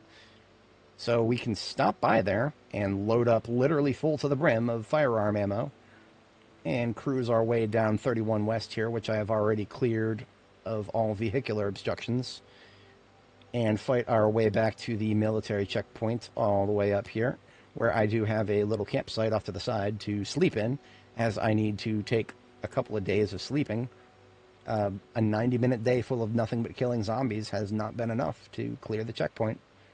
Entirely expected, as it were. Checkpoints are some of the biggest hotspots you'll see in the game, so... but yeah, that is what's between us, and now there's a reason I'm doing that, and that's because the checkpoint really is the most convenient way into Louisville in terms of logistics. If I want to get to Louisville and take things out of it, maybe not even all the way back to Riverside, because Riverside is just that loaded right now. If I just want to get it out of Louisville to where it's convenient to go get it again someday without fighting my way back into Louisville, then even that requires a drop point. And my drop point in West Point here, I ironically named, isn't gonna hold but a tiny fraction of a percent of what we're gonna find in Louisville. As you can see, Louisville is big. Nobody needs me to tell them that. If you've stuck your nose into it before, maybe tried one of the mods that let you start in Louisville, that's always an interesting thing. Now, I have in the past, well, actually, I very seriously considered at one point making a bridge of my own. Some screenshots that show the effort. What you're looking at here is me standing in Indiana, not Kentucky, Indiana. You can go off the edge of the map, or not edge of the map, but the wilderness on the other side of the Ohio River. So if we're looking at Riverside there, right at the edge of Rock Ridge Road, and you just go in a straight line from there, you'll end up here, which this is what it looks like at the beginning of the game. The wilderness overgrowth system applies, so this will basically just be a forest now in our world, and the edge of Indiana will just be a big old forest there. And this, if I go in a complete straight line from Rock Ridge Road at the edge of Riverside, and if I were to build a bridge across the Ohio River and then into Indiana, and then drive all the way across this blank area in Indiana, and then all the way to the edge of the Ohio River on the other side, and then build another bridge to get into Louisville, I would end up right here at the edge of Louisville, past the checkpoint. As in, I would have my own road with a straight shot straight from Riverside all the way to Louisville. This right here, I've never really been to Louisville. We're just looking at a character who I opened up in debug mode to fuck around and see what was possible. I don't know very much about Louisville, but I do know that I could make it all the way there relatively easily if I built my own road. Now, I ran the calculations. I don't have them in front of me. The calculations involved something along the ordinal of 12,000 floors I would have to build to make it out of wood. And wood would be the logical choice, because obviously, I could take a couple cartons of nails from my base, and I would have enough nails. That's not the problem. Each carton of nails is 12,000 nails. No. 1,200, right? Sorry. I'm again, mental math. 100 to a box, 12 boxes to a carton. 1,200 nails. Okay, so if I actually wanted to make a 16,000 roads...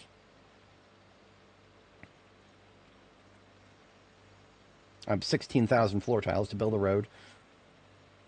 Okay, that would be 13 cartons of nails. I could actually use up a lot of the if I combined the cartons that I have here in Riverside with the cartons that I have at Mashman, Falco, and Muldraw, this is not unreasonable right here. I could do 13 and a half cartons of nails if I really wanted to do that project. That is an insane project. And when I say insane, I mean just the amount of time that we have to spend working on it. And all of that time would not be spent fighting zombies or doing anything other than that ridiculous project that I just described. Which is why I don't know if I would ever actually do that. Because again, remember, it would open up a supply line between Riverside and directly to West Point. But what would that get me? What can I do with that? Can I bring more stuff back to Riverside where I no longer have the capacity to store anything meaningful? Well, that's not necessarily meaningful is a hard phrase because, I have a lot of room for more black dye in the black dye container, a lot of more room in the purple dye container. It's only halfway full. But we're really nitty grifting here. I have 3 crates dedicated to electrical item storage. They're all full. These are the late game problems you run into with Zomboid in the current build. Like we're reaching stage 4 Zomboid at this point because I always like to describe this game as a logistical simulator with a little bit of combat in it. Because really, what are you doing in this game? You're planning to survive. And if you really want to plan to survive forever, you need to do a lot of wacky things. That's how I like to play this game. I like to plan as if my character is going to survive forever. A lot of people struggle to do that because you find 2 weeks worth of canned food and you're like, okay, wow, now I can feed myself for 2 weeks. What do I do now? And even the people who can successfully answer that question are eventually going to run into problems, that's the stage I'm at. Because you see, the problem I'm running into is I have a reason to go to Louisville. It's just that reason is Louisville State University. There's probably another, we've killed 13,154 zombies. There's probably just that many in between where we are standing right now. If we take the main road straight into Louisville and we fight our way all the way to LSU and we clear it out, there's probably easily that many zombies, if not more. I've seen the population distribution numbers for Louisville. You can have anywhere between 1,000 and I think I saw a peak of like 3,000 in a single cell, not a tile, but a cell. A cell being like I think I forget what a cell is defined as. It's I think it is like an area that you can view at once simultaneously. So that I think is a cell. So something like 100 tiles by something. I don't know. All I know is the density of Louisville is, if you know, you know. You've been there. If you haven't, we'll be there eventually. We're going to do that. It's just a question of how we proceed with the operation. Because it will be an operation that will take weeks IRL to complete. That is not even a question for my playstyle. Like, I will, once the Louisville operation begins, there will be no brakes on that train. And that's actually one of the reasons I was unironically considering building a bridge into Louisville from Riverside. But the problem I've run into now is just storage related. I would say that this entire wall of storage containers is probably between 80 and 90% full. There are very, very, very few that are not already more than half full. Everything on this wall is more than half full. A lot of them are complete 78 out of 78. Most of them are, a number of them are like that. And it gets harder and harder and harder to feather your storage room once you get closer and closer to the point of just total storage saturation. To quote a game I haven't even played. But that's just a little bit of yap from Bro while he's trying to figure out his short-term course of action here. Let me take a look I want to take a look at those herb racks I just put up, and I want to see what their rate is. It is currently nice degrees outside, 69 Fahrenheit. And, okay, 69 Fahrenheit, it is drying at 1.1 times the normal rate. The normal rate is 1 a day. So, we'll have 5 basil.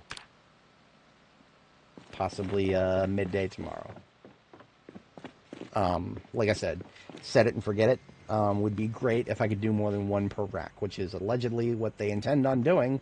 Just for some reason didn't make it into this patch. Who knows? Who knows why they couldn't hold themselves back? They would have done everybody a favor by just holding themselves back and not putting it in the public build yet. But But no, I just had to get a bunch of people arguing with me over what constitutes production instead of, you know, meaningful discussion about whether this actually belonged in a build that people are trying to play to judge the direction of the game. That's one of the reasons I play this. I'm trying to judge the direction of the baseline experience. And I have a lot of things to say about it. It's a damn shame the devs will never listen to me. But that's another problem for another day. Let me put the remaining nails and this handrail upstairs in case I feel the compulsion to build another drying rack, which is possible. I may do so because we will need large drying racks, I think, for the corn. Oops. Well, I suppose I could put the nails on the floor up here. That's fine. A little messy, but, you know, this is a work in progress. Always has been. Hang on. I'm looking at the build menu right now. Drying rack. Large plant drying rack is for wheat, barley, and rye. I don't know if it applies to corn. Like, I know you can mill corn down into corn flour. And I think there might be a couple of other things you can do with corn. The build menu, or the crafting menu rather. Corn as a input item. Well, everything we look for is large majority is going to be yeah. A lot of what we're looking at in this list is not actually something you do with corn, but something you do with corn flour. Flour is not a problem for me. If I need flour, I go downstairs and I take one of the 20 bags of it that I have in my kitchen. If I somehow use all of that up, I then go into the into my seed bin where I have like about 800 wheat seeds, and I grind it into flour 20 at a time at the quern. Flour is not a problem for me. Never has been, never will be. So I am looking for something other than flour to do with the corn. But it seems as though if you are growing corn, you can either, of course you can, you know, cook it, you can add it to a recipe, you can eat it. Corn on the cob is a thing, I think. Wait a minute. No, okay, there is no corn on the cob. I know it's an item in the game. Apparently you can't make it. That sucks. One of the things I was thinking of before is making use of this kale. I would have to consolidate more stuff to make room for it. Now, kale is amazing. The best of the plant foods. So what I would actually probably want to do is start getting rid of stuff that is not kale, that is taking up a lot of space. Now, a lot of the food items, a lot of the vegetable food items, all weigh the same. Now, when we think about nutrition density, that's something I haven't actually thought about a lot. Let's think about nutrition density really quick. Broccoli, cabbage, kale, lettuce, all these crops right here have the same encumbrance cost for storing them, 0.2. Broccoli restores 9 hunger. Cabbage restores 24 hunger. Kale restores 16. Lettuce restores 15. But you have to think about what you can add those to. Lettuce, you can add lettuce to fuck all except salads. Literally with lettuce, you either eat it straight up or you put it in a salad. You cannot do anything else with lettuce in this game. I'm sure in real life you can put it on a burger. But in this game, you need to do some very, very, very specific things before you can make anything approximating a burger. Why can I not turn this lettuce into a bun and just sear up some of this pork that I have and just eat a pork sandwich with lettuce as the bun? Why can't I do that? Well, the game's cooking system is very incomplete, and the devs, instead of trying to finish it, they went on to start working on other things that they care about, like ragdolls. But anyway, bro's done yapping about the devs. We've got to figure out what we're going to do with the game that they've given us instead of the game that I wish they gave us. I always say this. I don't hate the devs. I really don't. I think they made a very cool game, and it really hurts to see when the game is not as good as it could be, because I've seen what the devs can do when they are interested in putting together a very good mechanic. They do very well when that happens. I just wish that I just wish that they did that a little more often instead of leaving things half finished. That'd be great. I'd be really happy about that.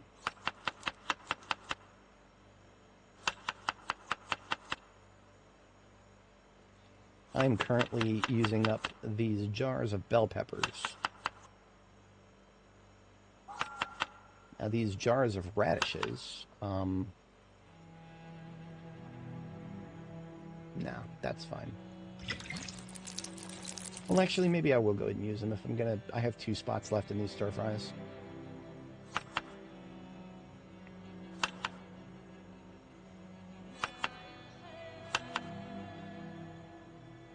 And so that leaves me with a little bit of radish. Now, here's a very interesting thing.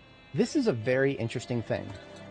When I started making those stir fries, I had no problems with being over encumbered.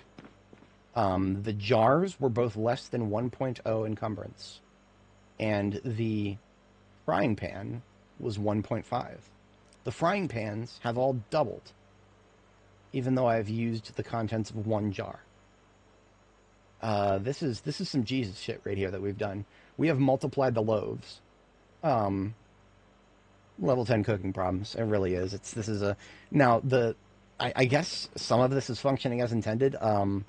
What is definitely not functioning as intended has got to be the weight of this stuff.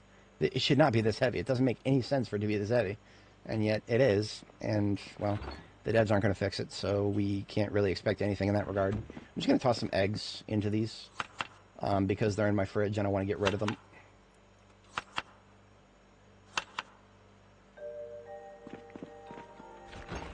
And some of the eggs get used up all the way, still, despite being level 10 cooking. So there's no consistent... I have not solved eggs yet. Eggs are an unsolved problem for me. Because I'm level 10 cooking, and therefore, I would expect that anything that I can have left over from, I would. And yet, some eggs, when I put them into these stir fries, some eggs are coming out with leftovers, and some of them are not. I got nothing. I have no... I have 2,030 hours in this game. I'm still baffled by some things.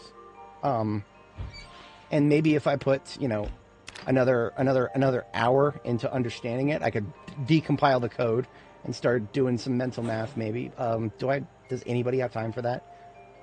Not even the devs seem to have time for that, so why would I? As much as I enjoy this game, I'm not being paid to play it.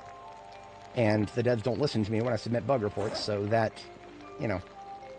I really don't want to go down that rabbit hole. If I keep thinking about that too hard, it's going to make me just want to stop playing the game because, like I said, I enjoy it, and I think that I could contribute meaningful discussion to it. But if the devs are completely ignoring me, that kind of completely removes the second factor, and it comes down to just the fact that I'm enjoying it, which is enough for me to an extent. But you start to run into brick walls with that. Which, I mean, it's not unreasonable to consider that after we've done 302 hours in this run. So yeah, it's Bro's just having a bit of an existential crisis while cooking some food here. Nothing special. This food weighs 12.0 encumbrance. We cannot fit any of that into the fridge. So it's just going to go straight into our backpack. That's fine.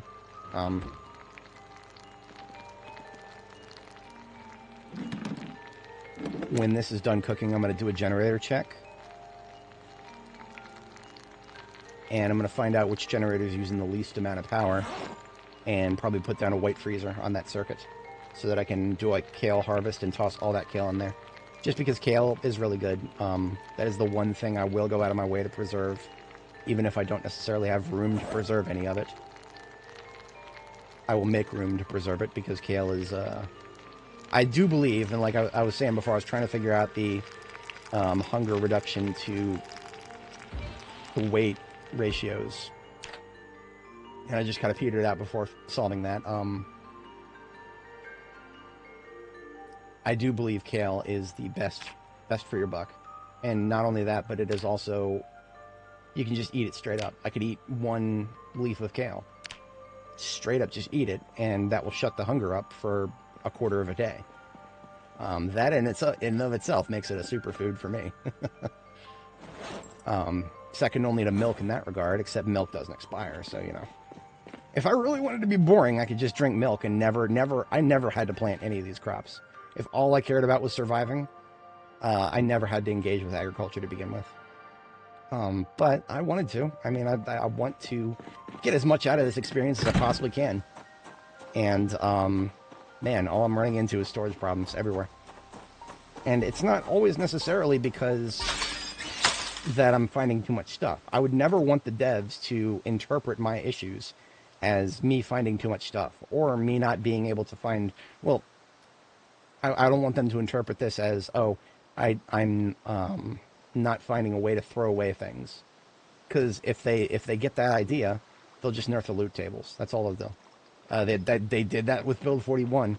Build 41 to build 42, they cut food spawn rates in half pretty much. Ostensibly, I'm guessing, so that you can do this and grow your own food.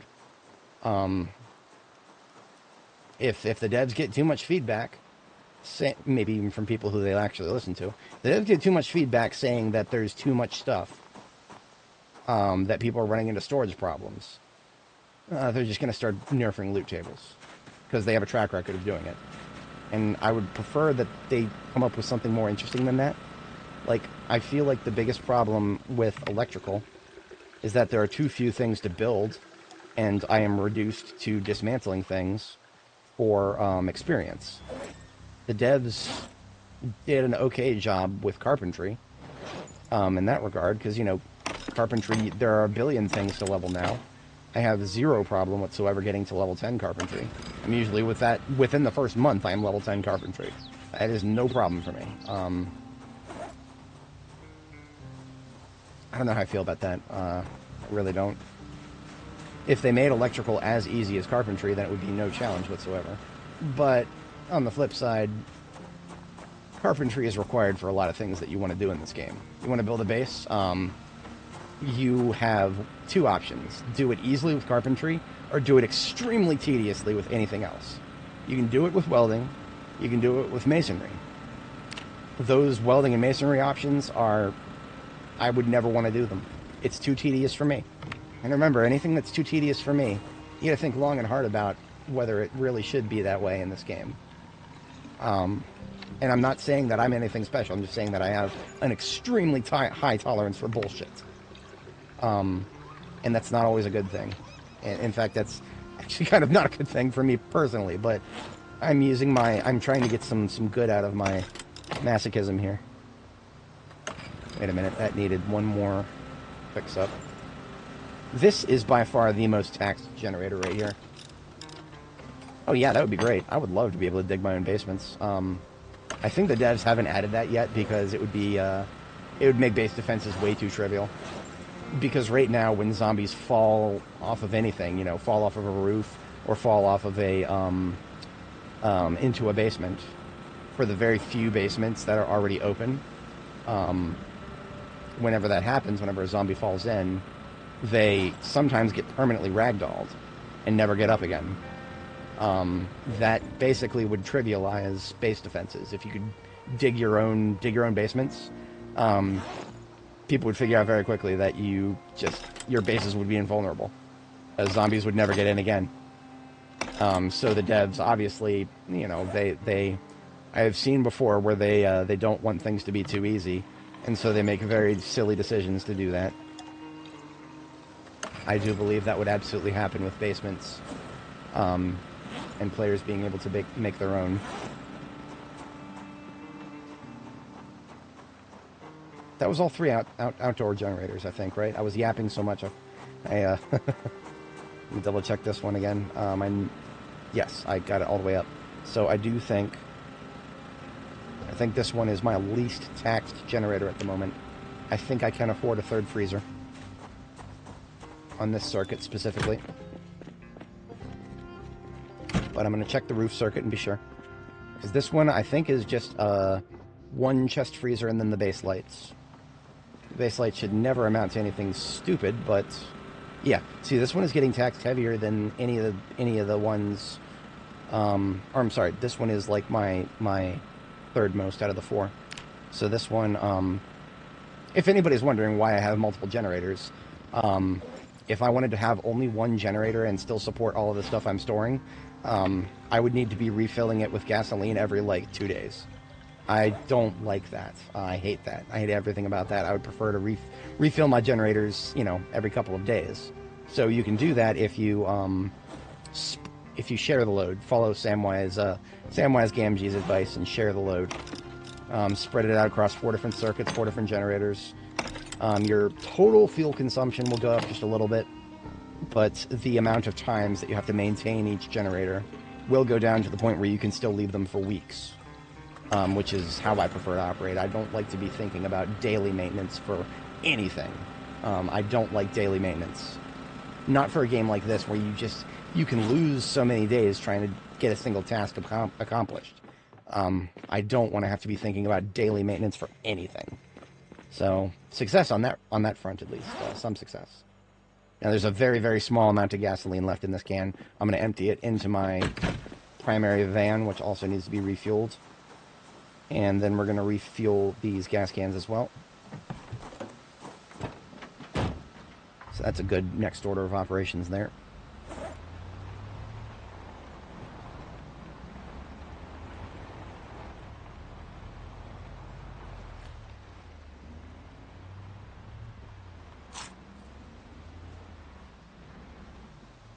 Now, I don't know how long it's been since I've cleared the neighborhood directly south of this. So simply turning on this generator here at my gas station, probably gonna bring some friendos. Because remember, we gotta have zombies. We can't be too safe. Gotta have zombies.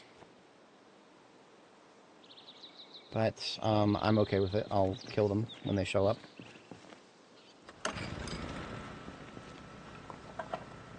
Should at least take them until I've finished filling that up. So now I just do a quick perimeter check before I start moving on to the fuel cans. I intentionally made a hole right here in this fence so that the zombies on the other side of this fence don't get stuck on the fence and in fact just come through and come straight to me. I don't want them coming up and smacking this fence. Whenever a zombie smacks a fence, you get 1 unit of stress. At 100 stress, you become very quickly depressed. So yes, having a bunch of zombies smacking the other side of a fence, even if you never see them, you'll get stressed and then depressed within a matter of hours. Kind of silly. Kind of silly. But the devs have at least shown that they are actively working on that, so I'm not too upset about it. Are they actually fixing it? Well, I'm done talking about that particular topic. There don't seem to be any major respawn hotspots. So I just got to keep an eye out for, keep an ear out for one-offs. And of course, I am thirsty because I forgot to refill my water. Gas station here, where I based in for a couple of weeks at the early game, has almost all of its water done, but there's still a little bit left. Yes, I used an open flame charcoal grill at a gas station. I too like to live dangerously.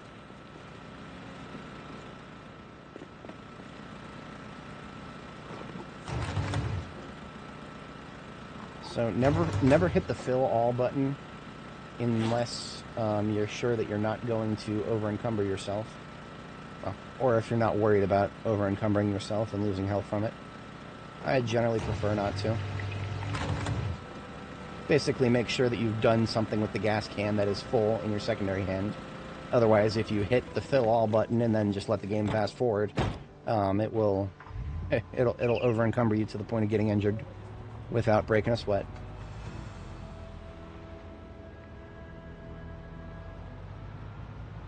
So those gas cans that I just refilled can go straight into my refueling vehicle, which is what I would have taken if it wasn't for the fact that I need to refuel my ambulance, so...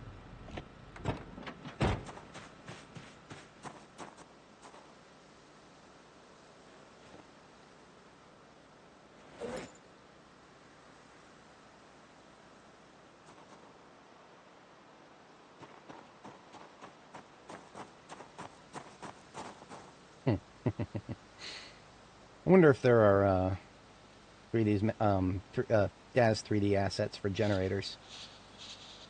I was the other day on Friday, I think it was. Yeah, on Friday I went down a bit of a rabbit hole of art for this character here, and I recreated the base in 3D. So this is this is a Daz Studio rendition of the front of my base with my character and my ambulance, one of them. But as you can see, a lot of things are missing. I just did a facade for the front of the base, so there's nothing inside. This is just a white wall, nothing on the other side. A lot more I could do with that. I'm not sure if it gets any reception. I made a speed paint of the work that I did on it, posted it on Reddit. Reddit is so hit or miss. Sometimes they love things I post. Sometimes they get downvoted into oblivion for reasons that make no sense because nobody even replies. So that I have absolutely no idea whatsoever if that is even going to be worth it. I'm still in the phase of content creation where I'm just throwing things into the wind to see what sticks. But I have, at the very least, in the past couple of hours here, I've identified that the circuit on this side of the base is clear for another freezer. That means I am putting down another freezer tomorrow and harvesting the kale. So I got a course of action set.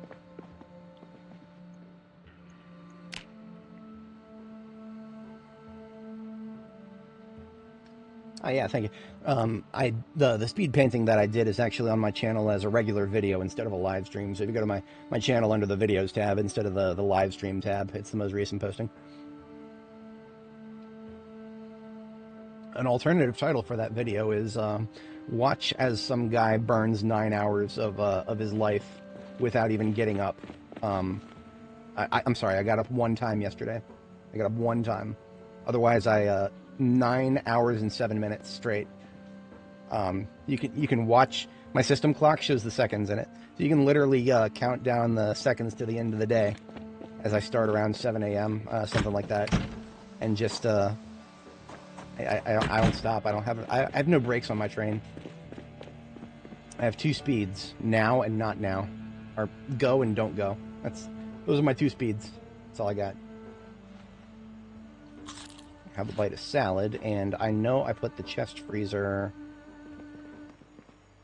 I think I moved it. Yeah, I moved all the chest freezers out of here, and I think I put them in proper furniture storage stacks over here.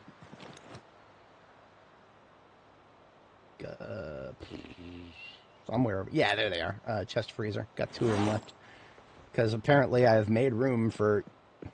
I could do another circuit. That would not be beyond my remit. I could do another circuit. And I am unironically considering it. But to do so would necessitate me redoing the base lights somehow. In fact, well, okay, I can get away with doing it. I can put this one I've just picked up, I can put it down over here because I know I can get away with it. I run the numbers, and the generator on this circuit right here is not as heavily taxed as any of the other ones. So even if this generator here that is powering this there's technically three freezers now on this generator, because the hopsicle freezers here, they count as two because they have two tiles in them. Yeah. Even if this now becomes my most taxed generator, it is also still now the one that is easiest to refuel because it is just right there in the front. I'm just going to move these overflow canned items onto the ground there, and look at that. We've got our. I would have preferred to put the chest freezer on this side as opposed to the other side, but whatever. Now let me just go confirm that there is now chest freezer ×3 on this circuit. I need to confirm because some of my generators are within range of others, and yeah, okay. It's a little hard to see if you don't have a 4K screen, but chest freezer ×1, and then popsicle freezer ×2. They both have the same cost. And then the generator itself. So basically, I am now powering. You know what? I'm going to check the totals. This is 0.26 liters per hour. We go up and check this generator here. And this one is, I think this one's going to be higher, but no, this one's 23. This one was previously my hardest taxed. So, okay. Good to know. Good to know. So now the one in the front is the most heavily taxed of the three, and the one up here is the lowest, which I am totally okay with because the one up here is the hardest to reach with my refueling vehicle. So, I mean, all I got to do is drive a circuit around the base here, just whoop. The reason I put a road over it, and that is the one of many reasons I put a road around my base. But that is also, this is where I would deploy the next freezer, is on this circuit. Theoretically, this one and this one, these two generators at the very top and the very bottom, they should have been equal to each other, but they're not. And I'm a little bit baffled by that, but maybe it's just a skill issue and there's something that I'm not keeping track of very well. But needless to say, we don't need to resort to another generator yet. Not yet. That's mostly just because of the reality of the fridge. The fridge is like 1.5 freezers as opposed to 2 freezers. Wait a minute, no, that's not right. Hang on. The fridge is 0.13 liters per hour, and the one chest freezer is 0.8. Sorry, 0.8. Okay, so this is why my brain just did not process this properly. This is a wacky fraction. One refrigerator equals 1.625 chest freezers. One refrigerator is 1.625 chest freezers in terms of power consumption. That being said, a refrigerator can store a hell of a lot more in the cold section as opposed to the frozen section. The total encumbrance in a fridge, it feels like, let's run those numbers. 1.625 times 39, which is what I can put in a chest freezer unit. Now that's 63.375, but we have to take into consideration that 52 of that. Okay. Basically, what I'm just trying to figure out here is if it would ever be objectively worth it to put down another fridge. I don't think it is. Because, I'm struggling to empty the contents of a single fridge right now. There was one time in the past on one of my other characters, it was Anime's previous life in 42.7. I think I did actually put down a second fridge, but that was out of desperation. I had nothing else to store the harvest that I was coming up with. This time, I just put down another freezer, and I'm about to fill it with kale. So that is actually perfectly fine.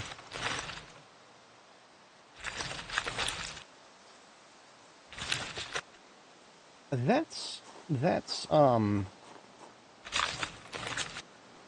I think the bigger double fridges from the store are literally just 2 fridges right next to each other in terms of power consumption.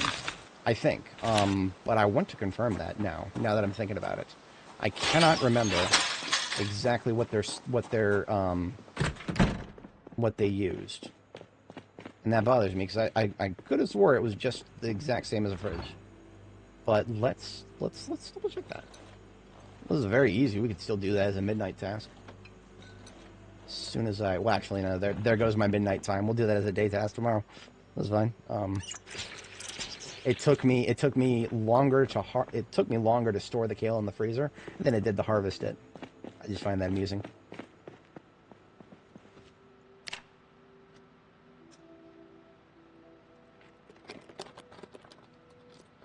I am addicted to these, by the way. Both of my cameras are mirrored, so it's not very easy to see. Starburst minis. Just imagine like little tiny Starburst candies that are not wrapped. It's almost as if they individually wrap Starburst because of just how sweet they are, and you shouldn't be constantly eating them. So it's like the fact that they wrap them is to prevent you from eating too many. Because damn, these things are good.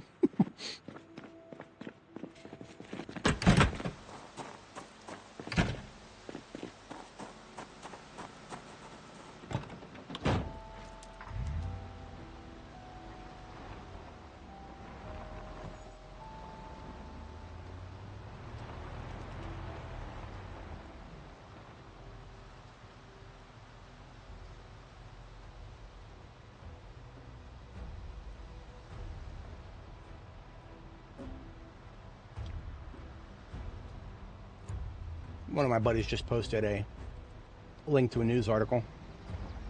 Blizzard has taken down yet another fan-operated private server of World of Warcraft. I wouldn't go as far as to call it a surprise, but it's also not a good thing. I don't like it. It ain't good for the preservation of games, but at the same time, I think WoW is a solved problem in terms of preservation. If you want to keep playing WoW after they shut the servers down, you'll be able to do it. It might not be a very good experience, but you can do it.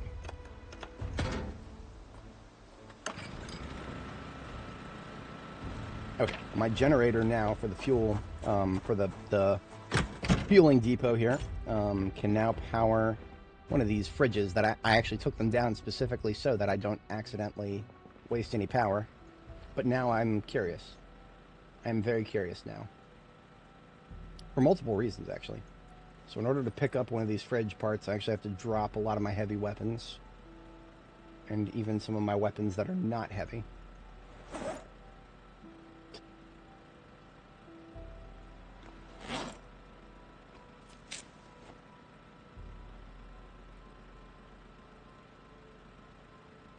You gotta be kidding me right now.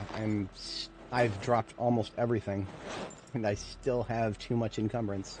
It's actually because of the stupid it's because I'm carrying 12 encumbrance of stir fries. Whatever. I'll take my backpack off. Fine. I shouldn't have to, but whatever. All right. Let's put down. So this is one of the double store fridges right here. Now both tiles of it are now being powered by the generator.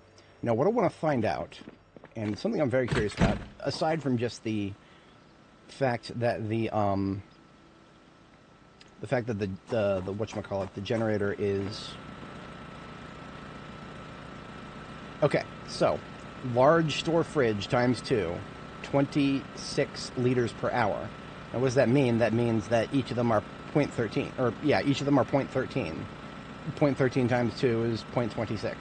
So I was correct in asserting that the large store fridges are the same power consumption per tile as a regular fridge. But what I also wanted to find out while I was here is can I do something wacky with that? And when I say something wacky, can I power one side of it? Not from this distance. I would have to move it over. But that's what I'm going to do. I'm going to try moving it. What happens if I just move the fridge one tile over?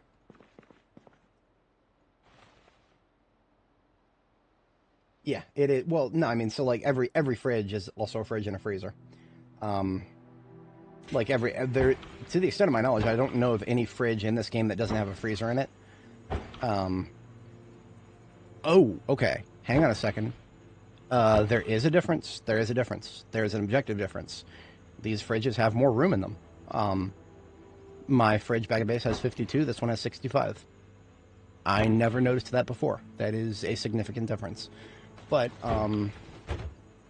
my question still stands. Can I actually power one side of the fridge instead of both sides at once? This is a bit of a gamey thing. But look at this. You see how one side is illuminated and the other isn't? The wrong side is illuminated.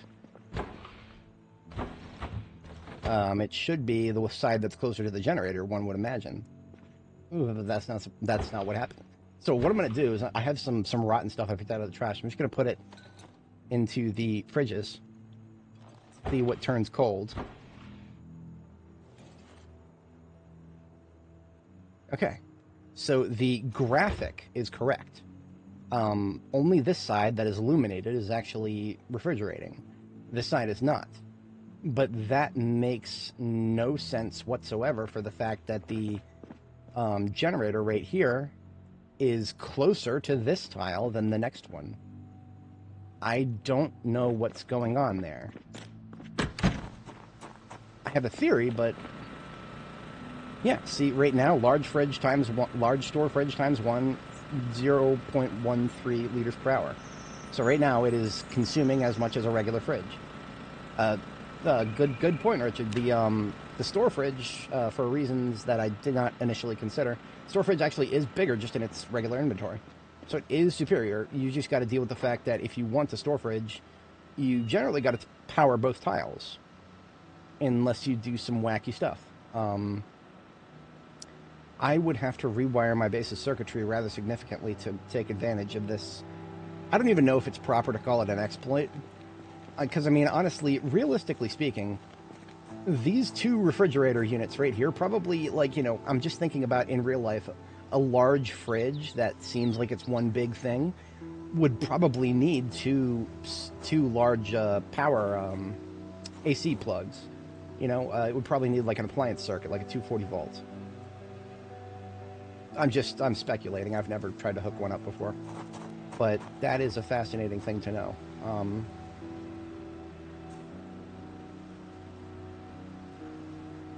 It makes me want to try something else, something equally stupid. Let me do some tile calculation really quick here.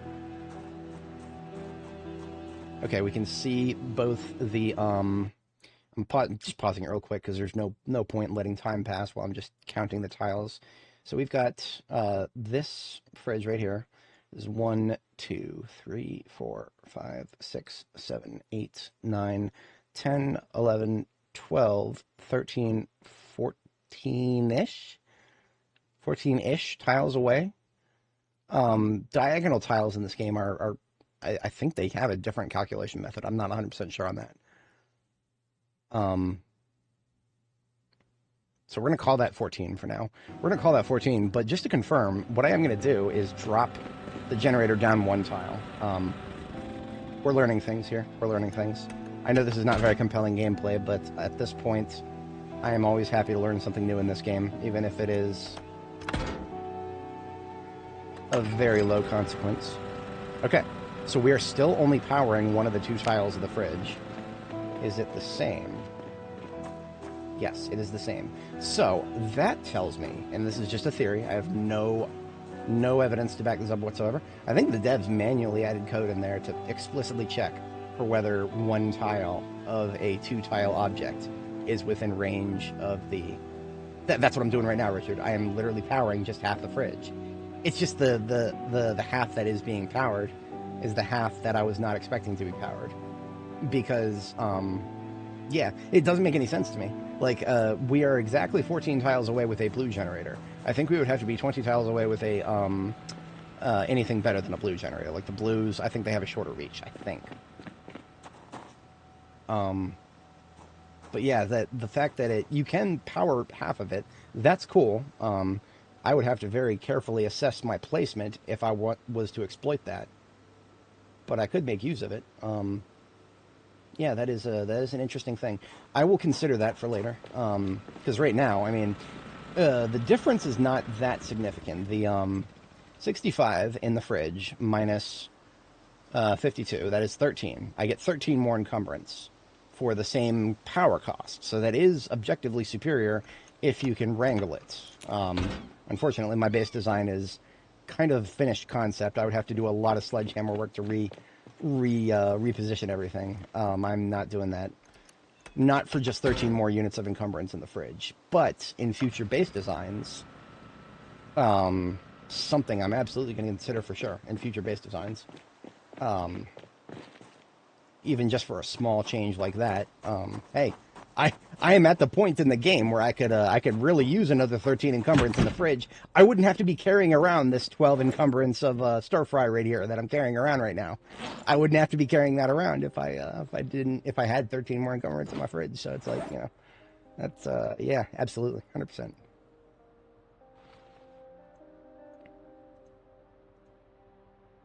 But this also got me thinking about my firearms. I need some reloading.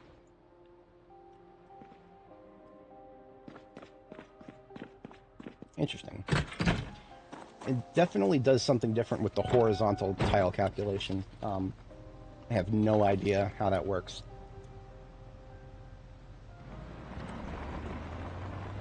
It does work.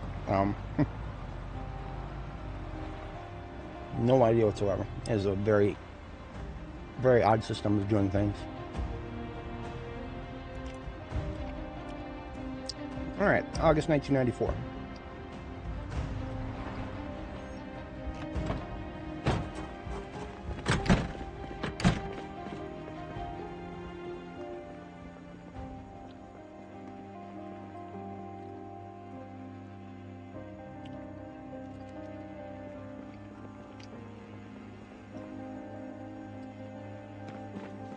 I don't think there would be any major consternations with putting it in this corner,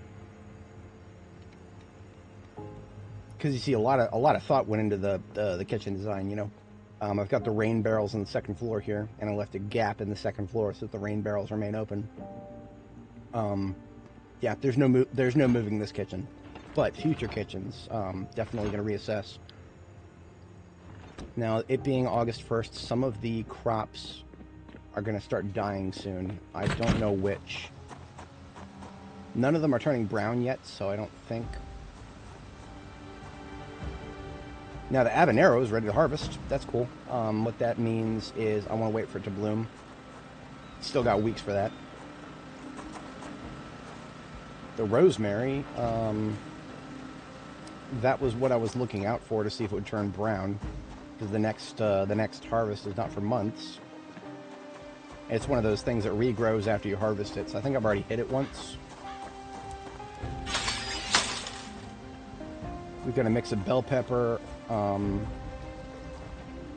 bell peppers, and tomatoes on this side. Now the sunflowers are most likely, yeah, like so the pumpkins and basically everything is all in the same phase that I planted. Yeah.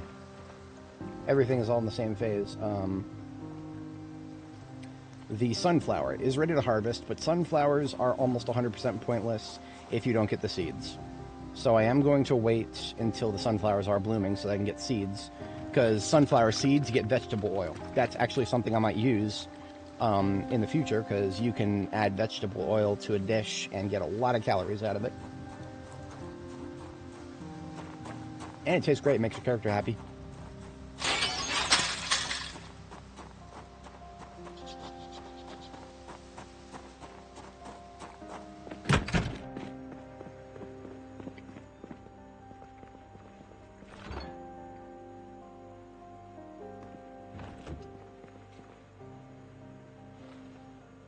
Literally cannot afford to eat anything out of the fridge until I finish off these stir fries in my backpack, because I literally could not fit those stir fries into the fridge.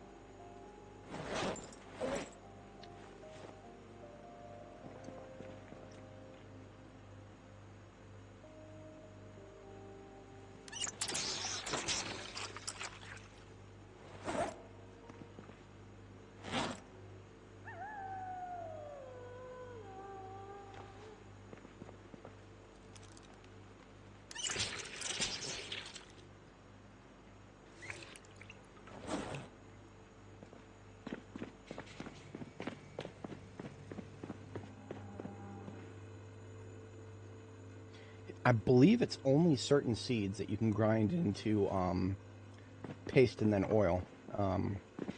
So the way it works with vegetable oil is you've got your hand-operated press over here. I usually use it for pottery. You know, 1 out of 7 of its uses are for the oil. So I don't usually care about that. You need 30 uses of seed paste. Where do you get seed paste from aside from, I saw some. Type. Paste. Output. There's no way to get seed paste from the regular crafting menu, because I look through the output items of the regular crafting menu, and the only thing with the word paste in it is wallpaper paste.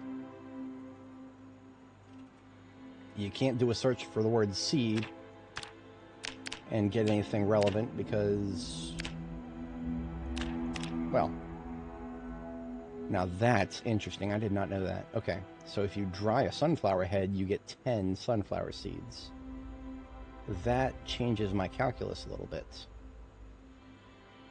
I mean, that just means you plant one sunflower, you can get a lot of seeds from it. Because when I harvest the sunflower plant that it's out there, it's just in ready ready to harvest mode. What I got to do is I think I got to... It has to be dried? Okay. Apparently there's no way to collect seeds from a sunflower head that has not been dried. I don't know if that's realistic, but whatever. I don't have the mental capacity to care right now. That's just an interesting thing that I've learned, and will commit it somewhere to my memory banks.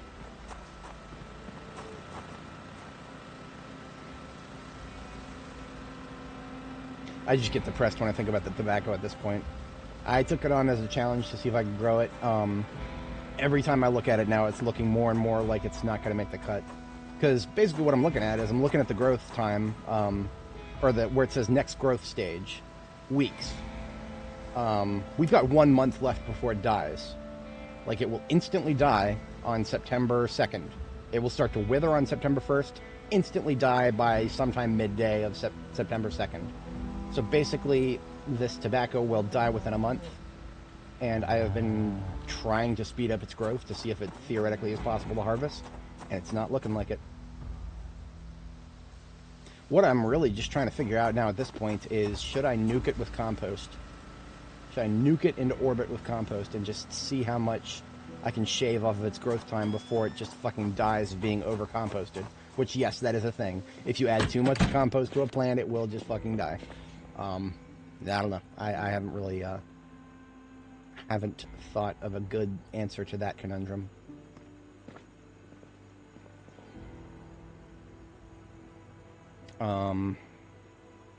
Next order of operations. And there's a couple things on the docket, but replace that light bulb. Sure, I'll do that next.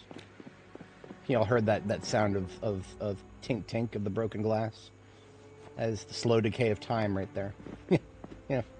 I had an idea for a project. It's a really morbid one that would work with what I currently know about coding. It wouldn't be too hard to do. I would just make a countdown timer on and just leave it on my computer screen 24/7.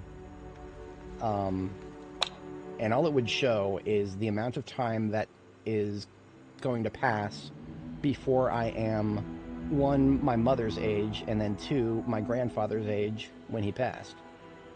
Those ages are actually significant because my grandfather's life expectancy is going to be similar to mine, and my mother's, she just recently reached an age where she's starting to have memory troubles. Now, what that means for her long term, no idea. But for me, if I end up like her, my short term and long term recollection is my single strongest suit as a human being. My ability to just remember random things and recite them like that, really quickly. When that goes, I become, a fraction as useful as a person as I currently am to everybody around me. Literally everybody around me. It's one of the reasons I'm good at video games. It's one of the reasons I'm good at my day job. It's one of the reasons I'm good at most of my hobbies.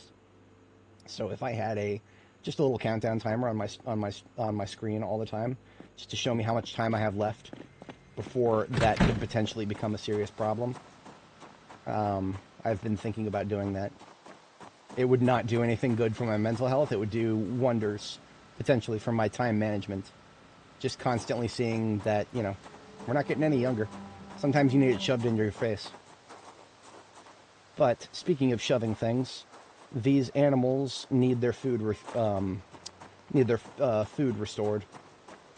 So I'm going to go harvest a whole bunch of grass. Feed my cows. Stop thinking about such morbid things. Life and mortality, very difficult subjects for some people to process. I'm not particularly afraid of it, but I am very, very, very afraid of not completing the objectives that I've set forth for myself. Some of them much, much more attainable than others.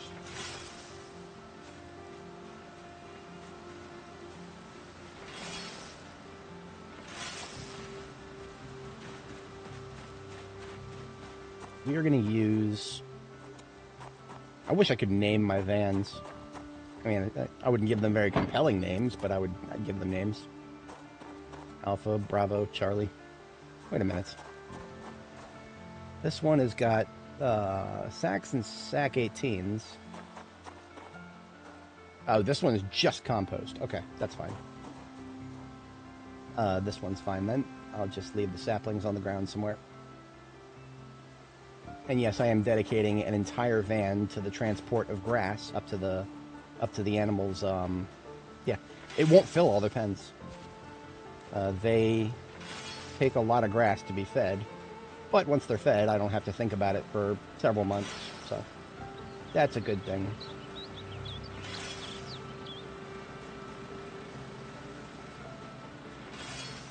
And in order to feed them, I just got to mow the lawn. Easy enough. Easy enough. Nothing, no harm ever came from mowing the lawn, right?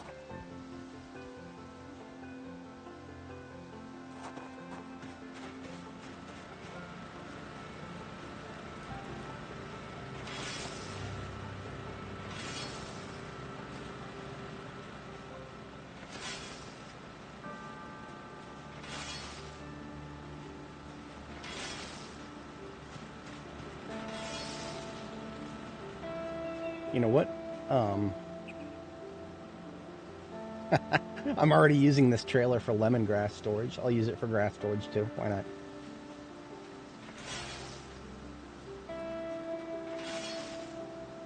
not? My calculations on feeding animals are pretty much a solved problem until the devs change it again. Right now, you can fill those large feeding troughs with 95 encumbrance of food.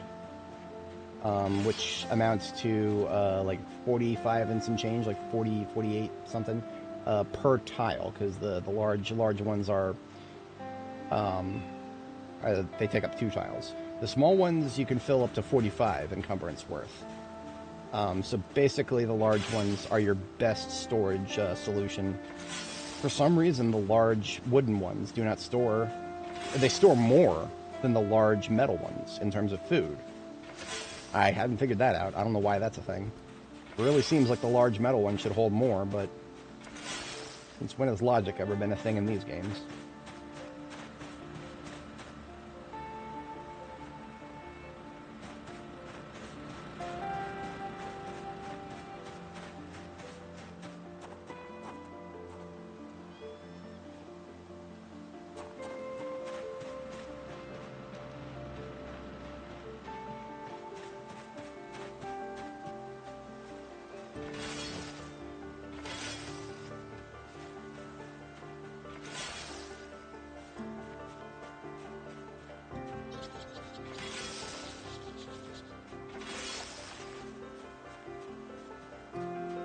Love this track, by the way. I used it for the speed paint recently because it's pretty chill, and it has the right vibe when it gets hype when you're in a vehicle driving around.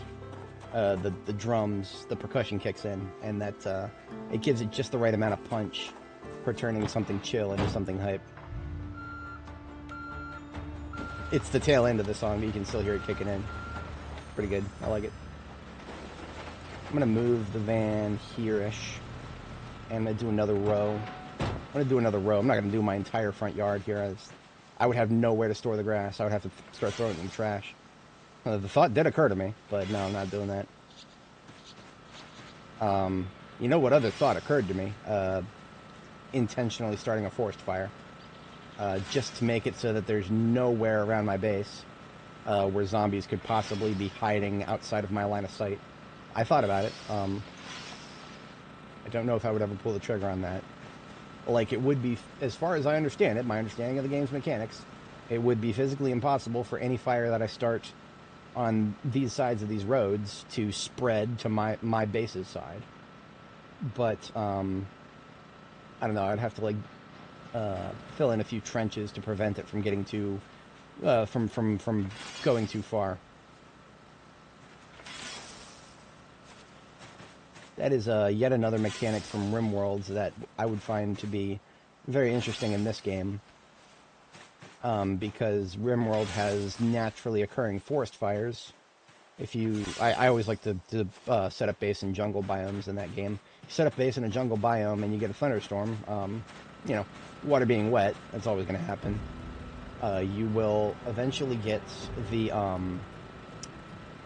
lightning will strike an open area, and the fire that gets started by the lightning strike will not disperse by the time the storm is over. And so the storm will be over, and there will be fire spreading, and no more rain to shut the fire off. And therefore, a naturally occurring forest fire will literally happen next to your base. And there's ways you can deal with that without having to just go out there and put it all out yourself. You could just kill all the plants in like a trench to make it a more controlled burn, or you just let it go nuts. You could let it go nuts. That increases the soil fertility over the long term. What is going on with my cows right here? There should be... Okay, one was hiding behind the door. There should have been 3, and there are 3. I just couldn't see one.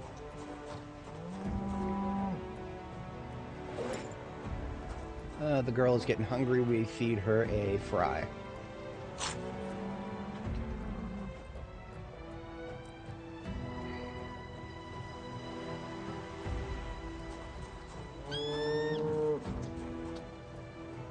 I really do need more food for the Angus. Speaking of Angus, I do need to turn a few of these girls into steaks here. Getting to be a little too many of them.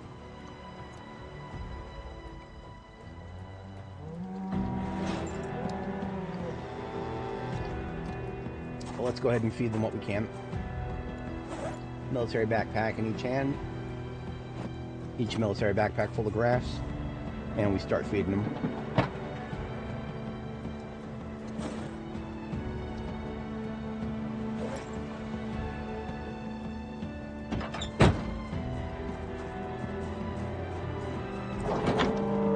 Damn it, get back in there.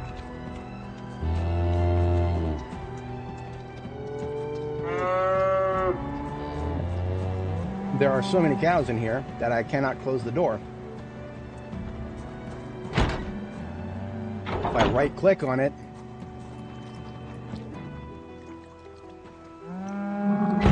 okay, that will work for now. The stupid one is stuck outside, but it is what it is.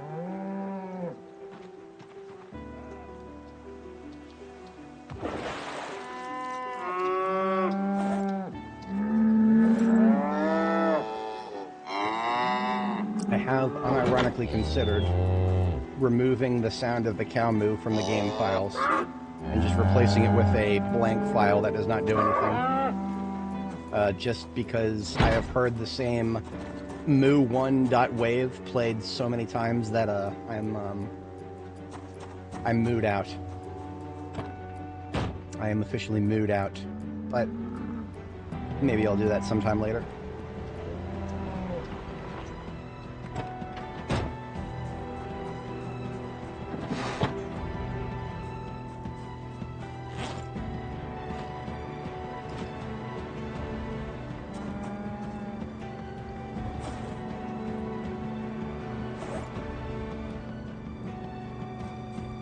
Only 4 military backpacks can fit in the van at any given time.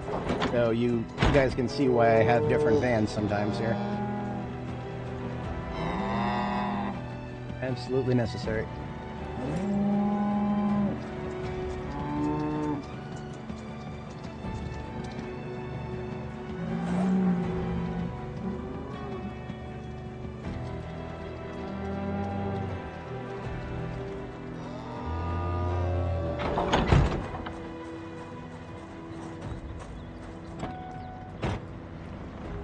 I don't know if cows will eat lemongrass, but I'm going to try, because damn do I got a lot of it. I planted a whole bunch of lemongrass and then harvested it for the sake of agriculture experience. And then I blew through agriculture, and now I'm level 10, and I don't need experience anymore, so I just got a ton of lemongrass that I have no idea what to do with. Into the trunk of the van it goes, and I'm going to try putting it into the trough, see if the cows will eat it. If they don't, well, it's going to stay in their troughs either way, so it will just throw off my calculations if they don't eat it. They'll just be ignoring perfectly good food right in front of them.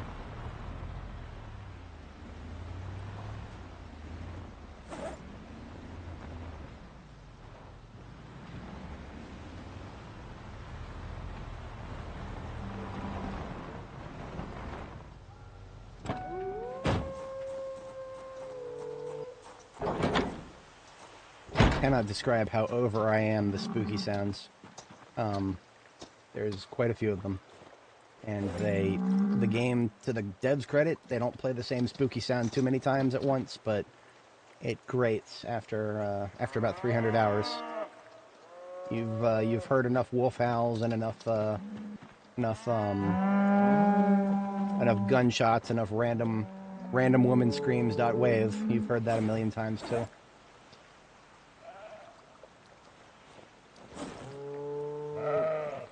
But there is some of those troughs filled now.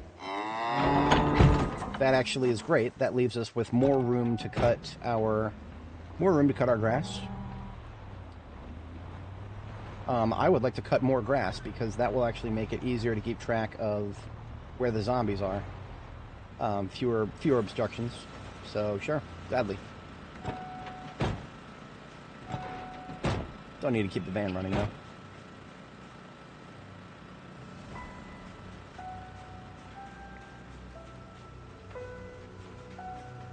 Now what I'm going to do is, instead of going back and forth to the van a billion times, I'm just going to drop all the grass on the ground when my inventory is full. That's how I do it when I'm clearing grass for the roadways. I don't see there any need to be different now.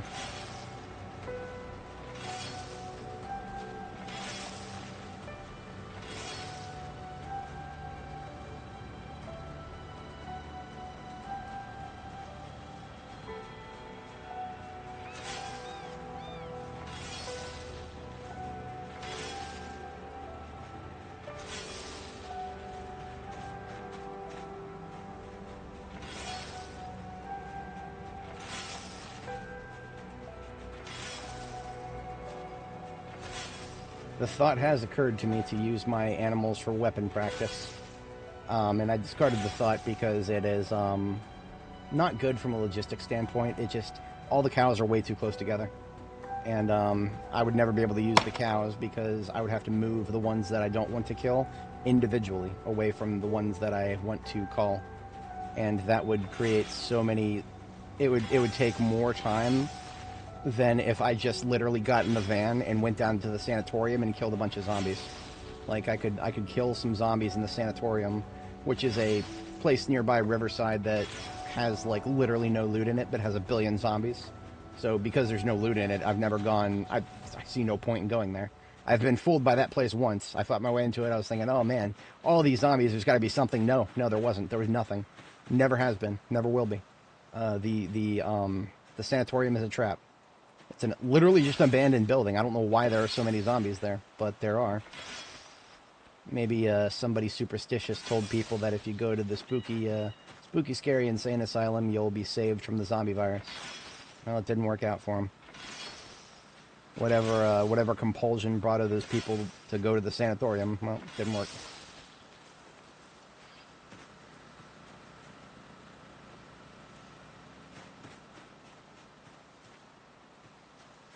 I am almost 100% certain that the only reason it was added to the game was the Indie Stone is running out of ideas for big POIs.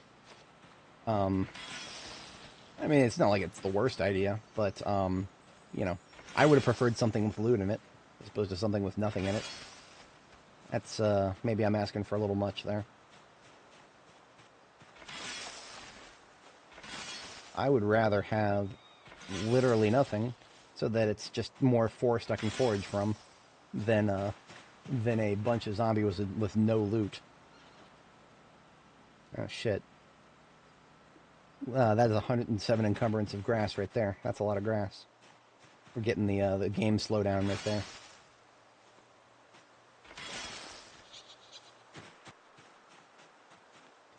It's suburban America here in this game, but we don't have any, nobody has a lawnmower. Nobody's ever heard of those. They don't exist.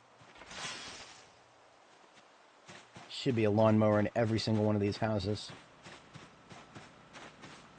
Oh, we are now sweating so much that we are at risk of getting sick. Excellent. Excellent.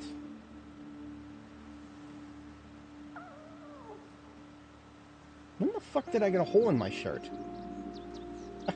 That's insulting. Okay. Well, I guess I gotta fix that.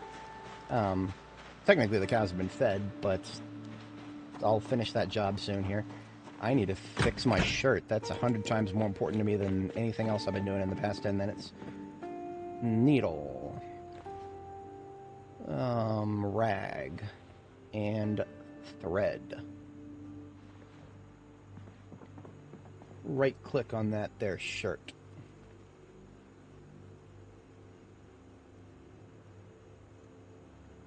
Upper torso. No wonder. No wonder. Well, it's been fixed. That's good. Never should have been broken, but all okay. Checking the drying racks upstairs. They're probably done. I'm going to take some more basil to toss on there.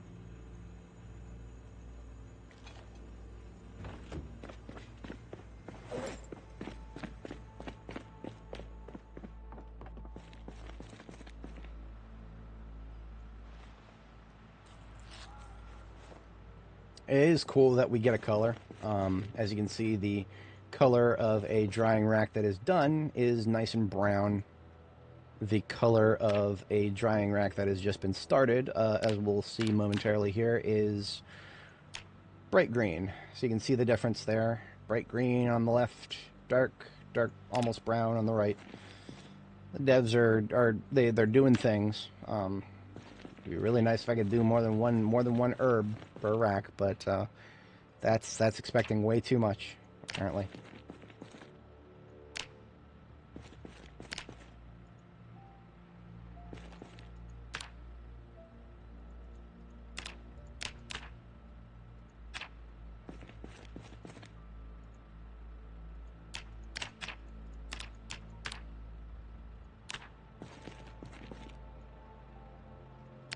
I just wish, I know I've said this before, but I'm never not going to say it. Can I do this with fewer clicks? Anyhow, some way. Just give me a way to do this with fewer clicks. I was getting all morbid on you guys with that whole experiment to show me how much time I have left in my entire life, but something that has a lot less time is my mouse. There's a finite number of times I can click that thing before it starts breaking down on me. It's happened to many mice before it. It'll happen to this one. It'll happen to the next one. I would do anything to reduce the amount of clicks I have to do for such rote, regular options. Things that I gotta do all the time in a game. But what can I say? It's unstable. Unstable beta. It makes my mouse unstable.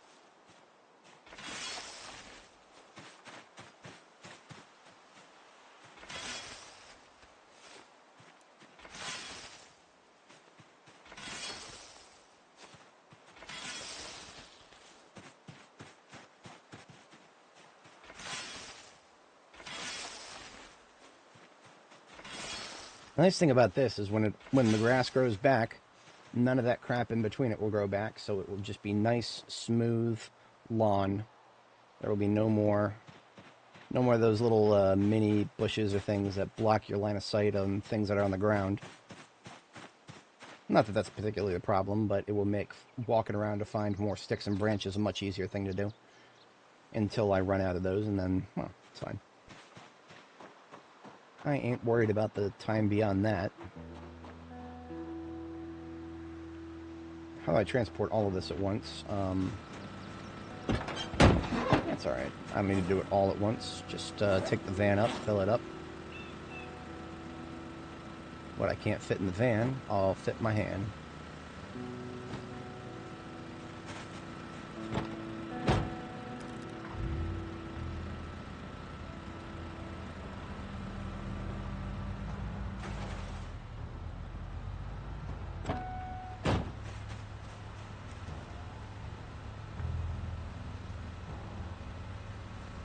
See the slowdown that I'm currently experiencing by just being around 885 blades of grass.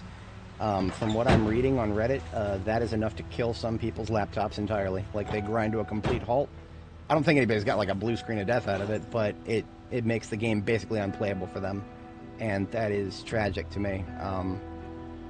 This game should never be so inefficient that it's unplayable. It's a Java game from 2013. There's nothing in this game that is that complex. Everything that could possibly cause the game to grind to a halt like that is... I know I've beat this drum already. It never should have made its way into user-facing builds. And if it did, there should have been a hotfix, but... water under the bridge. It's too late now. We're just all sitting around waiting for the next hotfix. Or, sorry, not the next hotfix. There's no hotfixes coming. There is only a next major patch.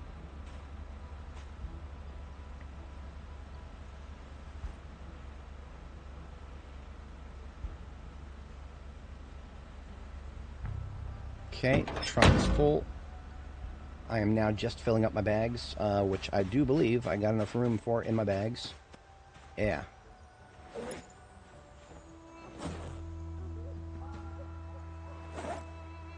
Perfect. The entirety of my lawn is now being transported to the animal feeding troughs. Now, the lawn will regrow long before they empty those troughs. Now look at this. Look at this. We're getting something like 10 frames per second now. And that is because between my handbags, the passenger seat and the glove compartment, and the trunk, something around 2,000 units of grass within bag reaching distance. All over something to do, if I remember reading from the devs correctly, something to do with some code they added for fireplaces. Nothing to do with the new crafting menu, nothing to do with anything of any actual substance. It's just fireplaces. Okay. Okay. You guys, you fixed it in your internal build in a matter of days, but no, the rest of us have got to sit here for literal months between builds and wait for them to deign to give us something. Even the cows find that to be bullshit.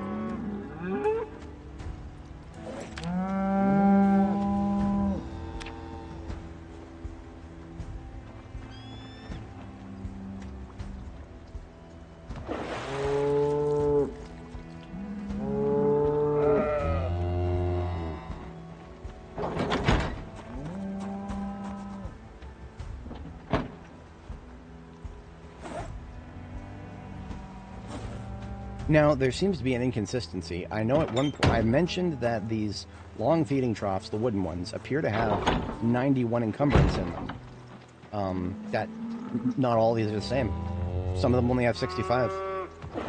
That is an unsolved problem for me. I don't know what the difference is. I don't know why some of these have 65 and one of them has 91. Sorry, 91. Such an odd number. 91 is technically the highest of any storage container that is a building instead of a vehicle. That I've seen, at least. I don't know what's going on there. That is highly unusual to me.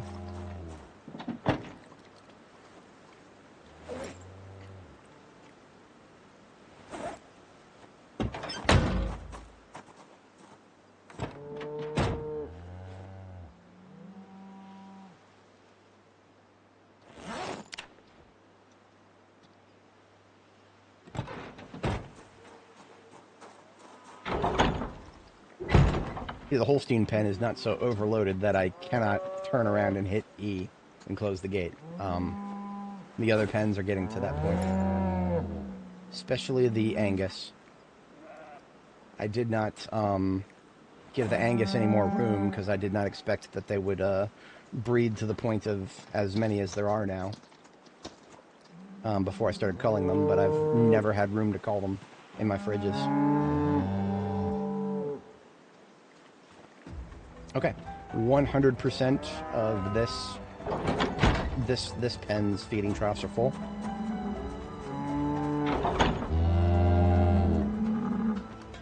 See, look at this. I cannot. There we go. I can hit E there. Nowhere else.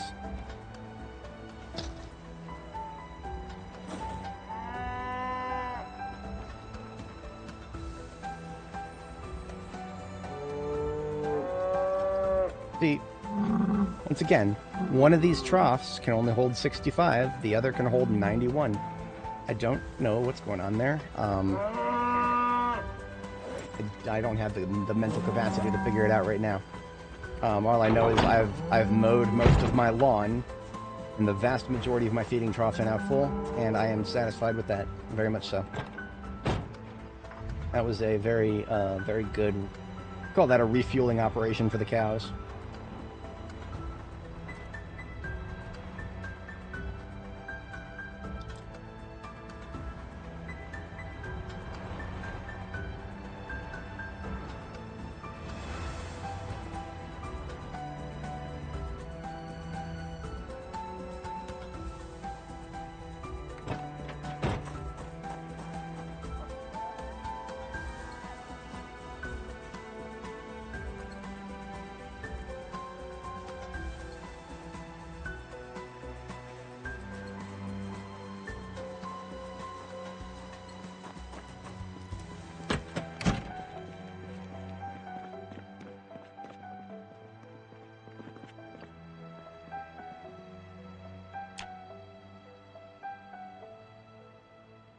Made it to bed on time, too.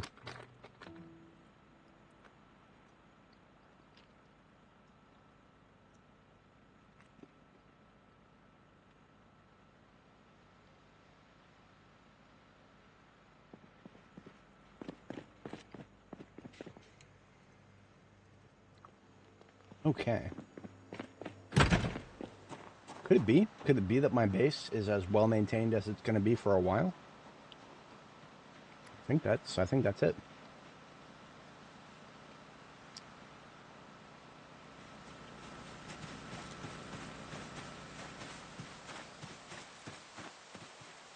I could do worse to get some of these rocks out of the way.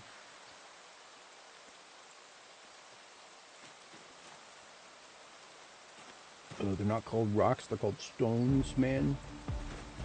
It's alright. I would literally just put them in the backs of the white vans. The white vans are currently rock and stone storage. Literally nothing else, just rock and stones.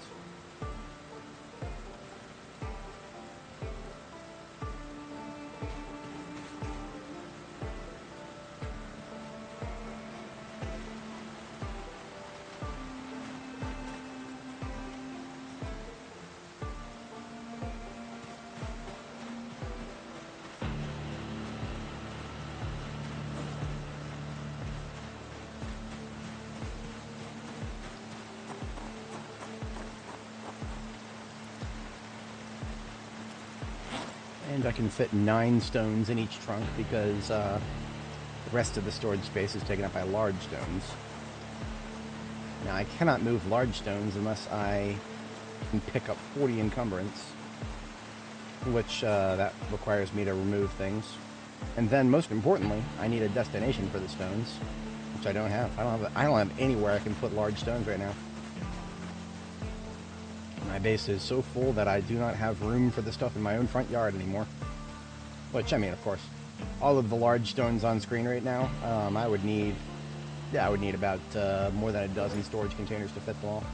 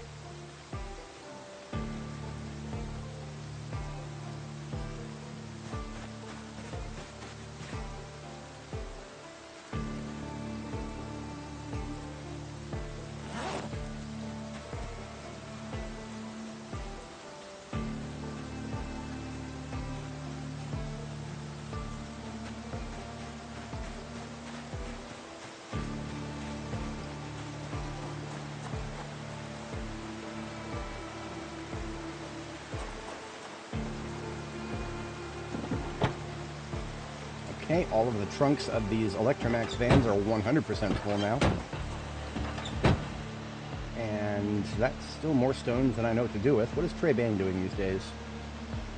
Is he completely empty? Oh no, he's regular stones and smooth flats. So I actually can put some stones into Trey Bane here.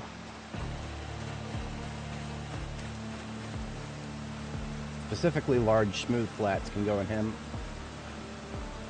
I'm going to get out a couple of spare bags, put those in there.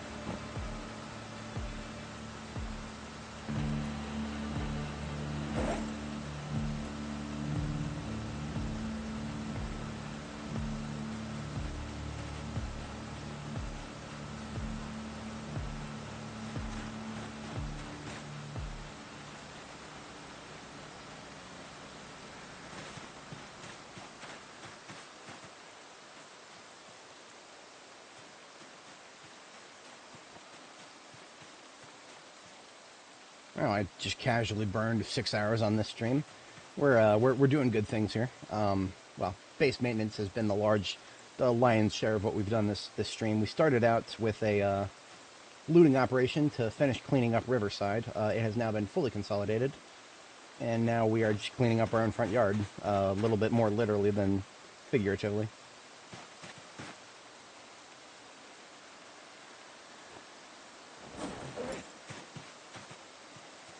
Once again, I am carrying about as much as a trailer could by hand. That is the power of military backpacks. But that is also me removing every large smooth flat stone from the area that I have mowed. So a lot of these can fit into Trey Bane here, the Trey Bane metalworking van. Whatever cannot fit, I'll find another home for. Actually, this might be a perfect fit.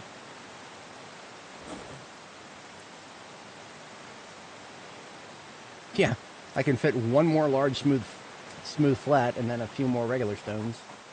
But there are no more smooth flats, so I'm just going to grab the regular ones and be done with it.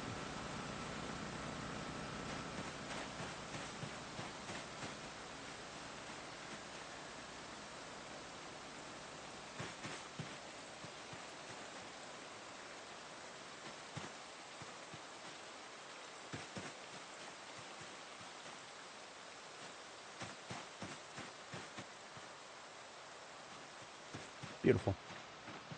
So all the stones remaining in that area of grass that I've mowed, all that's left are the large smooth flats, or I'm sorry, the large stones, the ones that weigh 40 encumbrance. I could not find a place to store those if I wanted to. I would have to build an entire row of storage crates just for those. I'm not beyond that, but I don't know where I would put them just yet. Maybe at the police station, to be honest. I'm already using the parking lot of the police station for mechanics work. Maybe I could use the police station itself as masonry storage.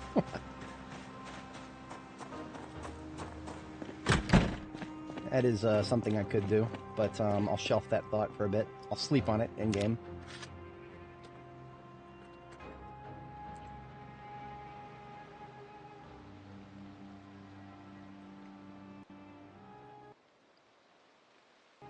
We just lost music for a second.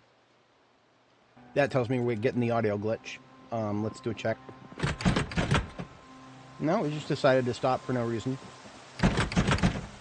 If you're not familiar, for anybody watching, if you're not familiar, Build42, if you play the game long enough for any single session, more than my average is between 6 and 8 hours, you start, the audio system gets overloaded and stops playing sounds, and the game gets less and less stable. Just gotta close and reopen the game when that happens. No big deal. But I heard the music cut out randomly while we were sleeping, so I was afraid that might have happened. I think we're good for now. Oh, look at this. The corn's dying. Why is it dying? I don't fucking know. I guess we were supposed to harvest it. Yep, we were supposed to harvest it, and we didn't, and it's all dead now.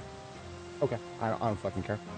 Like, I care a little bit, but I'm programmed to wait for things to be blooming instead of ready to harvest.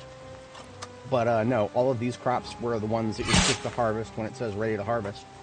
And if you don't, they all fucking die. So, okay.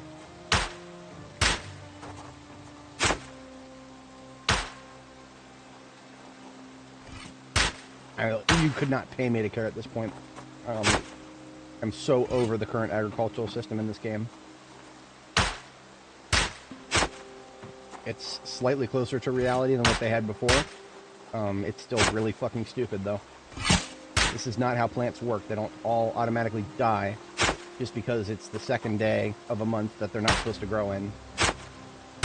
It's a combination of temperature, pressure, weather, all sorts of things. Any farmer on the planet will tell you these things, but no, these devs have got to... We gotta have our growing seasons, and only valid for certain months, and if it's, oh no, if it's outside of that month, it's gonna die. All of your corn's just gonna die. Oh, the cucumbers and the zucchini too, okay. Oh, sunflower too, okay, sunflower. The flower doesn't bloom. The flower doesn't have a blooming phase.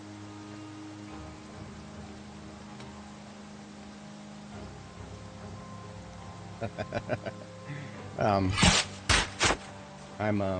need to stop thinking about it. I need to get these fucking eyesores out of my base now. And I need to stop thinking about it. Because the more I think about it, the more angry I'm going to get, and the more I'm going to be tempted to just stop fucking playing this game. The rest of this game is still fun. It really is. And I have to remind myself about that when shit like this happens. Because if I cared about this, if I cared about agriculture, if I was one of those guys who wanted his Farmville simulator, you know, like actual Farmville, not just animal agriculture, but proper agriculture, I would be rage quitting right now if I was one of those folks. I'm not, thankfully. But look at this, the watermelon is different. I planted it at the same time as all the rest of that shit, but no, it's almost ready to harvest, and it's got a couple days left, and let's just wait for that then. Okay. Whatever. I just deleted, what was that? Almost 100 crops that just fucking died. Whatever. I've got to emotionally detach myself from that because it is not crucial to my survival. It is broken. It is unfinished. The devs could finish it and fix it if they changed like 10 text files in their source code. But no, they're busy with ragdolls right now. We gotta have our ragdolls. Gotta have our haha funny. I hit the car with the zombie and look at the zombie go wee. We gotta have that. We can't have can't have crops, functioning crops in our survival game. How about jalapenos and habaneros? Does ready to harvest mean that they're gonna fucking die tomorrow if I don't harvest them? No. I think these actually do bloom, but hey, I don't know that. Let's make sure. I'm gonna harvest this jalapeno right here. And I did not get seeds. And therefore, because I did not get seeds, my understanding, my intuition of this game tells me that I'm supposed to wait for it to go into blooming phase. Is that actually how that works? I don't know. I got nothing. I have got less than nothing on that. All I know is I managed to get 17 jalapenos. That's nice. And you know what? You know what? I'm going to do one of those for habaneros, too. I should have a little bit of habanero up here, too. There it is. Quote-unquote, ready to harvest. But these don't produce seeds when you harvest them because ready to harvest doesn't mean that it's going to produce seeds. Unless it's corn, unless it's sunflower, unless it's, what the fuck else died? Cucumber, unless it's zucchini. In that case, you gotta remember, ready to harvest means that, you don't get seeds unless you harvest. God damn it, dude. If it's not, I'm losing a little bit of my sanity trying to keep track of this. It should not be this hard to keep track of something in a fucking video game. It is a video game. You can't even call it a simulation. If you wanted to call it a simulation, it wouldn't be this stupidly broken. But no, we get the worst of both worlds. They want their video game cake, and they want their simulation too. Yeah, I didn't really get that metaphor right, but still, I'm a little bit. I wanted to say that I wouldn't get mad about it, but man, mad is not the right word. I'm just Frustrated because I know they can do better, and it makes me very annoyed when they don't do better. Because I've seen them do better, and they don't.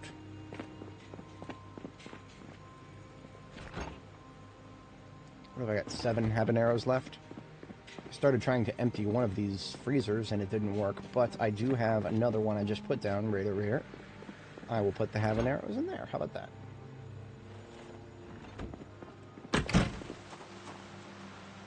Oh, the basil needs to die too, but that's okay. I harvested the basil enough times. We've got plenty of it now. You see, all this is all what happens to the tobacco. Oh, it's down to days now. Okay. It's down to days. Tobacco will reach the next phase within the week. That's good. At that point, I want to double compost it and fertilize it. Will I still be able to shave a month off of its growth time? I don't know. But I have to. Because what just happened to all those crops that I just had to kill? They were 2 days out of their growth season. Tobacco has 5 months of a growth season, but it takes 6 months to grow.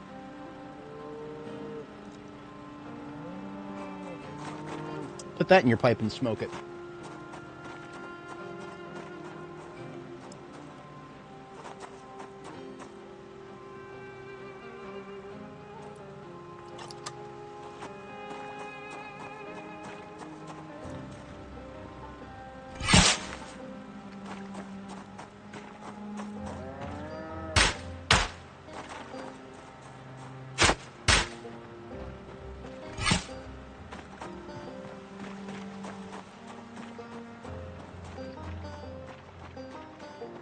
I'm definitely never going to plant a big, anywhere near as big of a garden in the future.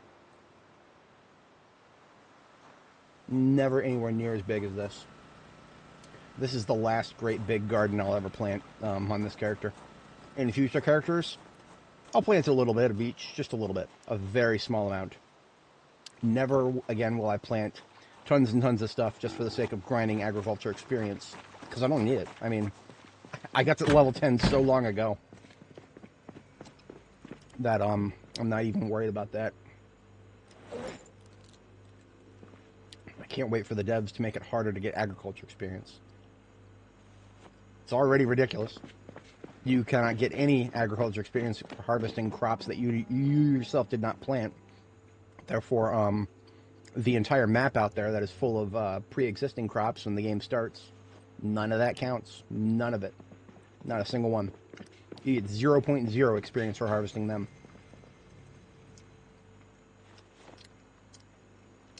Welcome to Project Zomboid.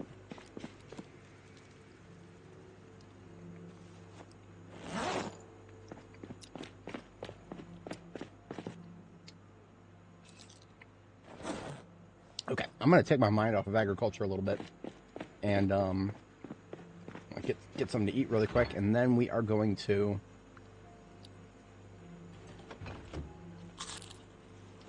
we're going to get our tailoring maxed out. We have had enough materials to max our tailoring for a while now. It's really just been a question of when do I want to pull the trigger on that, and I would like to do that now so I can stop thinking about tailoring entirely. The best time to get my tailoring finished was last week. The second best time is now. Our best recipe is rather silly.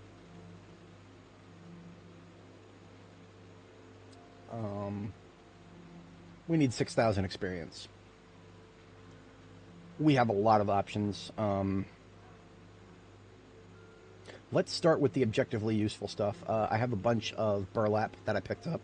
Well, a bunch. I've got 4. So we're just going to straight up turn those into sacks. That'll get us a little bit of experience. About 100.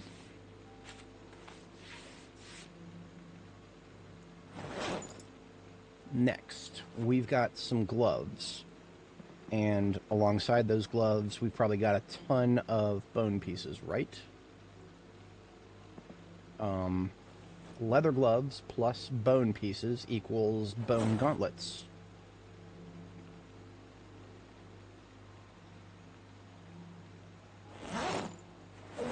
Oh, I put them on the floor. I was like, what happened to those bone pieces? Oh, they're on the floor. Okay. There's also a bunch of stuff that I was going to dismantle on the table here. 14 pairs of jeans. Each time I dismantle, or each time I shorten them, I get a little bit of experience. So now these skirts, I have to fix them before I can shorten them, but then I can shorten them. I just need some thread and a needle. Even though if I need a thimble, but I'll take one. So yes, I am literally going to just patch these up so that I can turn around and dismantle them, but I get experience at both stages. The hell?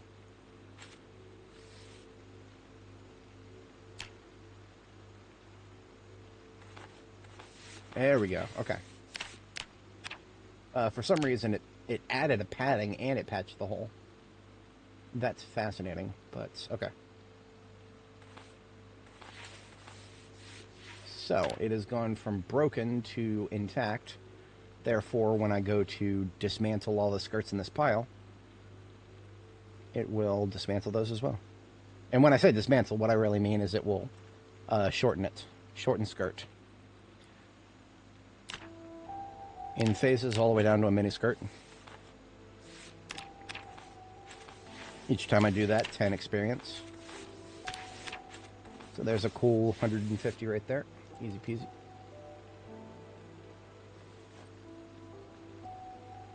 And I can do the same with the jeans and the socks right in front of me. There's only one pair of socks, though.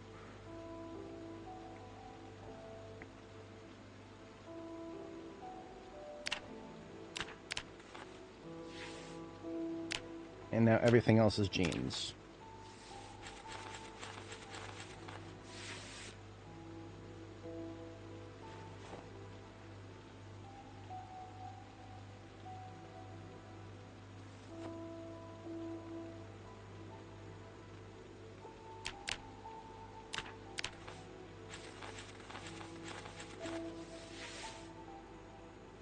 So that got us quite a bit of experience right there.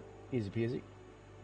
That was about 600 experience in all between the things we've done since we started. So I'm just going to go ahead and bundle up all of the denim I just got into a couple of bundles.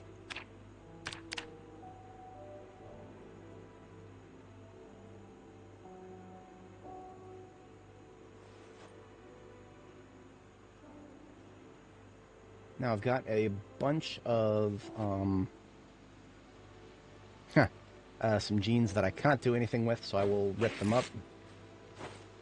There's a specific type of jeans. Mesh Denim Light is the internal name. The externally, all I see is jeans. So I have no idea until I go to try to dismantle them that they are in fact not the kind of jeans that I can dismantle for experience. Okay. We are cutting up these belts. Just because I left them here, and they're right in front of me. Now, these leather coats, I usually like to wait until I'm like the highest level imaginable, but I'm level 9, it's fine. Because you get a slightly higher chance of getting a intact leather from ripping something up when you're higher level. Slightly. Okay, we are going to make some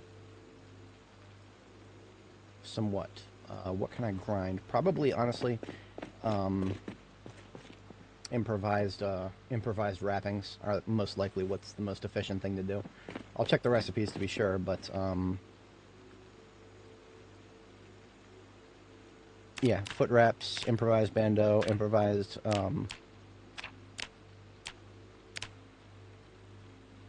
one of these was a level 1 recipe, and I can't remember which.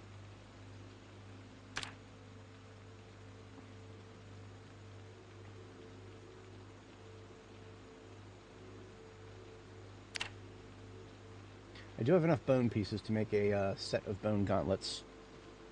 I'm going to go ahead and do 2 of those. Because that will get me a fair bit. 156 for each of those. So, there's one. Now I could get more bone fragments from other things. Gonna hold off on that for now. Because there's other things I could do with those bones that may be more useful. Bone bead necklaces come to mind. Yeah, I'm gonna try that. We're gonna carve some bone beads. I need a hand drill. I don't have one over here somehow, so we're gonna put one over there. Should have yet another hand drill in here somewhere. Right? I don't know, it's gonna be in this side. Yeah. I thought I had a hand drill at every single workstation where I would ever need it. I was wrong. There's one there now.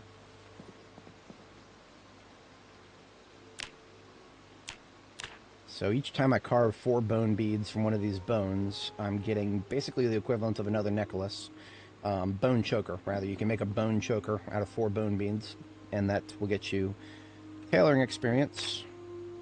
The other thing that you use up are leather strips and twine, of which I have tons. I've been going out of my way to make sure I bring all the twine back with me for this exact reason. Partially because I know I'm going to use up a lot when I start leveling tailoring, which is what I'm doing now.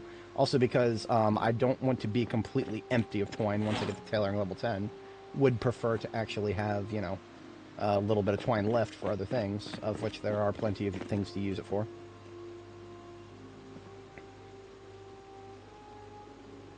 But that was all the necklaces I could make under the current paradigm, because I am out of bones inside here. No more bones on the interior. Outside, I have so many bones that I could not fill up a crate. But I don't think any of those are bone pieces. I think they're all just straight up bones. Let's do a experience level check. We are up to 4,700 out of 9,000. I don't mental math very well. That's like 1,500 something. No. What? Is that? Am I going insane? I think I am. I underestimated how much more experience we needed. Okay, cool. We're about halfway there, I guess.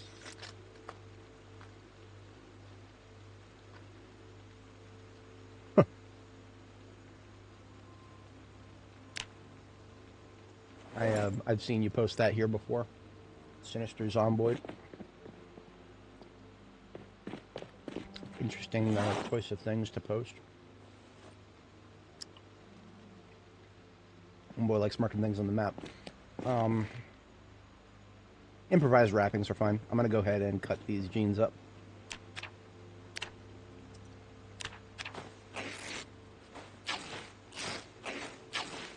That's quite literally what I left them here for.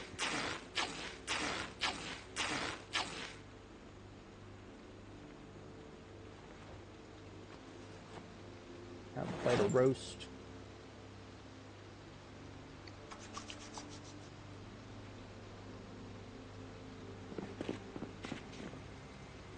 Empty pan goes into the pots and pans drawer.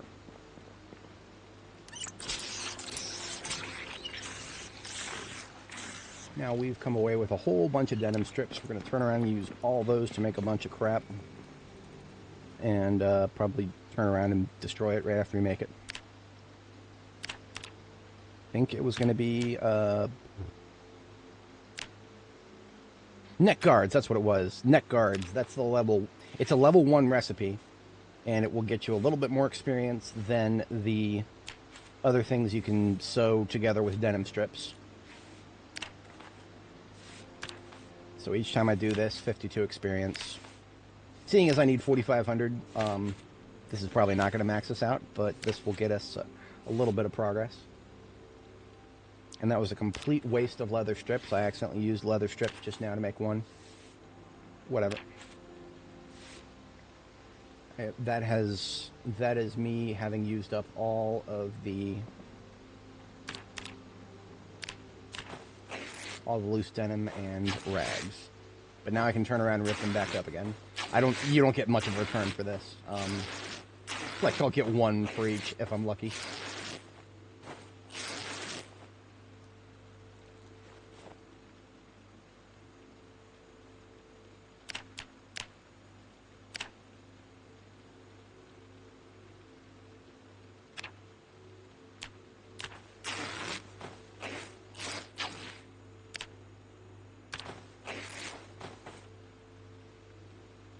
This bando, I think I left it here to fix it. Yeah.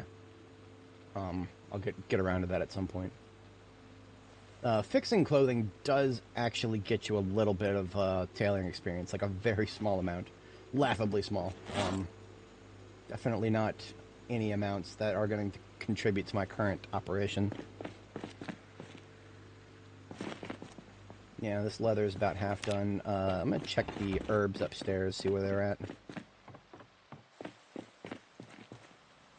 Done. We're going to get some more herb.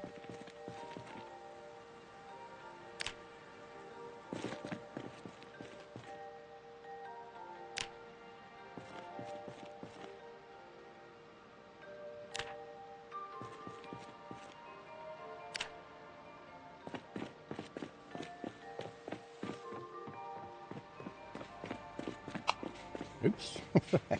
Stray click and I turned a light on. I wish I had the clapper in my base. You just clap on, clap off. Clap on, clap off the clapper. Let's go dry some jalapenos.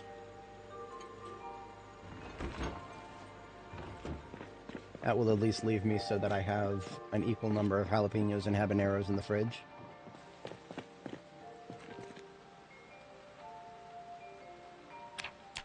I think possibly my biggest complaint about this... Oh, I need 2. Is that right? What? It only put 1 in, but the UI says I need 2. Okay, I'm not gonna question it. It's unfinished, extremely unfinished. Not ready for user-facing code. It really is not. See, I didn't even use the P word. No P word. Not gonna use the word production. I'm just gonna say this is not ready for anything that users interact with. Take that, programmers. Now you can't bitch at me for using a word wrong. Now you're just gonna have to realize I'm right, and the point that I was making is 100% correct. I'm still mad about it. I'm still mad about it. It's alright. These radishes are going to be gone, like, momentarily if I don't use them up now. I'll cook something. That's why I'll cook something. How's about a couple of stir fries? Don't have enough of those.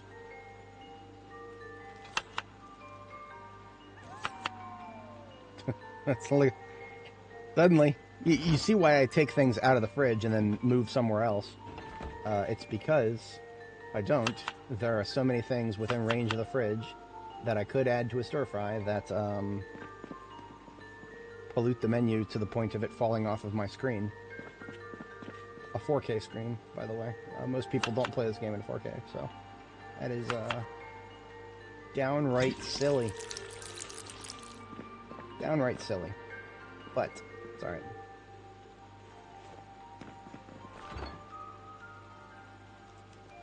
Gonna use up some of that basil, some of them chives, some of that thyme, and oh, you know what? I'm taking them in 4s, except I don't have a 4th thing to add them to.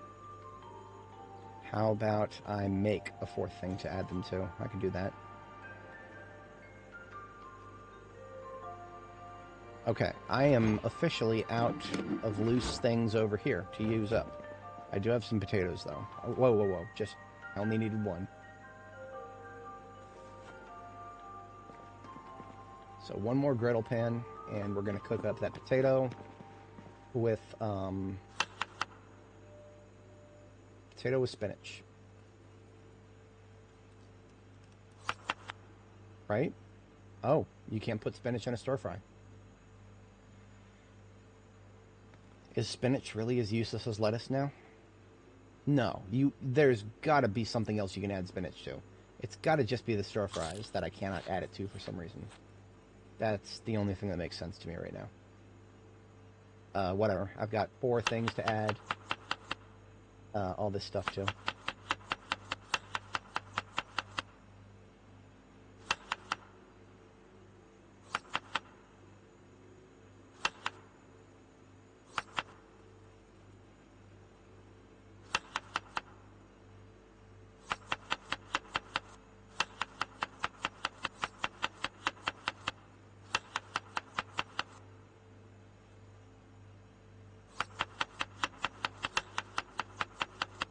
give my actual literal kingdom for recipes.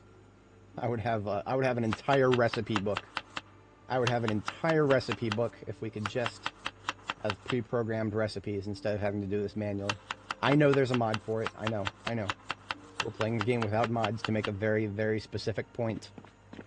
Very, very specific point. I need to add something else to these. Yeah, I need to add something else to these. These have nothing in them. Like, it's not even worth putting them in the oven right now. We're gonna put potatoes in these other 3 ones. I mean, we have a billion potatoes. I would have preferred to use something other than them, but I need to thaw other things first.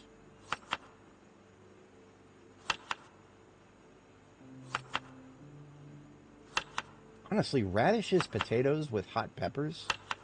I'm starting to feel hungry, IRL. That sounds like something delicious. It would depend on what other preparation you do to the potatoes, because, you know, potatoes are a platform for a billion things. I would definitely, I would have ideas to do with the potatoes on that. But since we lost our entire harvest of sunflowers, what that means for me now is I would want another alternative source for seed paste, if there is such a thing. The corn is over here. This is where I would grind it.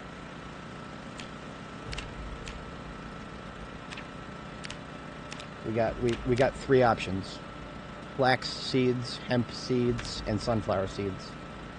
We can't do anything else. All those other hundreds and hundreds and hundreds and hundreds and hundreds and hundreds of seeds that I have over 1,000 seeds in my gardening box. Not a single one of them is useful for making seed paste. Like, I get it, but at the same time, fuck you. I mean, really? You're telling me I can't make any sort of approximation of seed paste out of any of those seeds? Like, I know the seeds are different. Some seeds have certain things in them, others don't. That, you know, I don't know. I'm a little mad about it. These are about halfway done. I need some calories. The stuff that I'm eating right now doesn't have enough calories in it. Even though I am technically overeating, like a lot.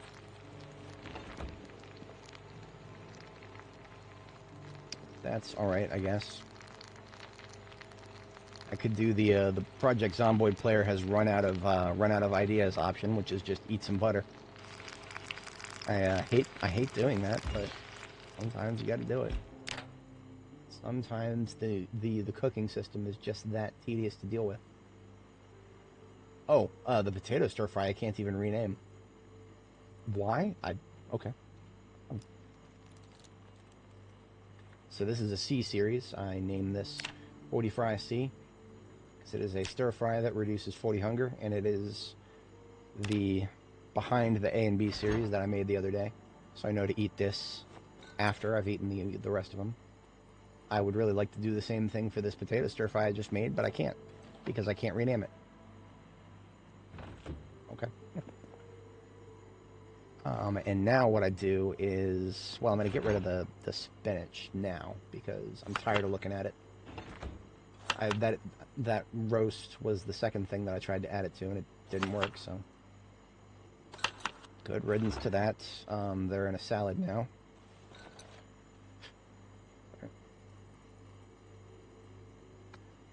I literally could not put the spinach salads I just made back into the fridge because there's not enough room in the fridge. It's all so tiresome. Okay, I'll put one spinach salad back. I'll just eat the other. YOLO. I got room. Our girl's a machine. She can digest anything. Bedtime. Let's hit the sack.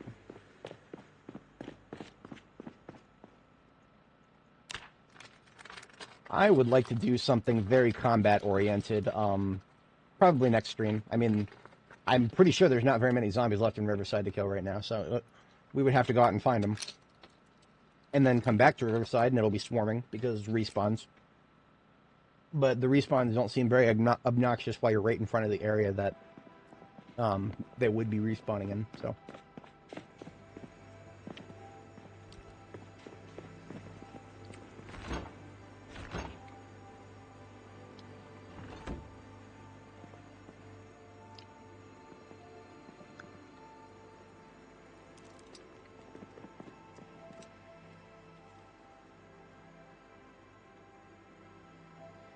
So if I were to split my generators into another circuit, I would be able to buy myself a lot more time that I could spend away from base without having to come back and maintain the generators. I have yet another generator I could do that with. I have another yellow generator sitting outside. So if I wanted to, one, preserve all of my crops, and two, use up as little fuel as possible over time, or, sorry, go for as long as possible between refuelings, I would want to... Well, there's a couple things. There's a couple ways I can go about that.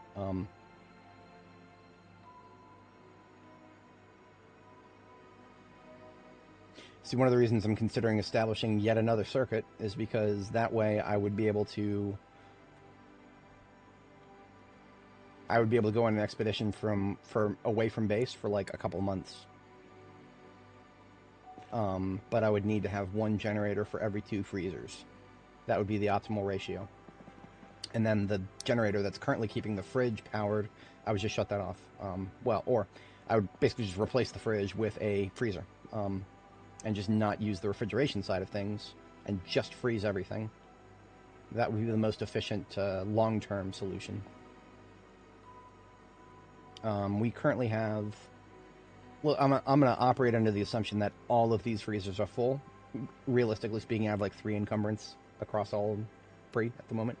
Otherwise, they're all full. So, 1, 2, 3, 4, 5, 6. We have 6 freezers. Wait a minute, hang on.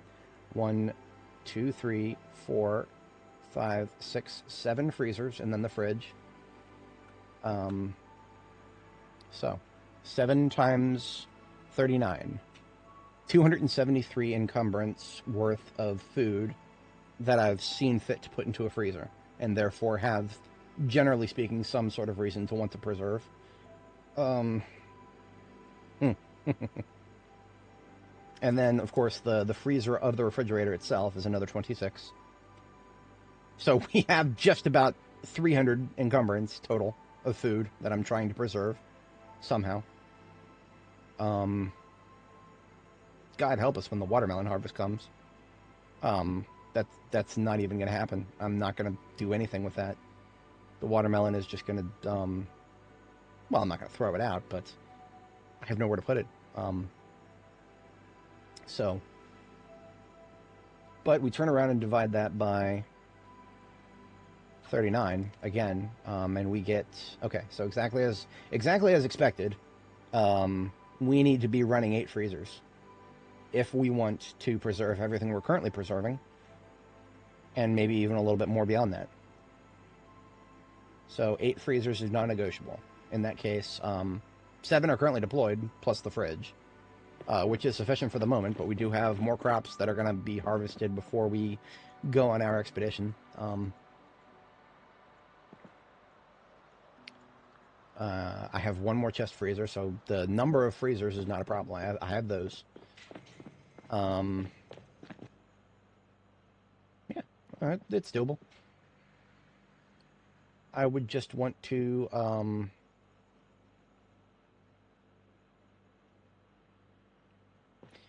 get it so that each circuit is only 2 freezers. That's doable.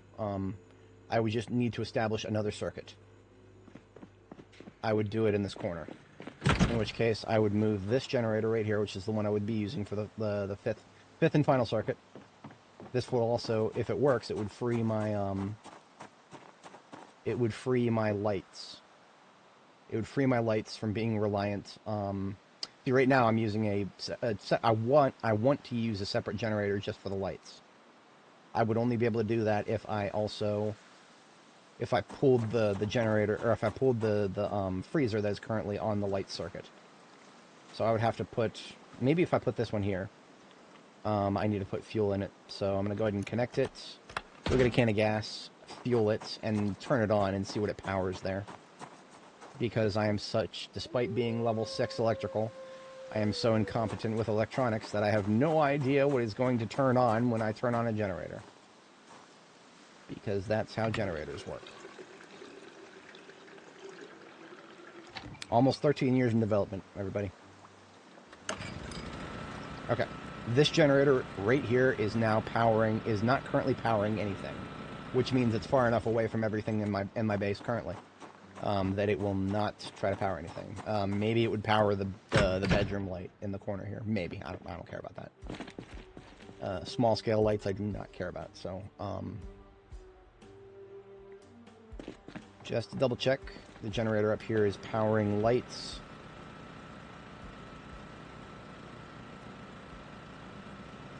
What the fuck is going on with this?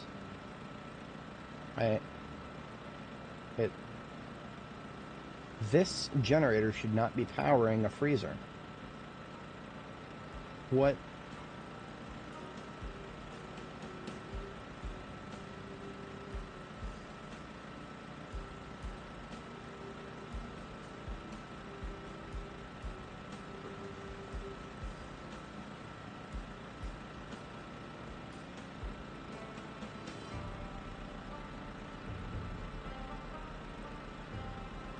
I'm sorry. When I said it should not be powering, it's powering half of a chest freezer.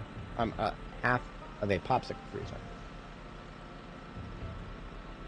and then it's powering 2 chest freezers. It should be powering 1 chest freezer, and that's it. So something is very wrong with my light circuit right now. To such an extent that I'm gonna shut the light circuit off completely, and I'm gonna go downstairs and figure out what the fuck is going on with these other...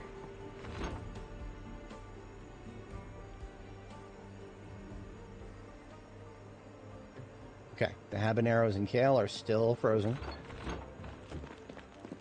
The fridge, still fridging. The freezer next to the fridge on the same circuit, still frozen. This corner, still chugging along. This freezer right here should now be off. As it is, okay. I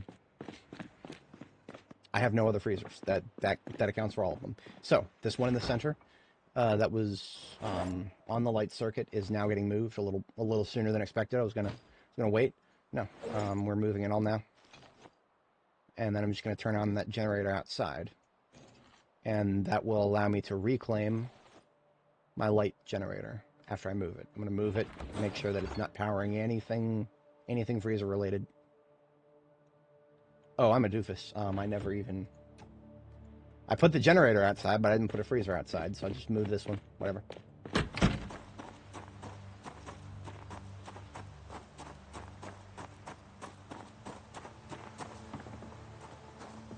Okay.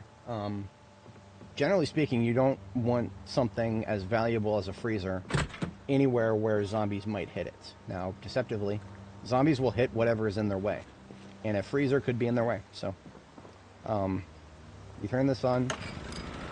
The only thing it is powering is a chest freezer. So this generator is doing what it needs to be doing, exactly what it needs to be doing, and nothing beyond. I put all of the stuff that I was carrying into this freezer.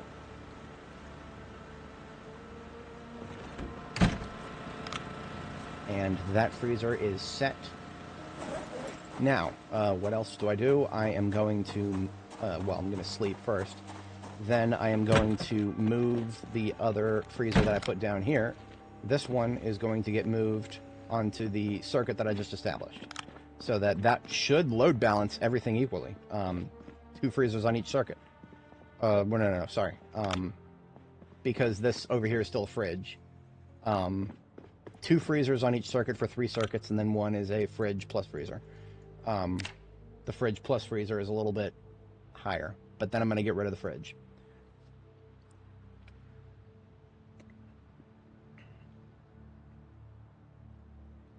And then once I've gotten rid of the fridge, counterintuitively, everything is much better preserved.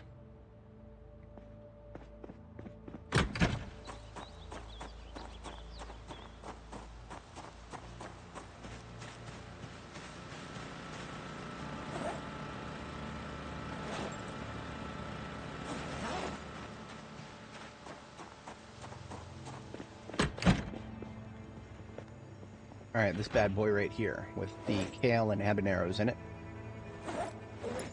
we shall move this outside onto the new circuit.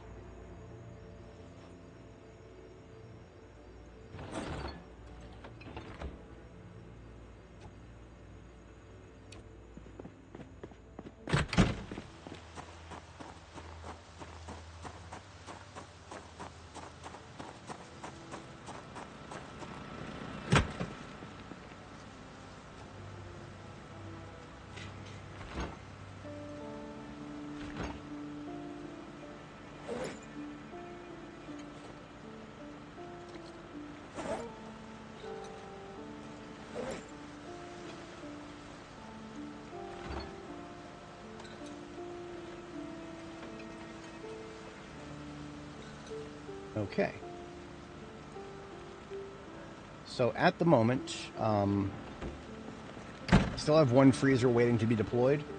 That is not going to get deployed until I'm ready to go on an expedition. Until then, I have 7 freezers and a fridge. And that's 2 and 2 and 2 on each generator. So there's just one generator that's being slightly taxed higher than the rest, but otherwise the load balancing is complete. We have shared the load. Samwise Gamgee would be proud of us. The load has been shared. Now, counterintuitively, I'm going to remove some stuff from some of the freezers because my actual fridge is out of stuff to cook with. And that I need to be using this stuff up, obviously, so I'm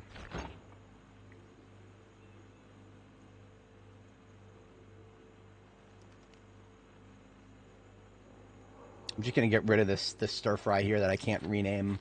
It bothers me that I can't rename it, so I'm getting rid of it now. I'm eating the whole thing. Only overate just a little bit there. However, I need to be gaining weight, and I need to be gaining weight. Well, I mean, I have 4 kilo to work with. That's not a bad thing. And we've got, what, 2 sticks of butter to get to work with? How about we make something nice? Let's make something nice, like actually nice. I'm gonna fix so I almost deleted this from my memory banks because it made me so angry. This generator that was accidentally powering a chest freezer half. I'm gonna move it a little bit. Make sure that it's not doing that anymore.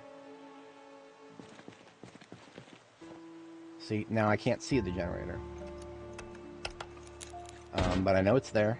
So when I turn it on, it is now only powering lights, as it goddamn well should have been this whole goddamn time. To know where the generator is, now that I've moved it, I am going to put the duffel bag directly next to it. That will help me remember exactly where it is. There we go. So now I just know to right-click on the the tile to the right of that duffel bag. It wouldn't be that hard to remember where it is, but, you know, sometimes I need a frame of reference for things, even if I know where they're at. Okay. So lights are now on their own circuit once again, so technically speaking, we have 5 generators now. Just as God intended, I'm sure. And on the 5th day, thou shalt split your entire base into 5 quadrants instead of 4. Some shit, I don't know. I don't think God intended for this game to be like this. He would have had a better plan, I'm sure. Okay, I want to make a cake. Sick of my character not having something really, really nice to eat. She needs to put on weight. She might as well put on weight in the traditional way. By eating some really sweet shit. Like, yeah, we're gonna thaw 6 strawberries for various purposes.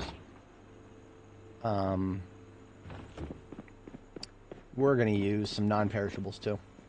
We're going to use strawberries. We're going to use apricots. We're going to use a chocolate bar. And we're going to make ourselves one hell of a cake. Just, I mean, this is making me hungry IRL. I don't really care. My girl's going to eat some really good food, and then I'll feed myself later. It's fine. What the hell did I do with the chocolate bars? Did I move them? There's no way there's no milk chocolate bars. I have 18 of them. That's, I was looking for C's, the chocolates. Okay. Cake. How the hell do you make a cake? I have a cake batter already. Um, prepare it. I have to prepare it with a baking pan. I've had this cake batter forever, but apparently cake batter doesn't go bad as long as you don't use it.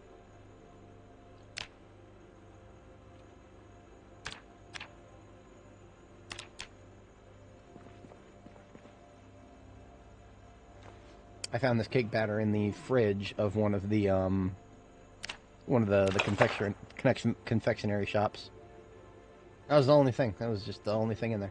So now I can turn around and use the stuff that I just collected, including the strawberries, once they're done unfreezing, which needs to happen sooner rather than later. I'm literally going to put them in the oven to unfreeze the bastards.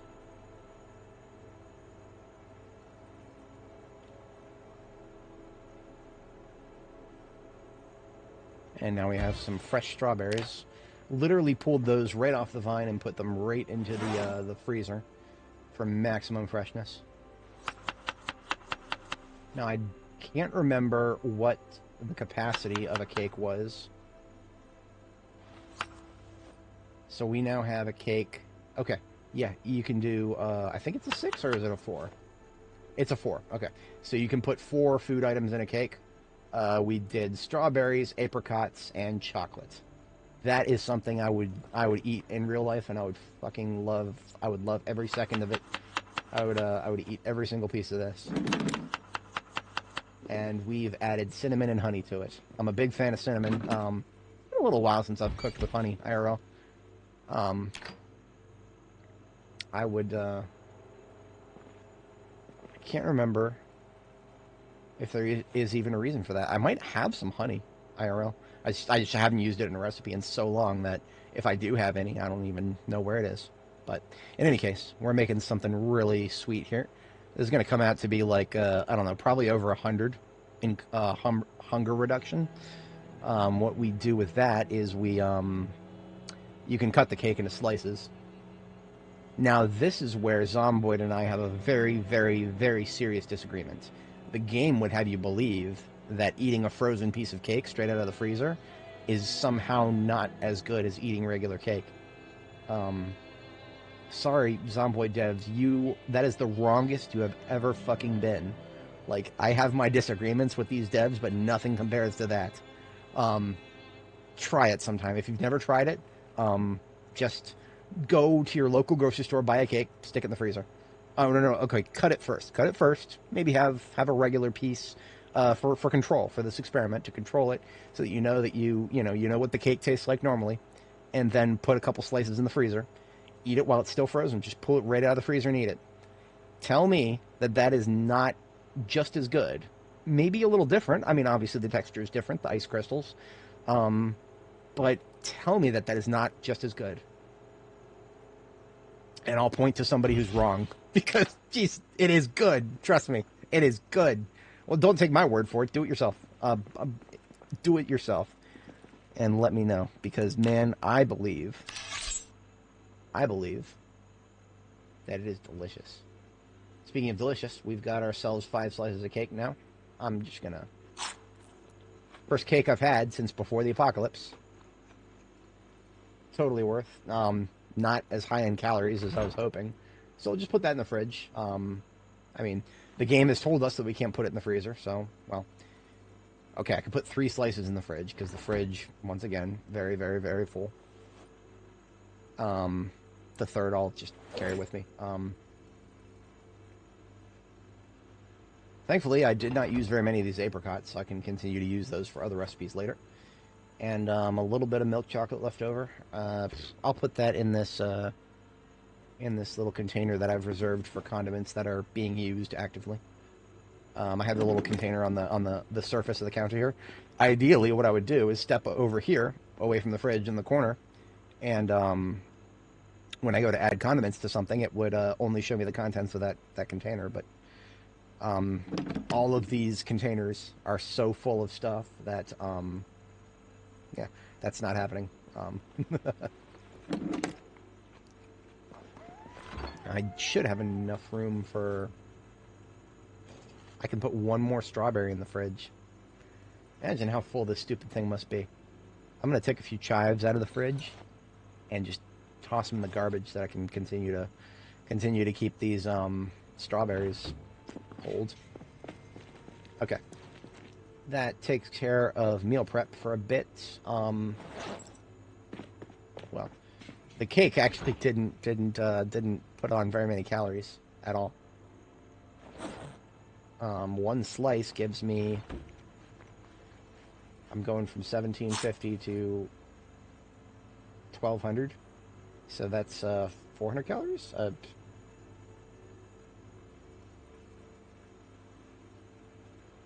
Oh, 500 calories per slice. The amount of time it takes the overeating debuff to go away, I literally cannot... I cannot gain calories by eating cake in this game. Like, even if I stand still... Well, okay, if I stand still and do nothing, then yes, I will gain... I will put on weight from eating cake if I stand still and do nothing. We've got things to do. We're not going to be standing around doing nothing. That's unfortunate. So basically what that tells me is if you want to gain weight by eating cake, don't slice it first. Just straight up eat it. Okay. Yeah, that's not realistic. I mean, realistically speaking, if you do nothing but eat cake for a few days, you'll put on a lot of weight, no matter how much activity you do. But I digress. I'm not mad about that. It's just a little... That's a hell of a lot less of a serious problem than cake out of the freezer being an unhappiness source. So, we are going to go out. We're just going to do a patrol around town, since I haven't quite decided if I want to do... I don't think I have enough time on this stream to do another expedition right now, but now this is a serious problem.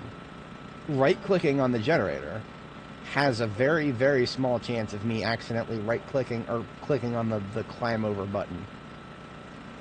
If I did that, our girl would quite literally climb over and just end it. She would end it. Yeah. That might not be the final resting place for the generator, even if it is better suited there. But the load balancing is complete. I still have loot to sort. I don't feel like sorting loot right now. That's a lot of work. Yeah, we're just gonna go kill some zombies. I've done enough non-zombie killing in this game for a while now. I need a little bit of killing in my life. We are playing a video game after all. If it seems like I forgot that. Oh. Welcome to Project Zomboid. Where you lose yourself in the game and you have to go find yourself again.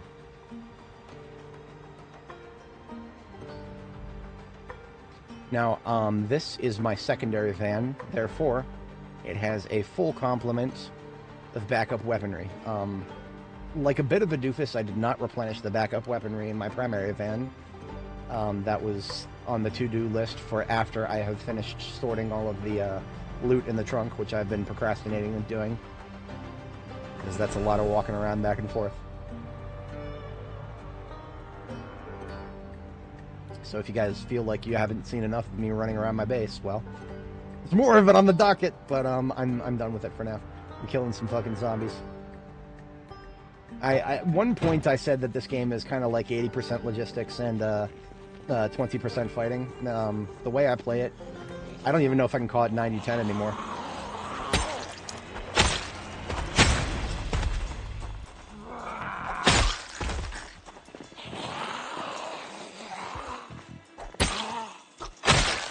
I wish there were more long-term effects for happiness in this game.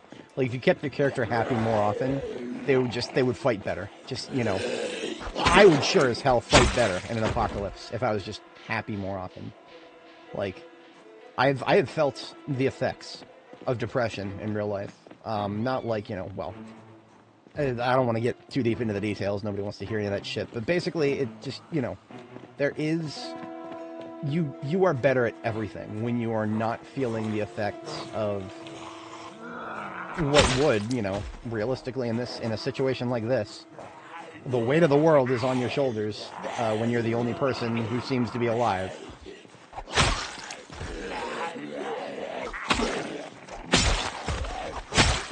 And so you should be more rewarded for keeping your player character happy all the time. Like there should be like being hopeful, keeping your character happy is a very difficult thing to do. I see so many people playing this game who just like, what do these moodles even do? I'm just ignoring them. Like I've seen people who just wear heavy armor all the time and ignore the discomfort and just never, their character is never happy again. They don't really care. I guess they don't empathize with their character. I don't know. Or they're just like, I don't know, my character can tough anything out. I don't know. It's I'm not asking for more negative penalties for the moodles because they're annoying enough as it is, but I would just like a couple more positive things for staying away from the negative moodles for so long. But that's just a little pet peeve on my part. I go out of my way to keep my character happy as often as possible. And it would be nice if her happiness actually reflected in some way in an objective, measurable capacity.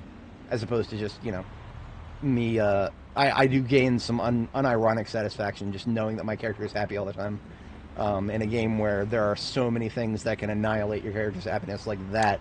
Like just I was talking about this before, but too many zombies smacking the same fence.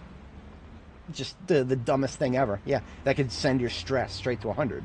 And when your stress is at 100, you bleed happiness like everything. Like, you will, just like 30 minutes at stress 100 will put you into stage 1 unhappiness, I think. Like, less than an hour. Your character is pretty sensitive to stress when it comes to unhappiness building up. Now, of course, if there were positive effects of keeping your character happy all the time, that would also give me more of a reason to read those books that I've been stocking up. Like, give us something like kind of like the eating system where you get a green moodle for being having happiness levels over 100. It's always temporary. And you don't get too much out of it, but that was a thing in B41 too. Like, there were objective benefits to eating. You would hit harder. That's gone. If anyone is not familiar with Build 42, it does not. Overeating does nothing now, other than making your hunger shut up for a little bit longer before it starts building up again. So there is a very slight bonus to overeating now, but otherwise there's a reason I very specifically chose fountain cups of cow's milk, because that is exactly what I need to shut the hunger up every single time I get hungry. There is no longer any benefit whatsoever to eating more than what you're hungry for. And that... okay. I guess we were having too much fun. I don't know. Remember, we're not allowed to have fun when we're playing this game. No fun allowed. We have to just be miserable enough not to quit.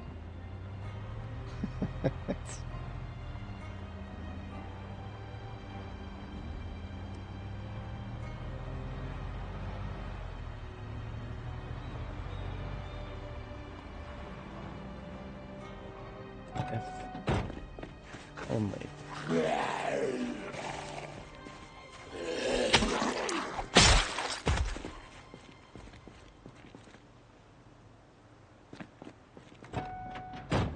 I could just blow the sirens as I'm driving through the streets here.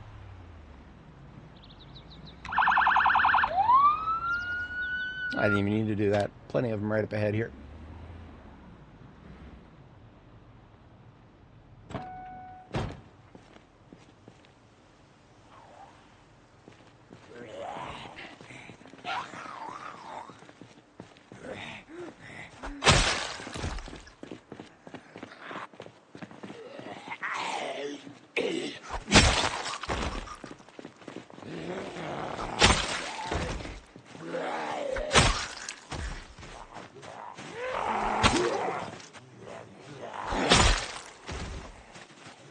Over that fence, would you?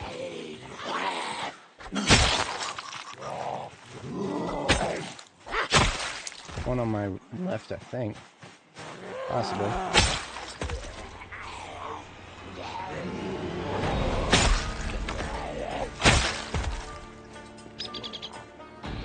saw very few of these guys coming because, well, that's the reality of 1 year later. Trees and front yards making it impossible to see where zombies spawn.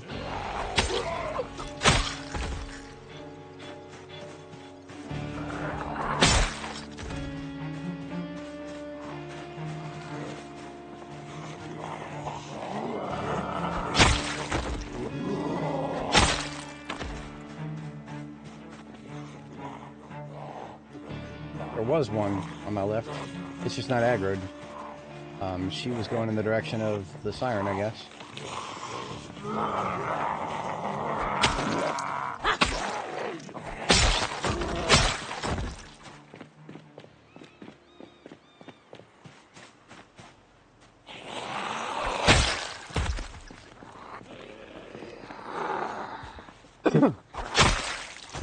Okay.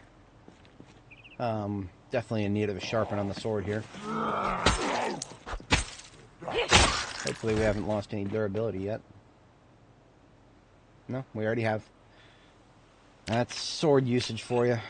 They're really good, but they will wear out much faster than any weapon that doesn't have sharpness.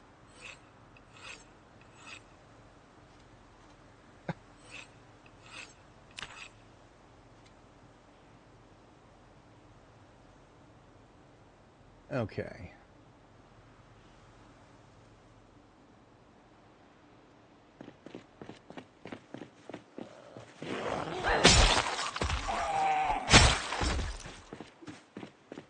I do think I'm gonna make another pass at Louisville soon. I would like to get the current harvest out of the way. I mean, I was saying that before, but I mean, you know, I have fewer crops to worry about now than I did before. So basically at the start of September for certain, because by September 1st I will basically be done with any agriculture that I care about.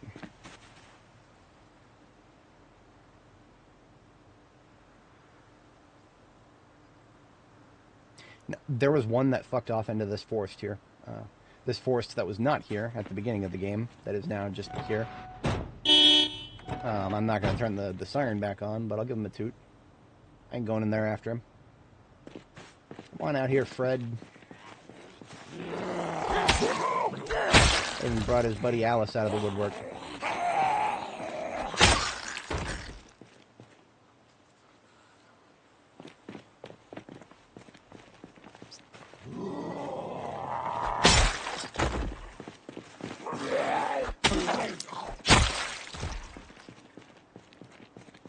Way too presumptive to be thinking about long blade experience right now, but how is it? There it is. We're getting there. Definitely over the halfway point. We need 900 more experience. Isn't that exactly what I needed last time I looked? Yeah. We set off on this little patrol here without much of a plan, so no food on me. One on my left. Haha, I'm surrounded.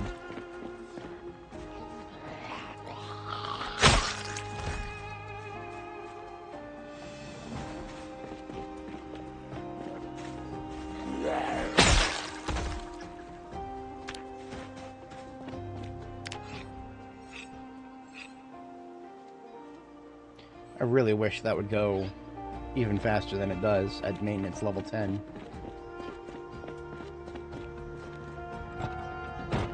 I know there's still more to kill. I'm gonna pull even more back to that area and come back and kill them because I don't have any food and I need to be putting on weight, so I'm literally just gonna eat an entire stick of butter. It's not fast enough to not.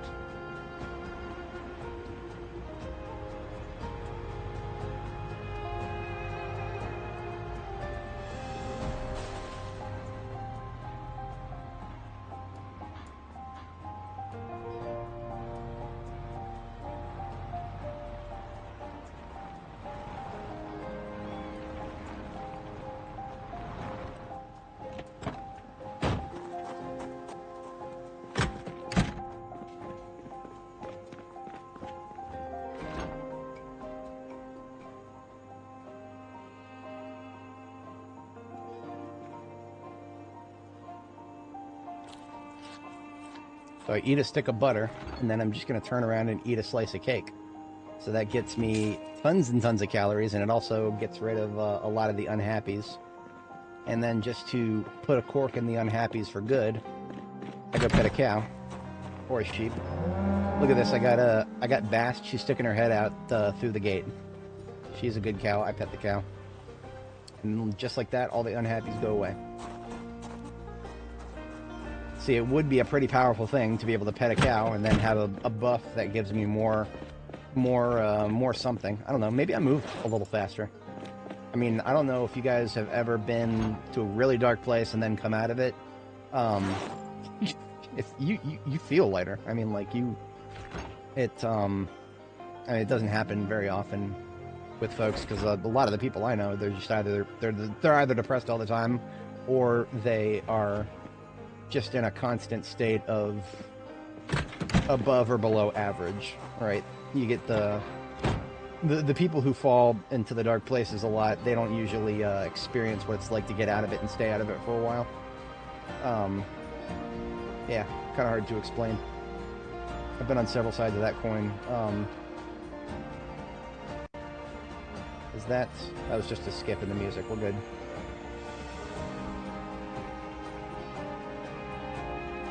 I was on the downside of that equation for a very, very long time, back in the early 2010s. Probably from about 2012 to 2016. Oh, we are having the audio glitch. Listen to that.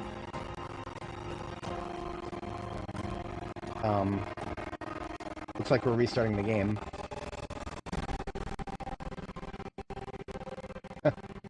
You see, this is why I don't give it any time, because when this happens, I can't hear the zombies. I don't hear the combat sounds. I don't hear nothing. I can play for a very short period of time like that, but no, we're gonna close and reopen the game. It's right on time. We're about 7 hours in. Like I said, I've seen it happen as early as 6 hours in, but sometimes it doesn't happen until like 8 hours, 30 minutes or something like that. I couldn't tell you what all contributes to it, but it definitely time is a factor. I can't recall if I've ever seen it happen earlier than 6 hours. Maybe. I mean, Airborne Empire from your Steam wishlist is now on sale.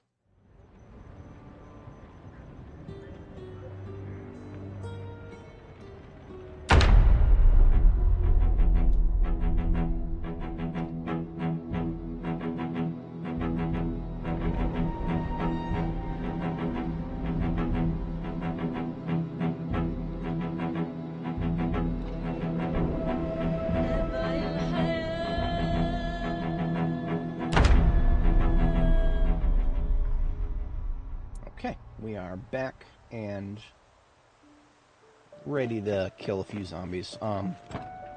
There was a part of me that was like, oh no, maybe I'll just end the stream there. No. I've let the audio system tell me when to end the stream a couple of times recently, and I'm not interested in that. I was planning on, drawing it to a close sometime probably before we get too much farther into the 7th hour here. A couple of other things on my plate today, nothing too major, but I'm also getting a little hungry. I did not have a particularly large meal the other day, so I need to make myself something nice today. And, well, shit, I'm not getting out of this situation without either damaging my vehicle or getting out and just clearing the way. So, we're clearing the way.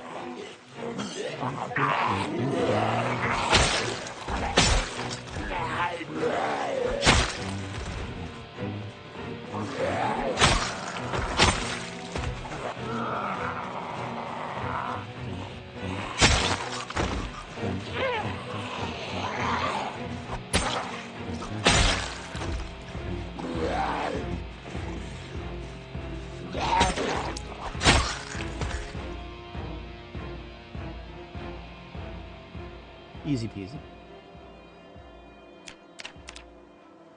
Oh, I don't even need to sharpen the sword.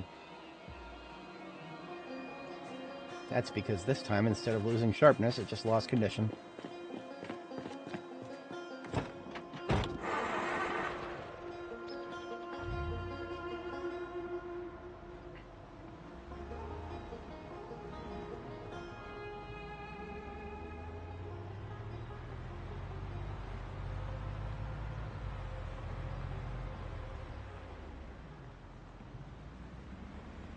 So the calories that we consumed from both that stick of butter and the cake we ate subsequently won't last very long. Not if we keep burning them like we have been. So maybe, you know what? These guys right here, they're very well positioned to, we're going to whip out the 9. Y'all come on out of there and flip over that fence for me.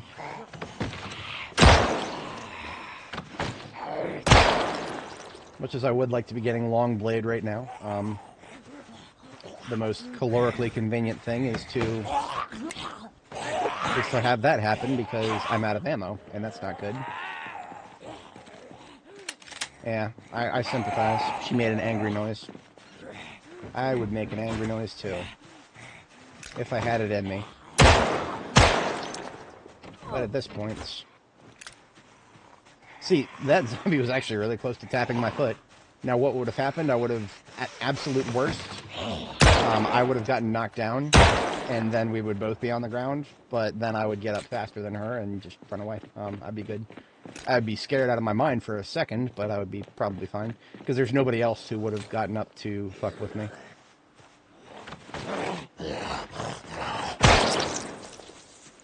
I'm not counting my shots. That's not how magazines work. Down to 9.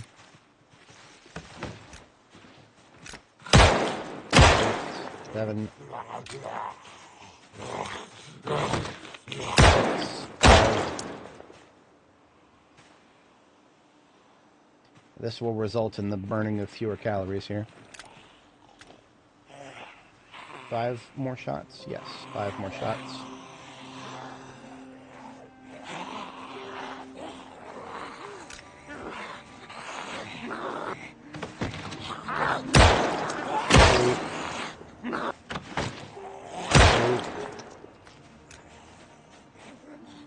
Now are you going to make me reload? Damn it, I knew there was going to be one of my... it was only a matter of time.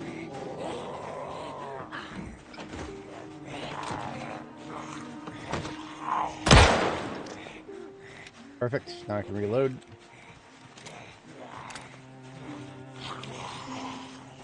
I'll troll this young lady behind me here, I guess.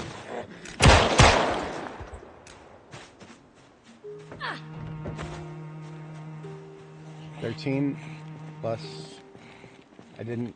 I was 1 round too quick there. Whatever.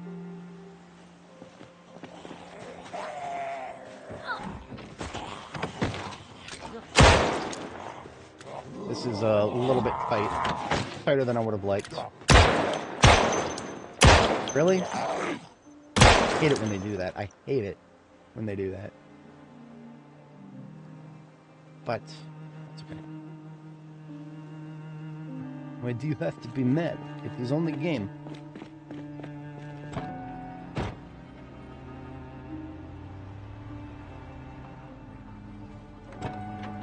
I am at the edge of the caloric threshold to start losing, or to get out of weight gain, so...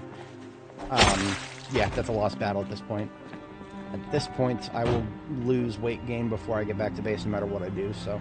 it'll be fine to burn a few more calories. Just eat. I'll eat that other stick of butter. It's fine. The stupid solution to all of your nutrition problems. For the game that wants a 1-to-1 nutrition simulation and a now, well, it was a 1-to-24 time simulation, but now it is a. I don't know what 90-minute days are. 60-minute days were an easier ratio because 60 minutes to an hour, 24 hours in a day. Wait a minute, what was I saying there? It sounded like I stopped making sense for a minute. Yeah, absolutely. Brain was going faster than mouth, as happens a lot. Looks like we got a fair few. For this area, this is close enough to my base to never want these people to be existing ever. And yet I had no idea they were there, thanks to the fucking trees.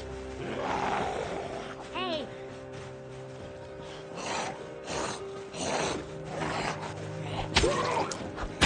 Oh, you know what? I should harvest Nimble experience a little bit more. As silly as this is, well, I'm really close. I am not far away from Nimble level 4.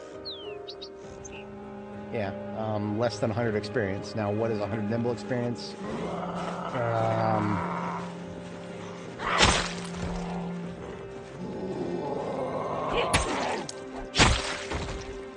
just enough to be annoying is what it is. But I should stay in the combat stance a little bit more redundantly. That's all I got to do. It's not that hard. I just got to take an early game mentality. I always do that early game. I spend a little bit of extra time in the combat stance to get through the first couple of levels. I don't think I've ever gotten to Nimble level 4, ever, in this game, because I never take any of the traits that give you a bonus. If I have, it's been a very, very long time, to such an extent that I don't remember. But I want to not have any of them be in this area, so I'm gonna drive nice and slow through this area. I might actually do some foraging. That's exactly what I'm gonna do, actually. I'm about to be tired, but I can handle a one-off if there are any in that forest there. So I'm gonna go ahead and just park here, and we're gonna go and forage for a little bit, because I have recently read the book for that, so that can't hurt too much. I am capable of foraging for all sorts of things. Now, berries actually sound like a really good idea right now, because berries...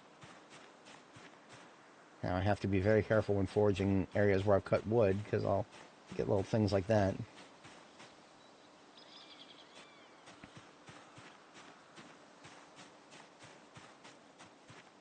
What I was saying is berries would be great for me to make some more cakes with or something.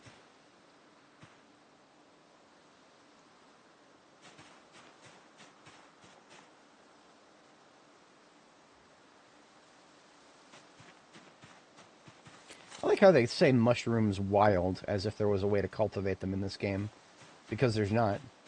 There are no mushroom spores that you can plant. That would be way too easy, because you could grow mushrooms indoors, I think. I mean, well, you can do that in RimWorld. Wild tomato. Okay.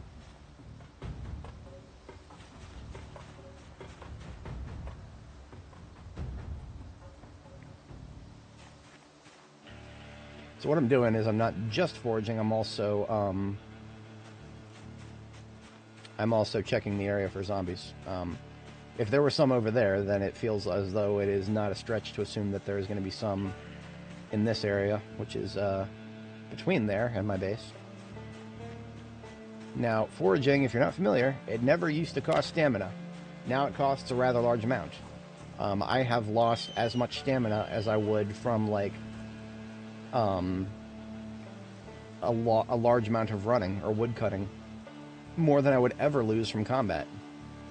Unless it's, like, very serious 20 zombies coming at me at once in waves sort of combat. I have opinions about that. It's not the worst thing in the world. It's just, it's silly. That's what it is. Very silly. But I digest.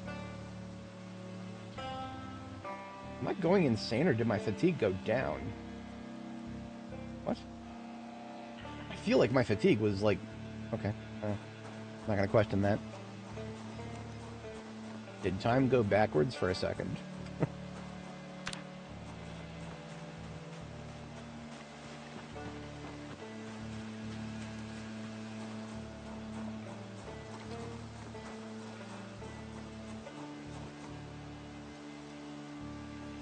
148 experience for finding a snail. I guess if you're looking for one and you find it. Caterpillar. I used to find those entire nests of them. In our area, we have webworm caterpillars that build entire nests. The moths do. I used to raise them when I was a kid. I would take the nests down from places where the locals would probably have just ripped them down because they didn't like how they'd destroy the trees. I'd raise them myself, let them go, and they went into their cocoons and become moths. That was fun. I enjoyed doing that.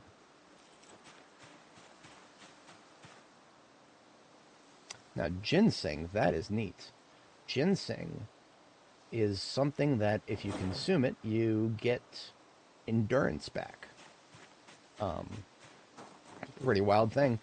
Endurance is, there's no other way to get that back, I don't think. Ginseng is the only thing in the game that I know of that will give you endurance if you straight up eat it. Now, you can also, you could add it to a beverage, I think. Press that, good luck.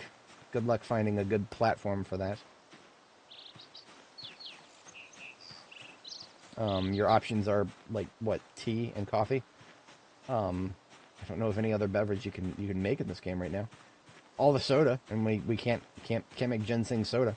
Now, of course, yeah, you need a hot beverage to extract the essence from the leaves, but that, you know, if you do that, like people have been mixing tea with soda for like a very long time. It's like that's well, I mean, it's an Arnold Palmer's tea and lemonade, but I mean, it's the same principle.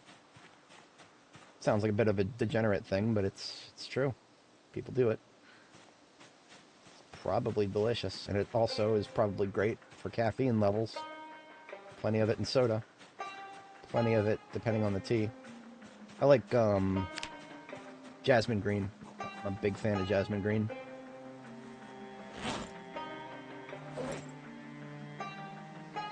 Green tea with a little bit of jasmine. Back when I was a little bit heavier into getting my caffeine from normal sources, I would make jasmine green with a little bit of lemonade. But I don't do that anymore. I just take a 200 milligram caffeine tablet every morning now. You could say that I've become a little bit boring in my age.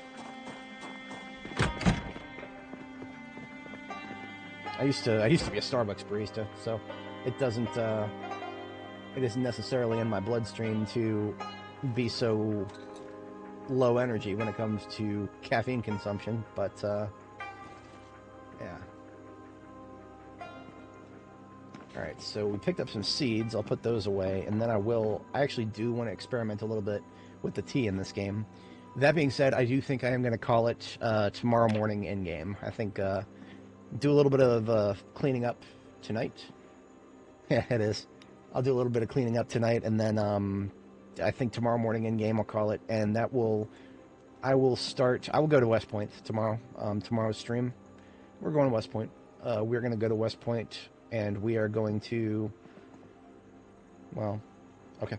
Let me check the status of these crops. I went through the effort of planting them. We've got weeks left. The tobacco's got days. Okay. It's going to be close. It's going to be close. It's going to be close enough to hurt. The tobacco dies before we can harvest it.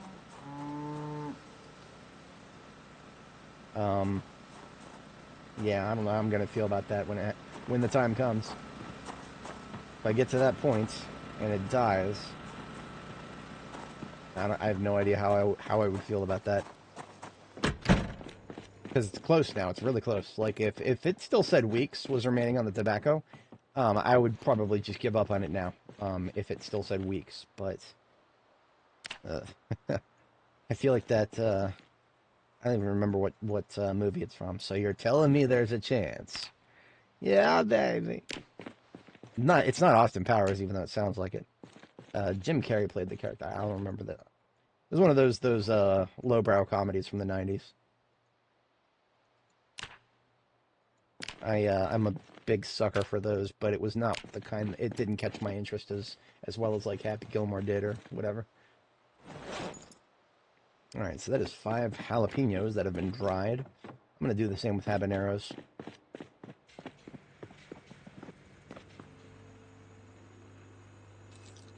Wild garlic, is that I think that's a September.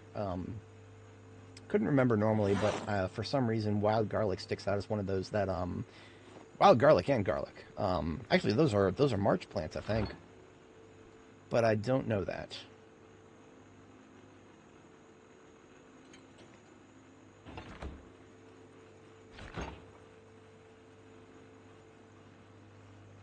So I have a spinach salad here, and then I have a whole bunch of stuff I just picked up from foraging. And I'm going to put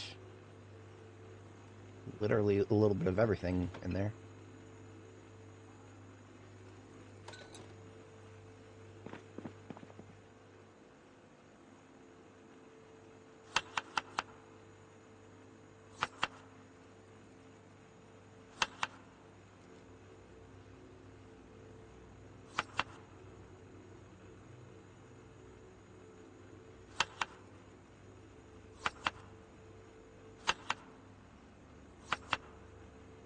And that there be a 30 salad C series. Yeah, unfortunately, I don't think I actually will pull the trigger on going to West Point tomorrow. Well, at least not early on in the stream because there's just some stuff that I need to take care of here at base. I am really strongly tethered to base at the moment. And that's because I want to see these crops through to fruition. Like I was saying before, I highly doubt that I will even engage faithfully with agriculture in the next build. Well, I say that now, but when the time comes, it's going to be hard to say no to it just because they are technically working on it. The changes that they've made so far have not felt very substantial, but they have been changes, so they are technically still working on it. Yeah, I don't know about any of that. That slice of cake ought to put me back into weight gain for the night. Now, I am going to check my book storage to see if there are any books I can read, because that would be nice if I could find one. Trying to find a book to read is not really easy at this stage of the game. Ooh, you know what? I do have a book that I actually probably should read soon. So, reloading. I'm pretty close to the next level. But more importantly, what would I reload to get a bunch of levels for it? Now, if we look at my boxes here, I've got 96 M9 magazines. 96. Empty M9 magazines. I think I have enough, I think I have enough boxes to fill all of them. Actually, let me do the math on that. 96 times 15 is 1,440 bullets.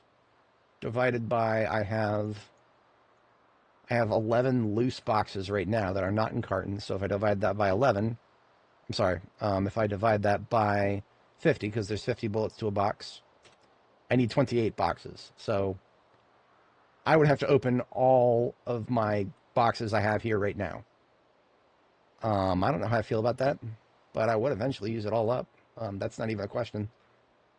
Like, M9 is one of those calibers that I have no hesitation using because it does much lower damage than any of the other calibers.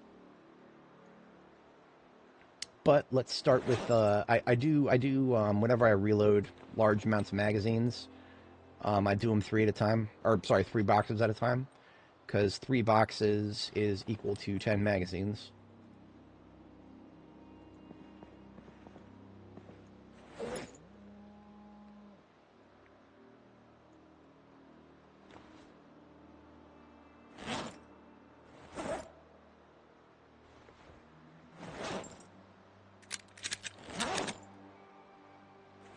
You could call this preparation for the Louisville assault in a very soft form, because I mean, literally all we're doing is we're reloading magazines for the express purpose to get to the next level of reloading, because reloading 4 definitely needs to be read before I get into any more major combat. Because otherwise, if I were to leave now, which is right before I get to level 4, and then I get to level 4 out in the field, I'll run into the same problem that I ran into previously, which is that I will get a new level out in the field, and then I'll have to stop what I'm doing and read the book. And if I don't read the book at that point, then I won't be getting any major experience for it. Now, I don't yet know what I'm doing with all those magazines because I don't have a destination box for them. My regular M9 box and the overflow and the third overflow, none of them are valid. I would need to find a new box for full M9 magazines. More likely, I would just put them into a vehicle to go somewhere with. So if I have to do these in threes, I'll bring 6 boxes.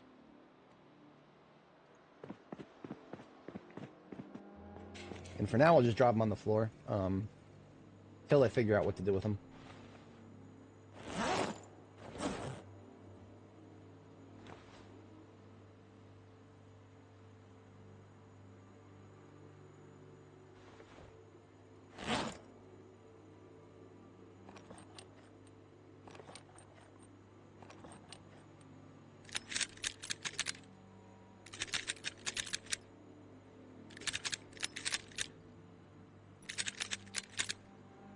You can either right-click on the bullets or the magazines themselves. Feels a little easier, actually, to right-click on the bullets themselves because then you just go top-down. And it is 22:20. That's close enough to bedtime. I'll hit the sack.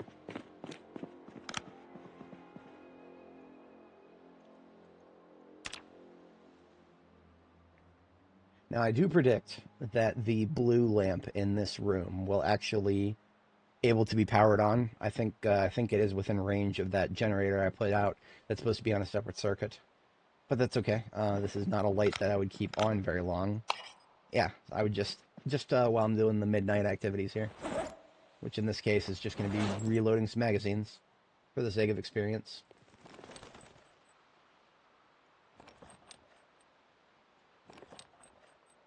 Okay, and you know what? We're going to sit down while we're doing this so that we don't lose health for doing it, because we are now over encumbered.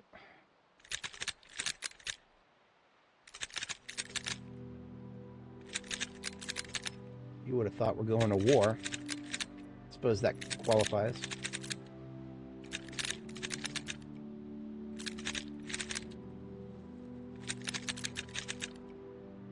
Yeah, that is 10 encumbrance of full magazines right there. And we still have a lot of experience left to go. That is not enough reloading experience at all. We might actually have to load all of these magazines. Not necessarily a bad thing, it's just, damn. Let's open another carton, shall we?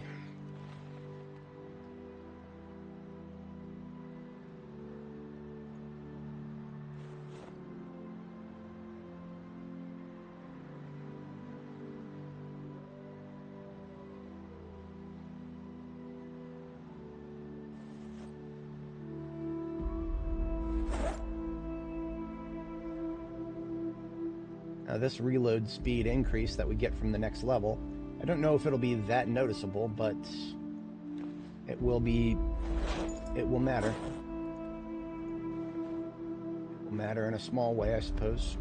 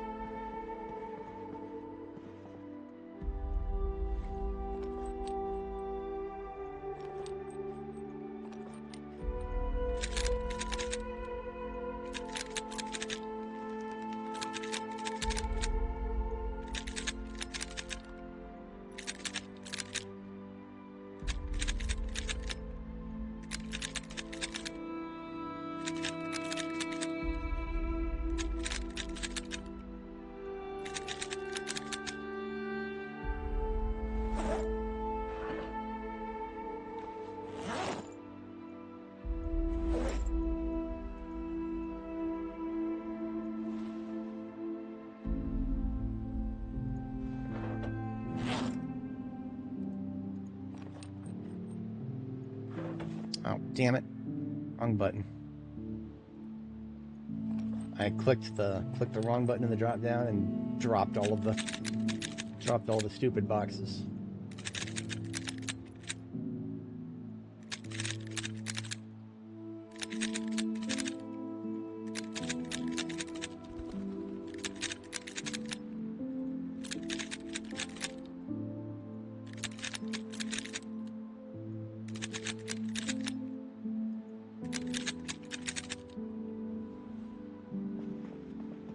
Yeah, This is probably not going to get us to the next level, even if we load every single one of these magazines. It's, not the worst thing in the world. Not quite what I was expecting. Damn, that's a lot of experience.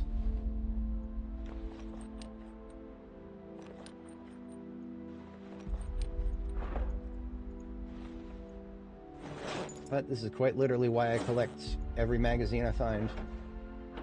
Because reloading them all at once, it's one way to get your experience. Now, the last thing I ever want to have to resort to doing is unloading and then reloading magazines. Because yes, that is a thing you can do. Yeah, I would never want to do that except as a very, very last resort.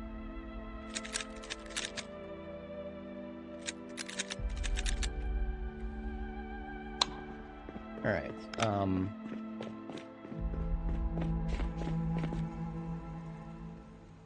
so that is a total of 60 magazines. The contents of a single military backpack could be filled by that. And in fact will be filled by that, because I'll do another... I'm out of... Sorry, mental calculations really quick. I am out of A series. I am eating B series, as well as a slice of cake. Yeah.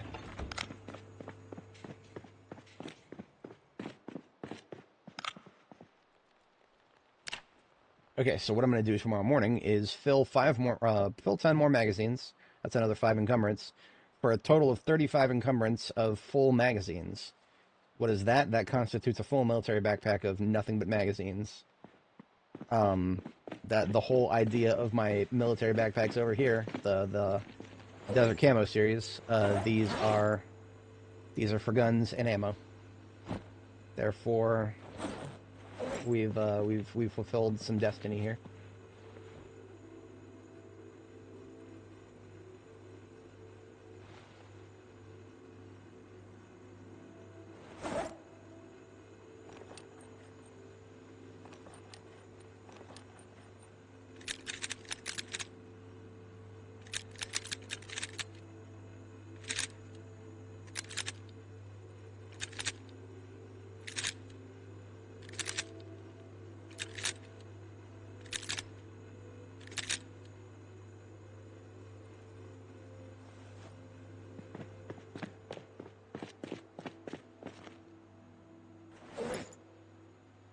That's a total of 70 M9 magazines that are all full in this military backpack here. This is a military backpack right here. This would make Rick O'Connell proud. Now, of course, we don't have double chest holsters yet, so we cannot go full Rick O'Connell, unfortunately. As much as I would love to, we cannot. If you're not familiar, he played by Brandon Fraser in The Mummy. He would have two.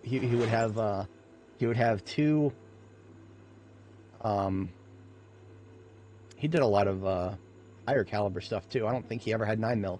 He had 1911s, which is 45 auto, 2 of them, in his hip holsters, and then in his chest holsters he had 2 revolvers. I don't remember what the caliber were. Genuinely, I have no idea. The movie didn't make it obvious. In addition to the shotgun that he had on his back and the rifle that he carried around in his kit, you only saw him use the rifle in the opening scene of the first movie, and then after that, I think he carried it around, but he never actually used it. Other people he was allied with would use it. Okay, that is...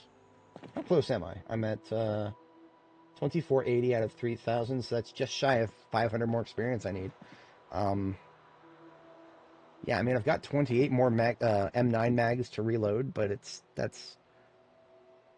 I'm not going to get there just by doing that. Oh, it's fine. I'll just leave them here for now. And no, all those M9 magazines and my own supply that I'm supposed to be carrying with me, I need to reload those. So let's do that first, and then we are done for today. That'll be my last task, is just get my current M9 mags replenished.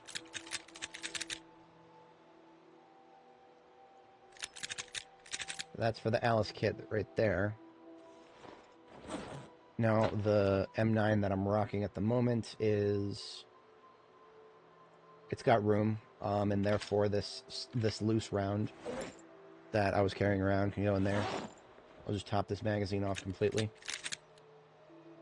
And would you look at that? That leaves us with room for 14 bullets and one more magazine here. That might as well be another full one. We'll put that in so that it gets used up first. And then we just have one extra magazine. Otherwise, we are even in terms of our box consumption. I like to try to be even on that kind of a thing if I can manage. So this military backpack gets yet another magazine in it. Then just get rid of this extra dog bane in my inventory over here. And ladies and gentlemen, we have had a good one today. It has not been quite as amusing as my previous streams, for obvious reasons. We had a lot of base work to do, and it has now been done. But we'll probably do a shorter term expedition next time. I'm real with you guys. I was talking about going to the sanatorium as a meme. I might go to it as a meme. Just because it's a place I can go to find tons of zombies to kill, not far from Riverside. I won't get any loot from it. There's no loot there. So there would not be any looting opportunities. But plenty of zombies to kill. I can get levels in certain weapon categories that I need. So that is a highly potential thing we'll do next time. Spooky, scary sanatorium. Otherwise, we've done good things here, and I'm gonna call it here. Let's get a screenshot. Next stream. Adios, folks. And of course, always, last thing I always do is back up the save. Normally I have my folders open, but I think I actually had Windows Explorer crash on me, so the folders are no longer open. That's easy. I just go to my Zomboid save here, or my Zomboid folder, saves Apocalypse, and copy the latest save folder there, copy the whole ass folder, and then go to my Zomboid/backups folder here. It's not there by default, you got to create it yourself. And then I create a folder called 34, because this is the 34th time I've backed up my save. And that's going to take a while. I'm going to go make myself some food while I'm doing that. Shall catch you all later. Have a good one, folks.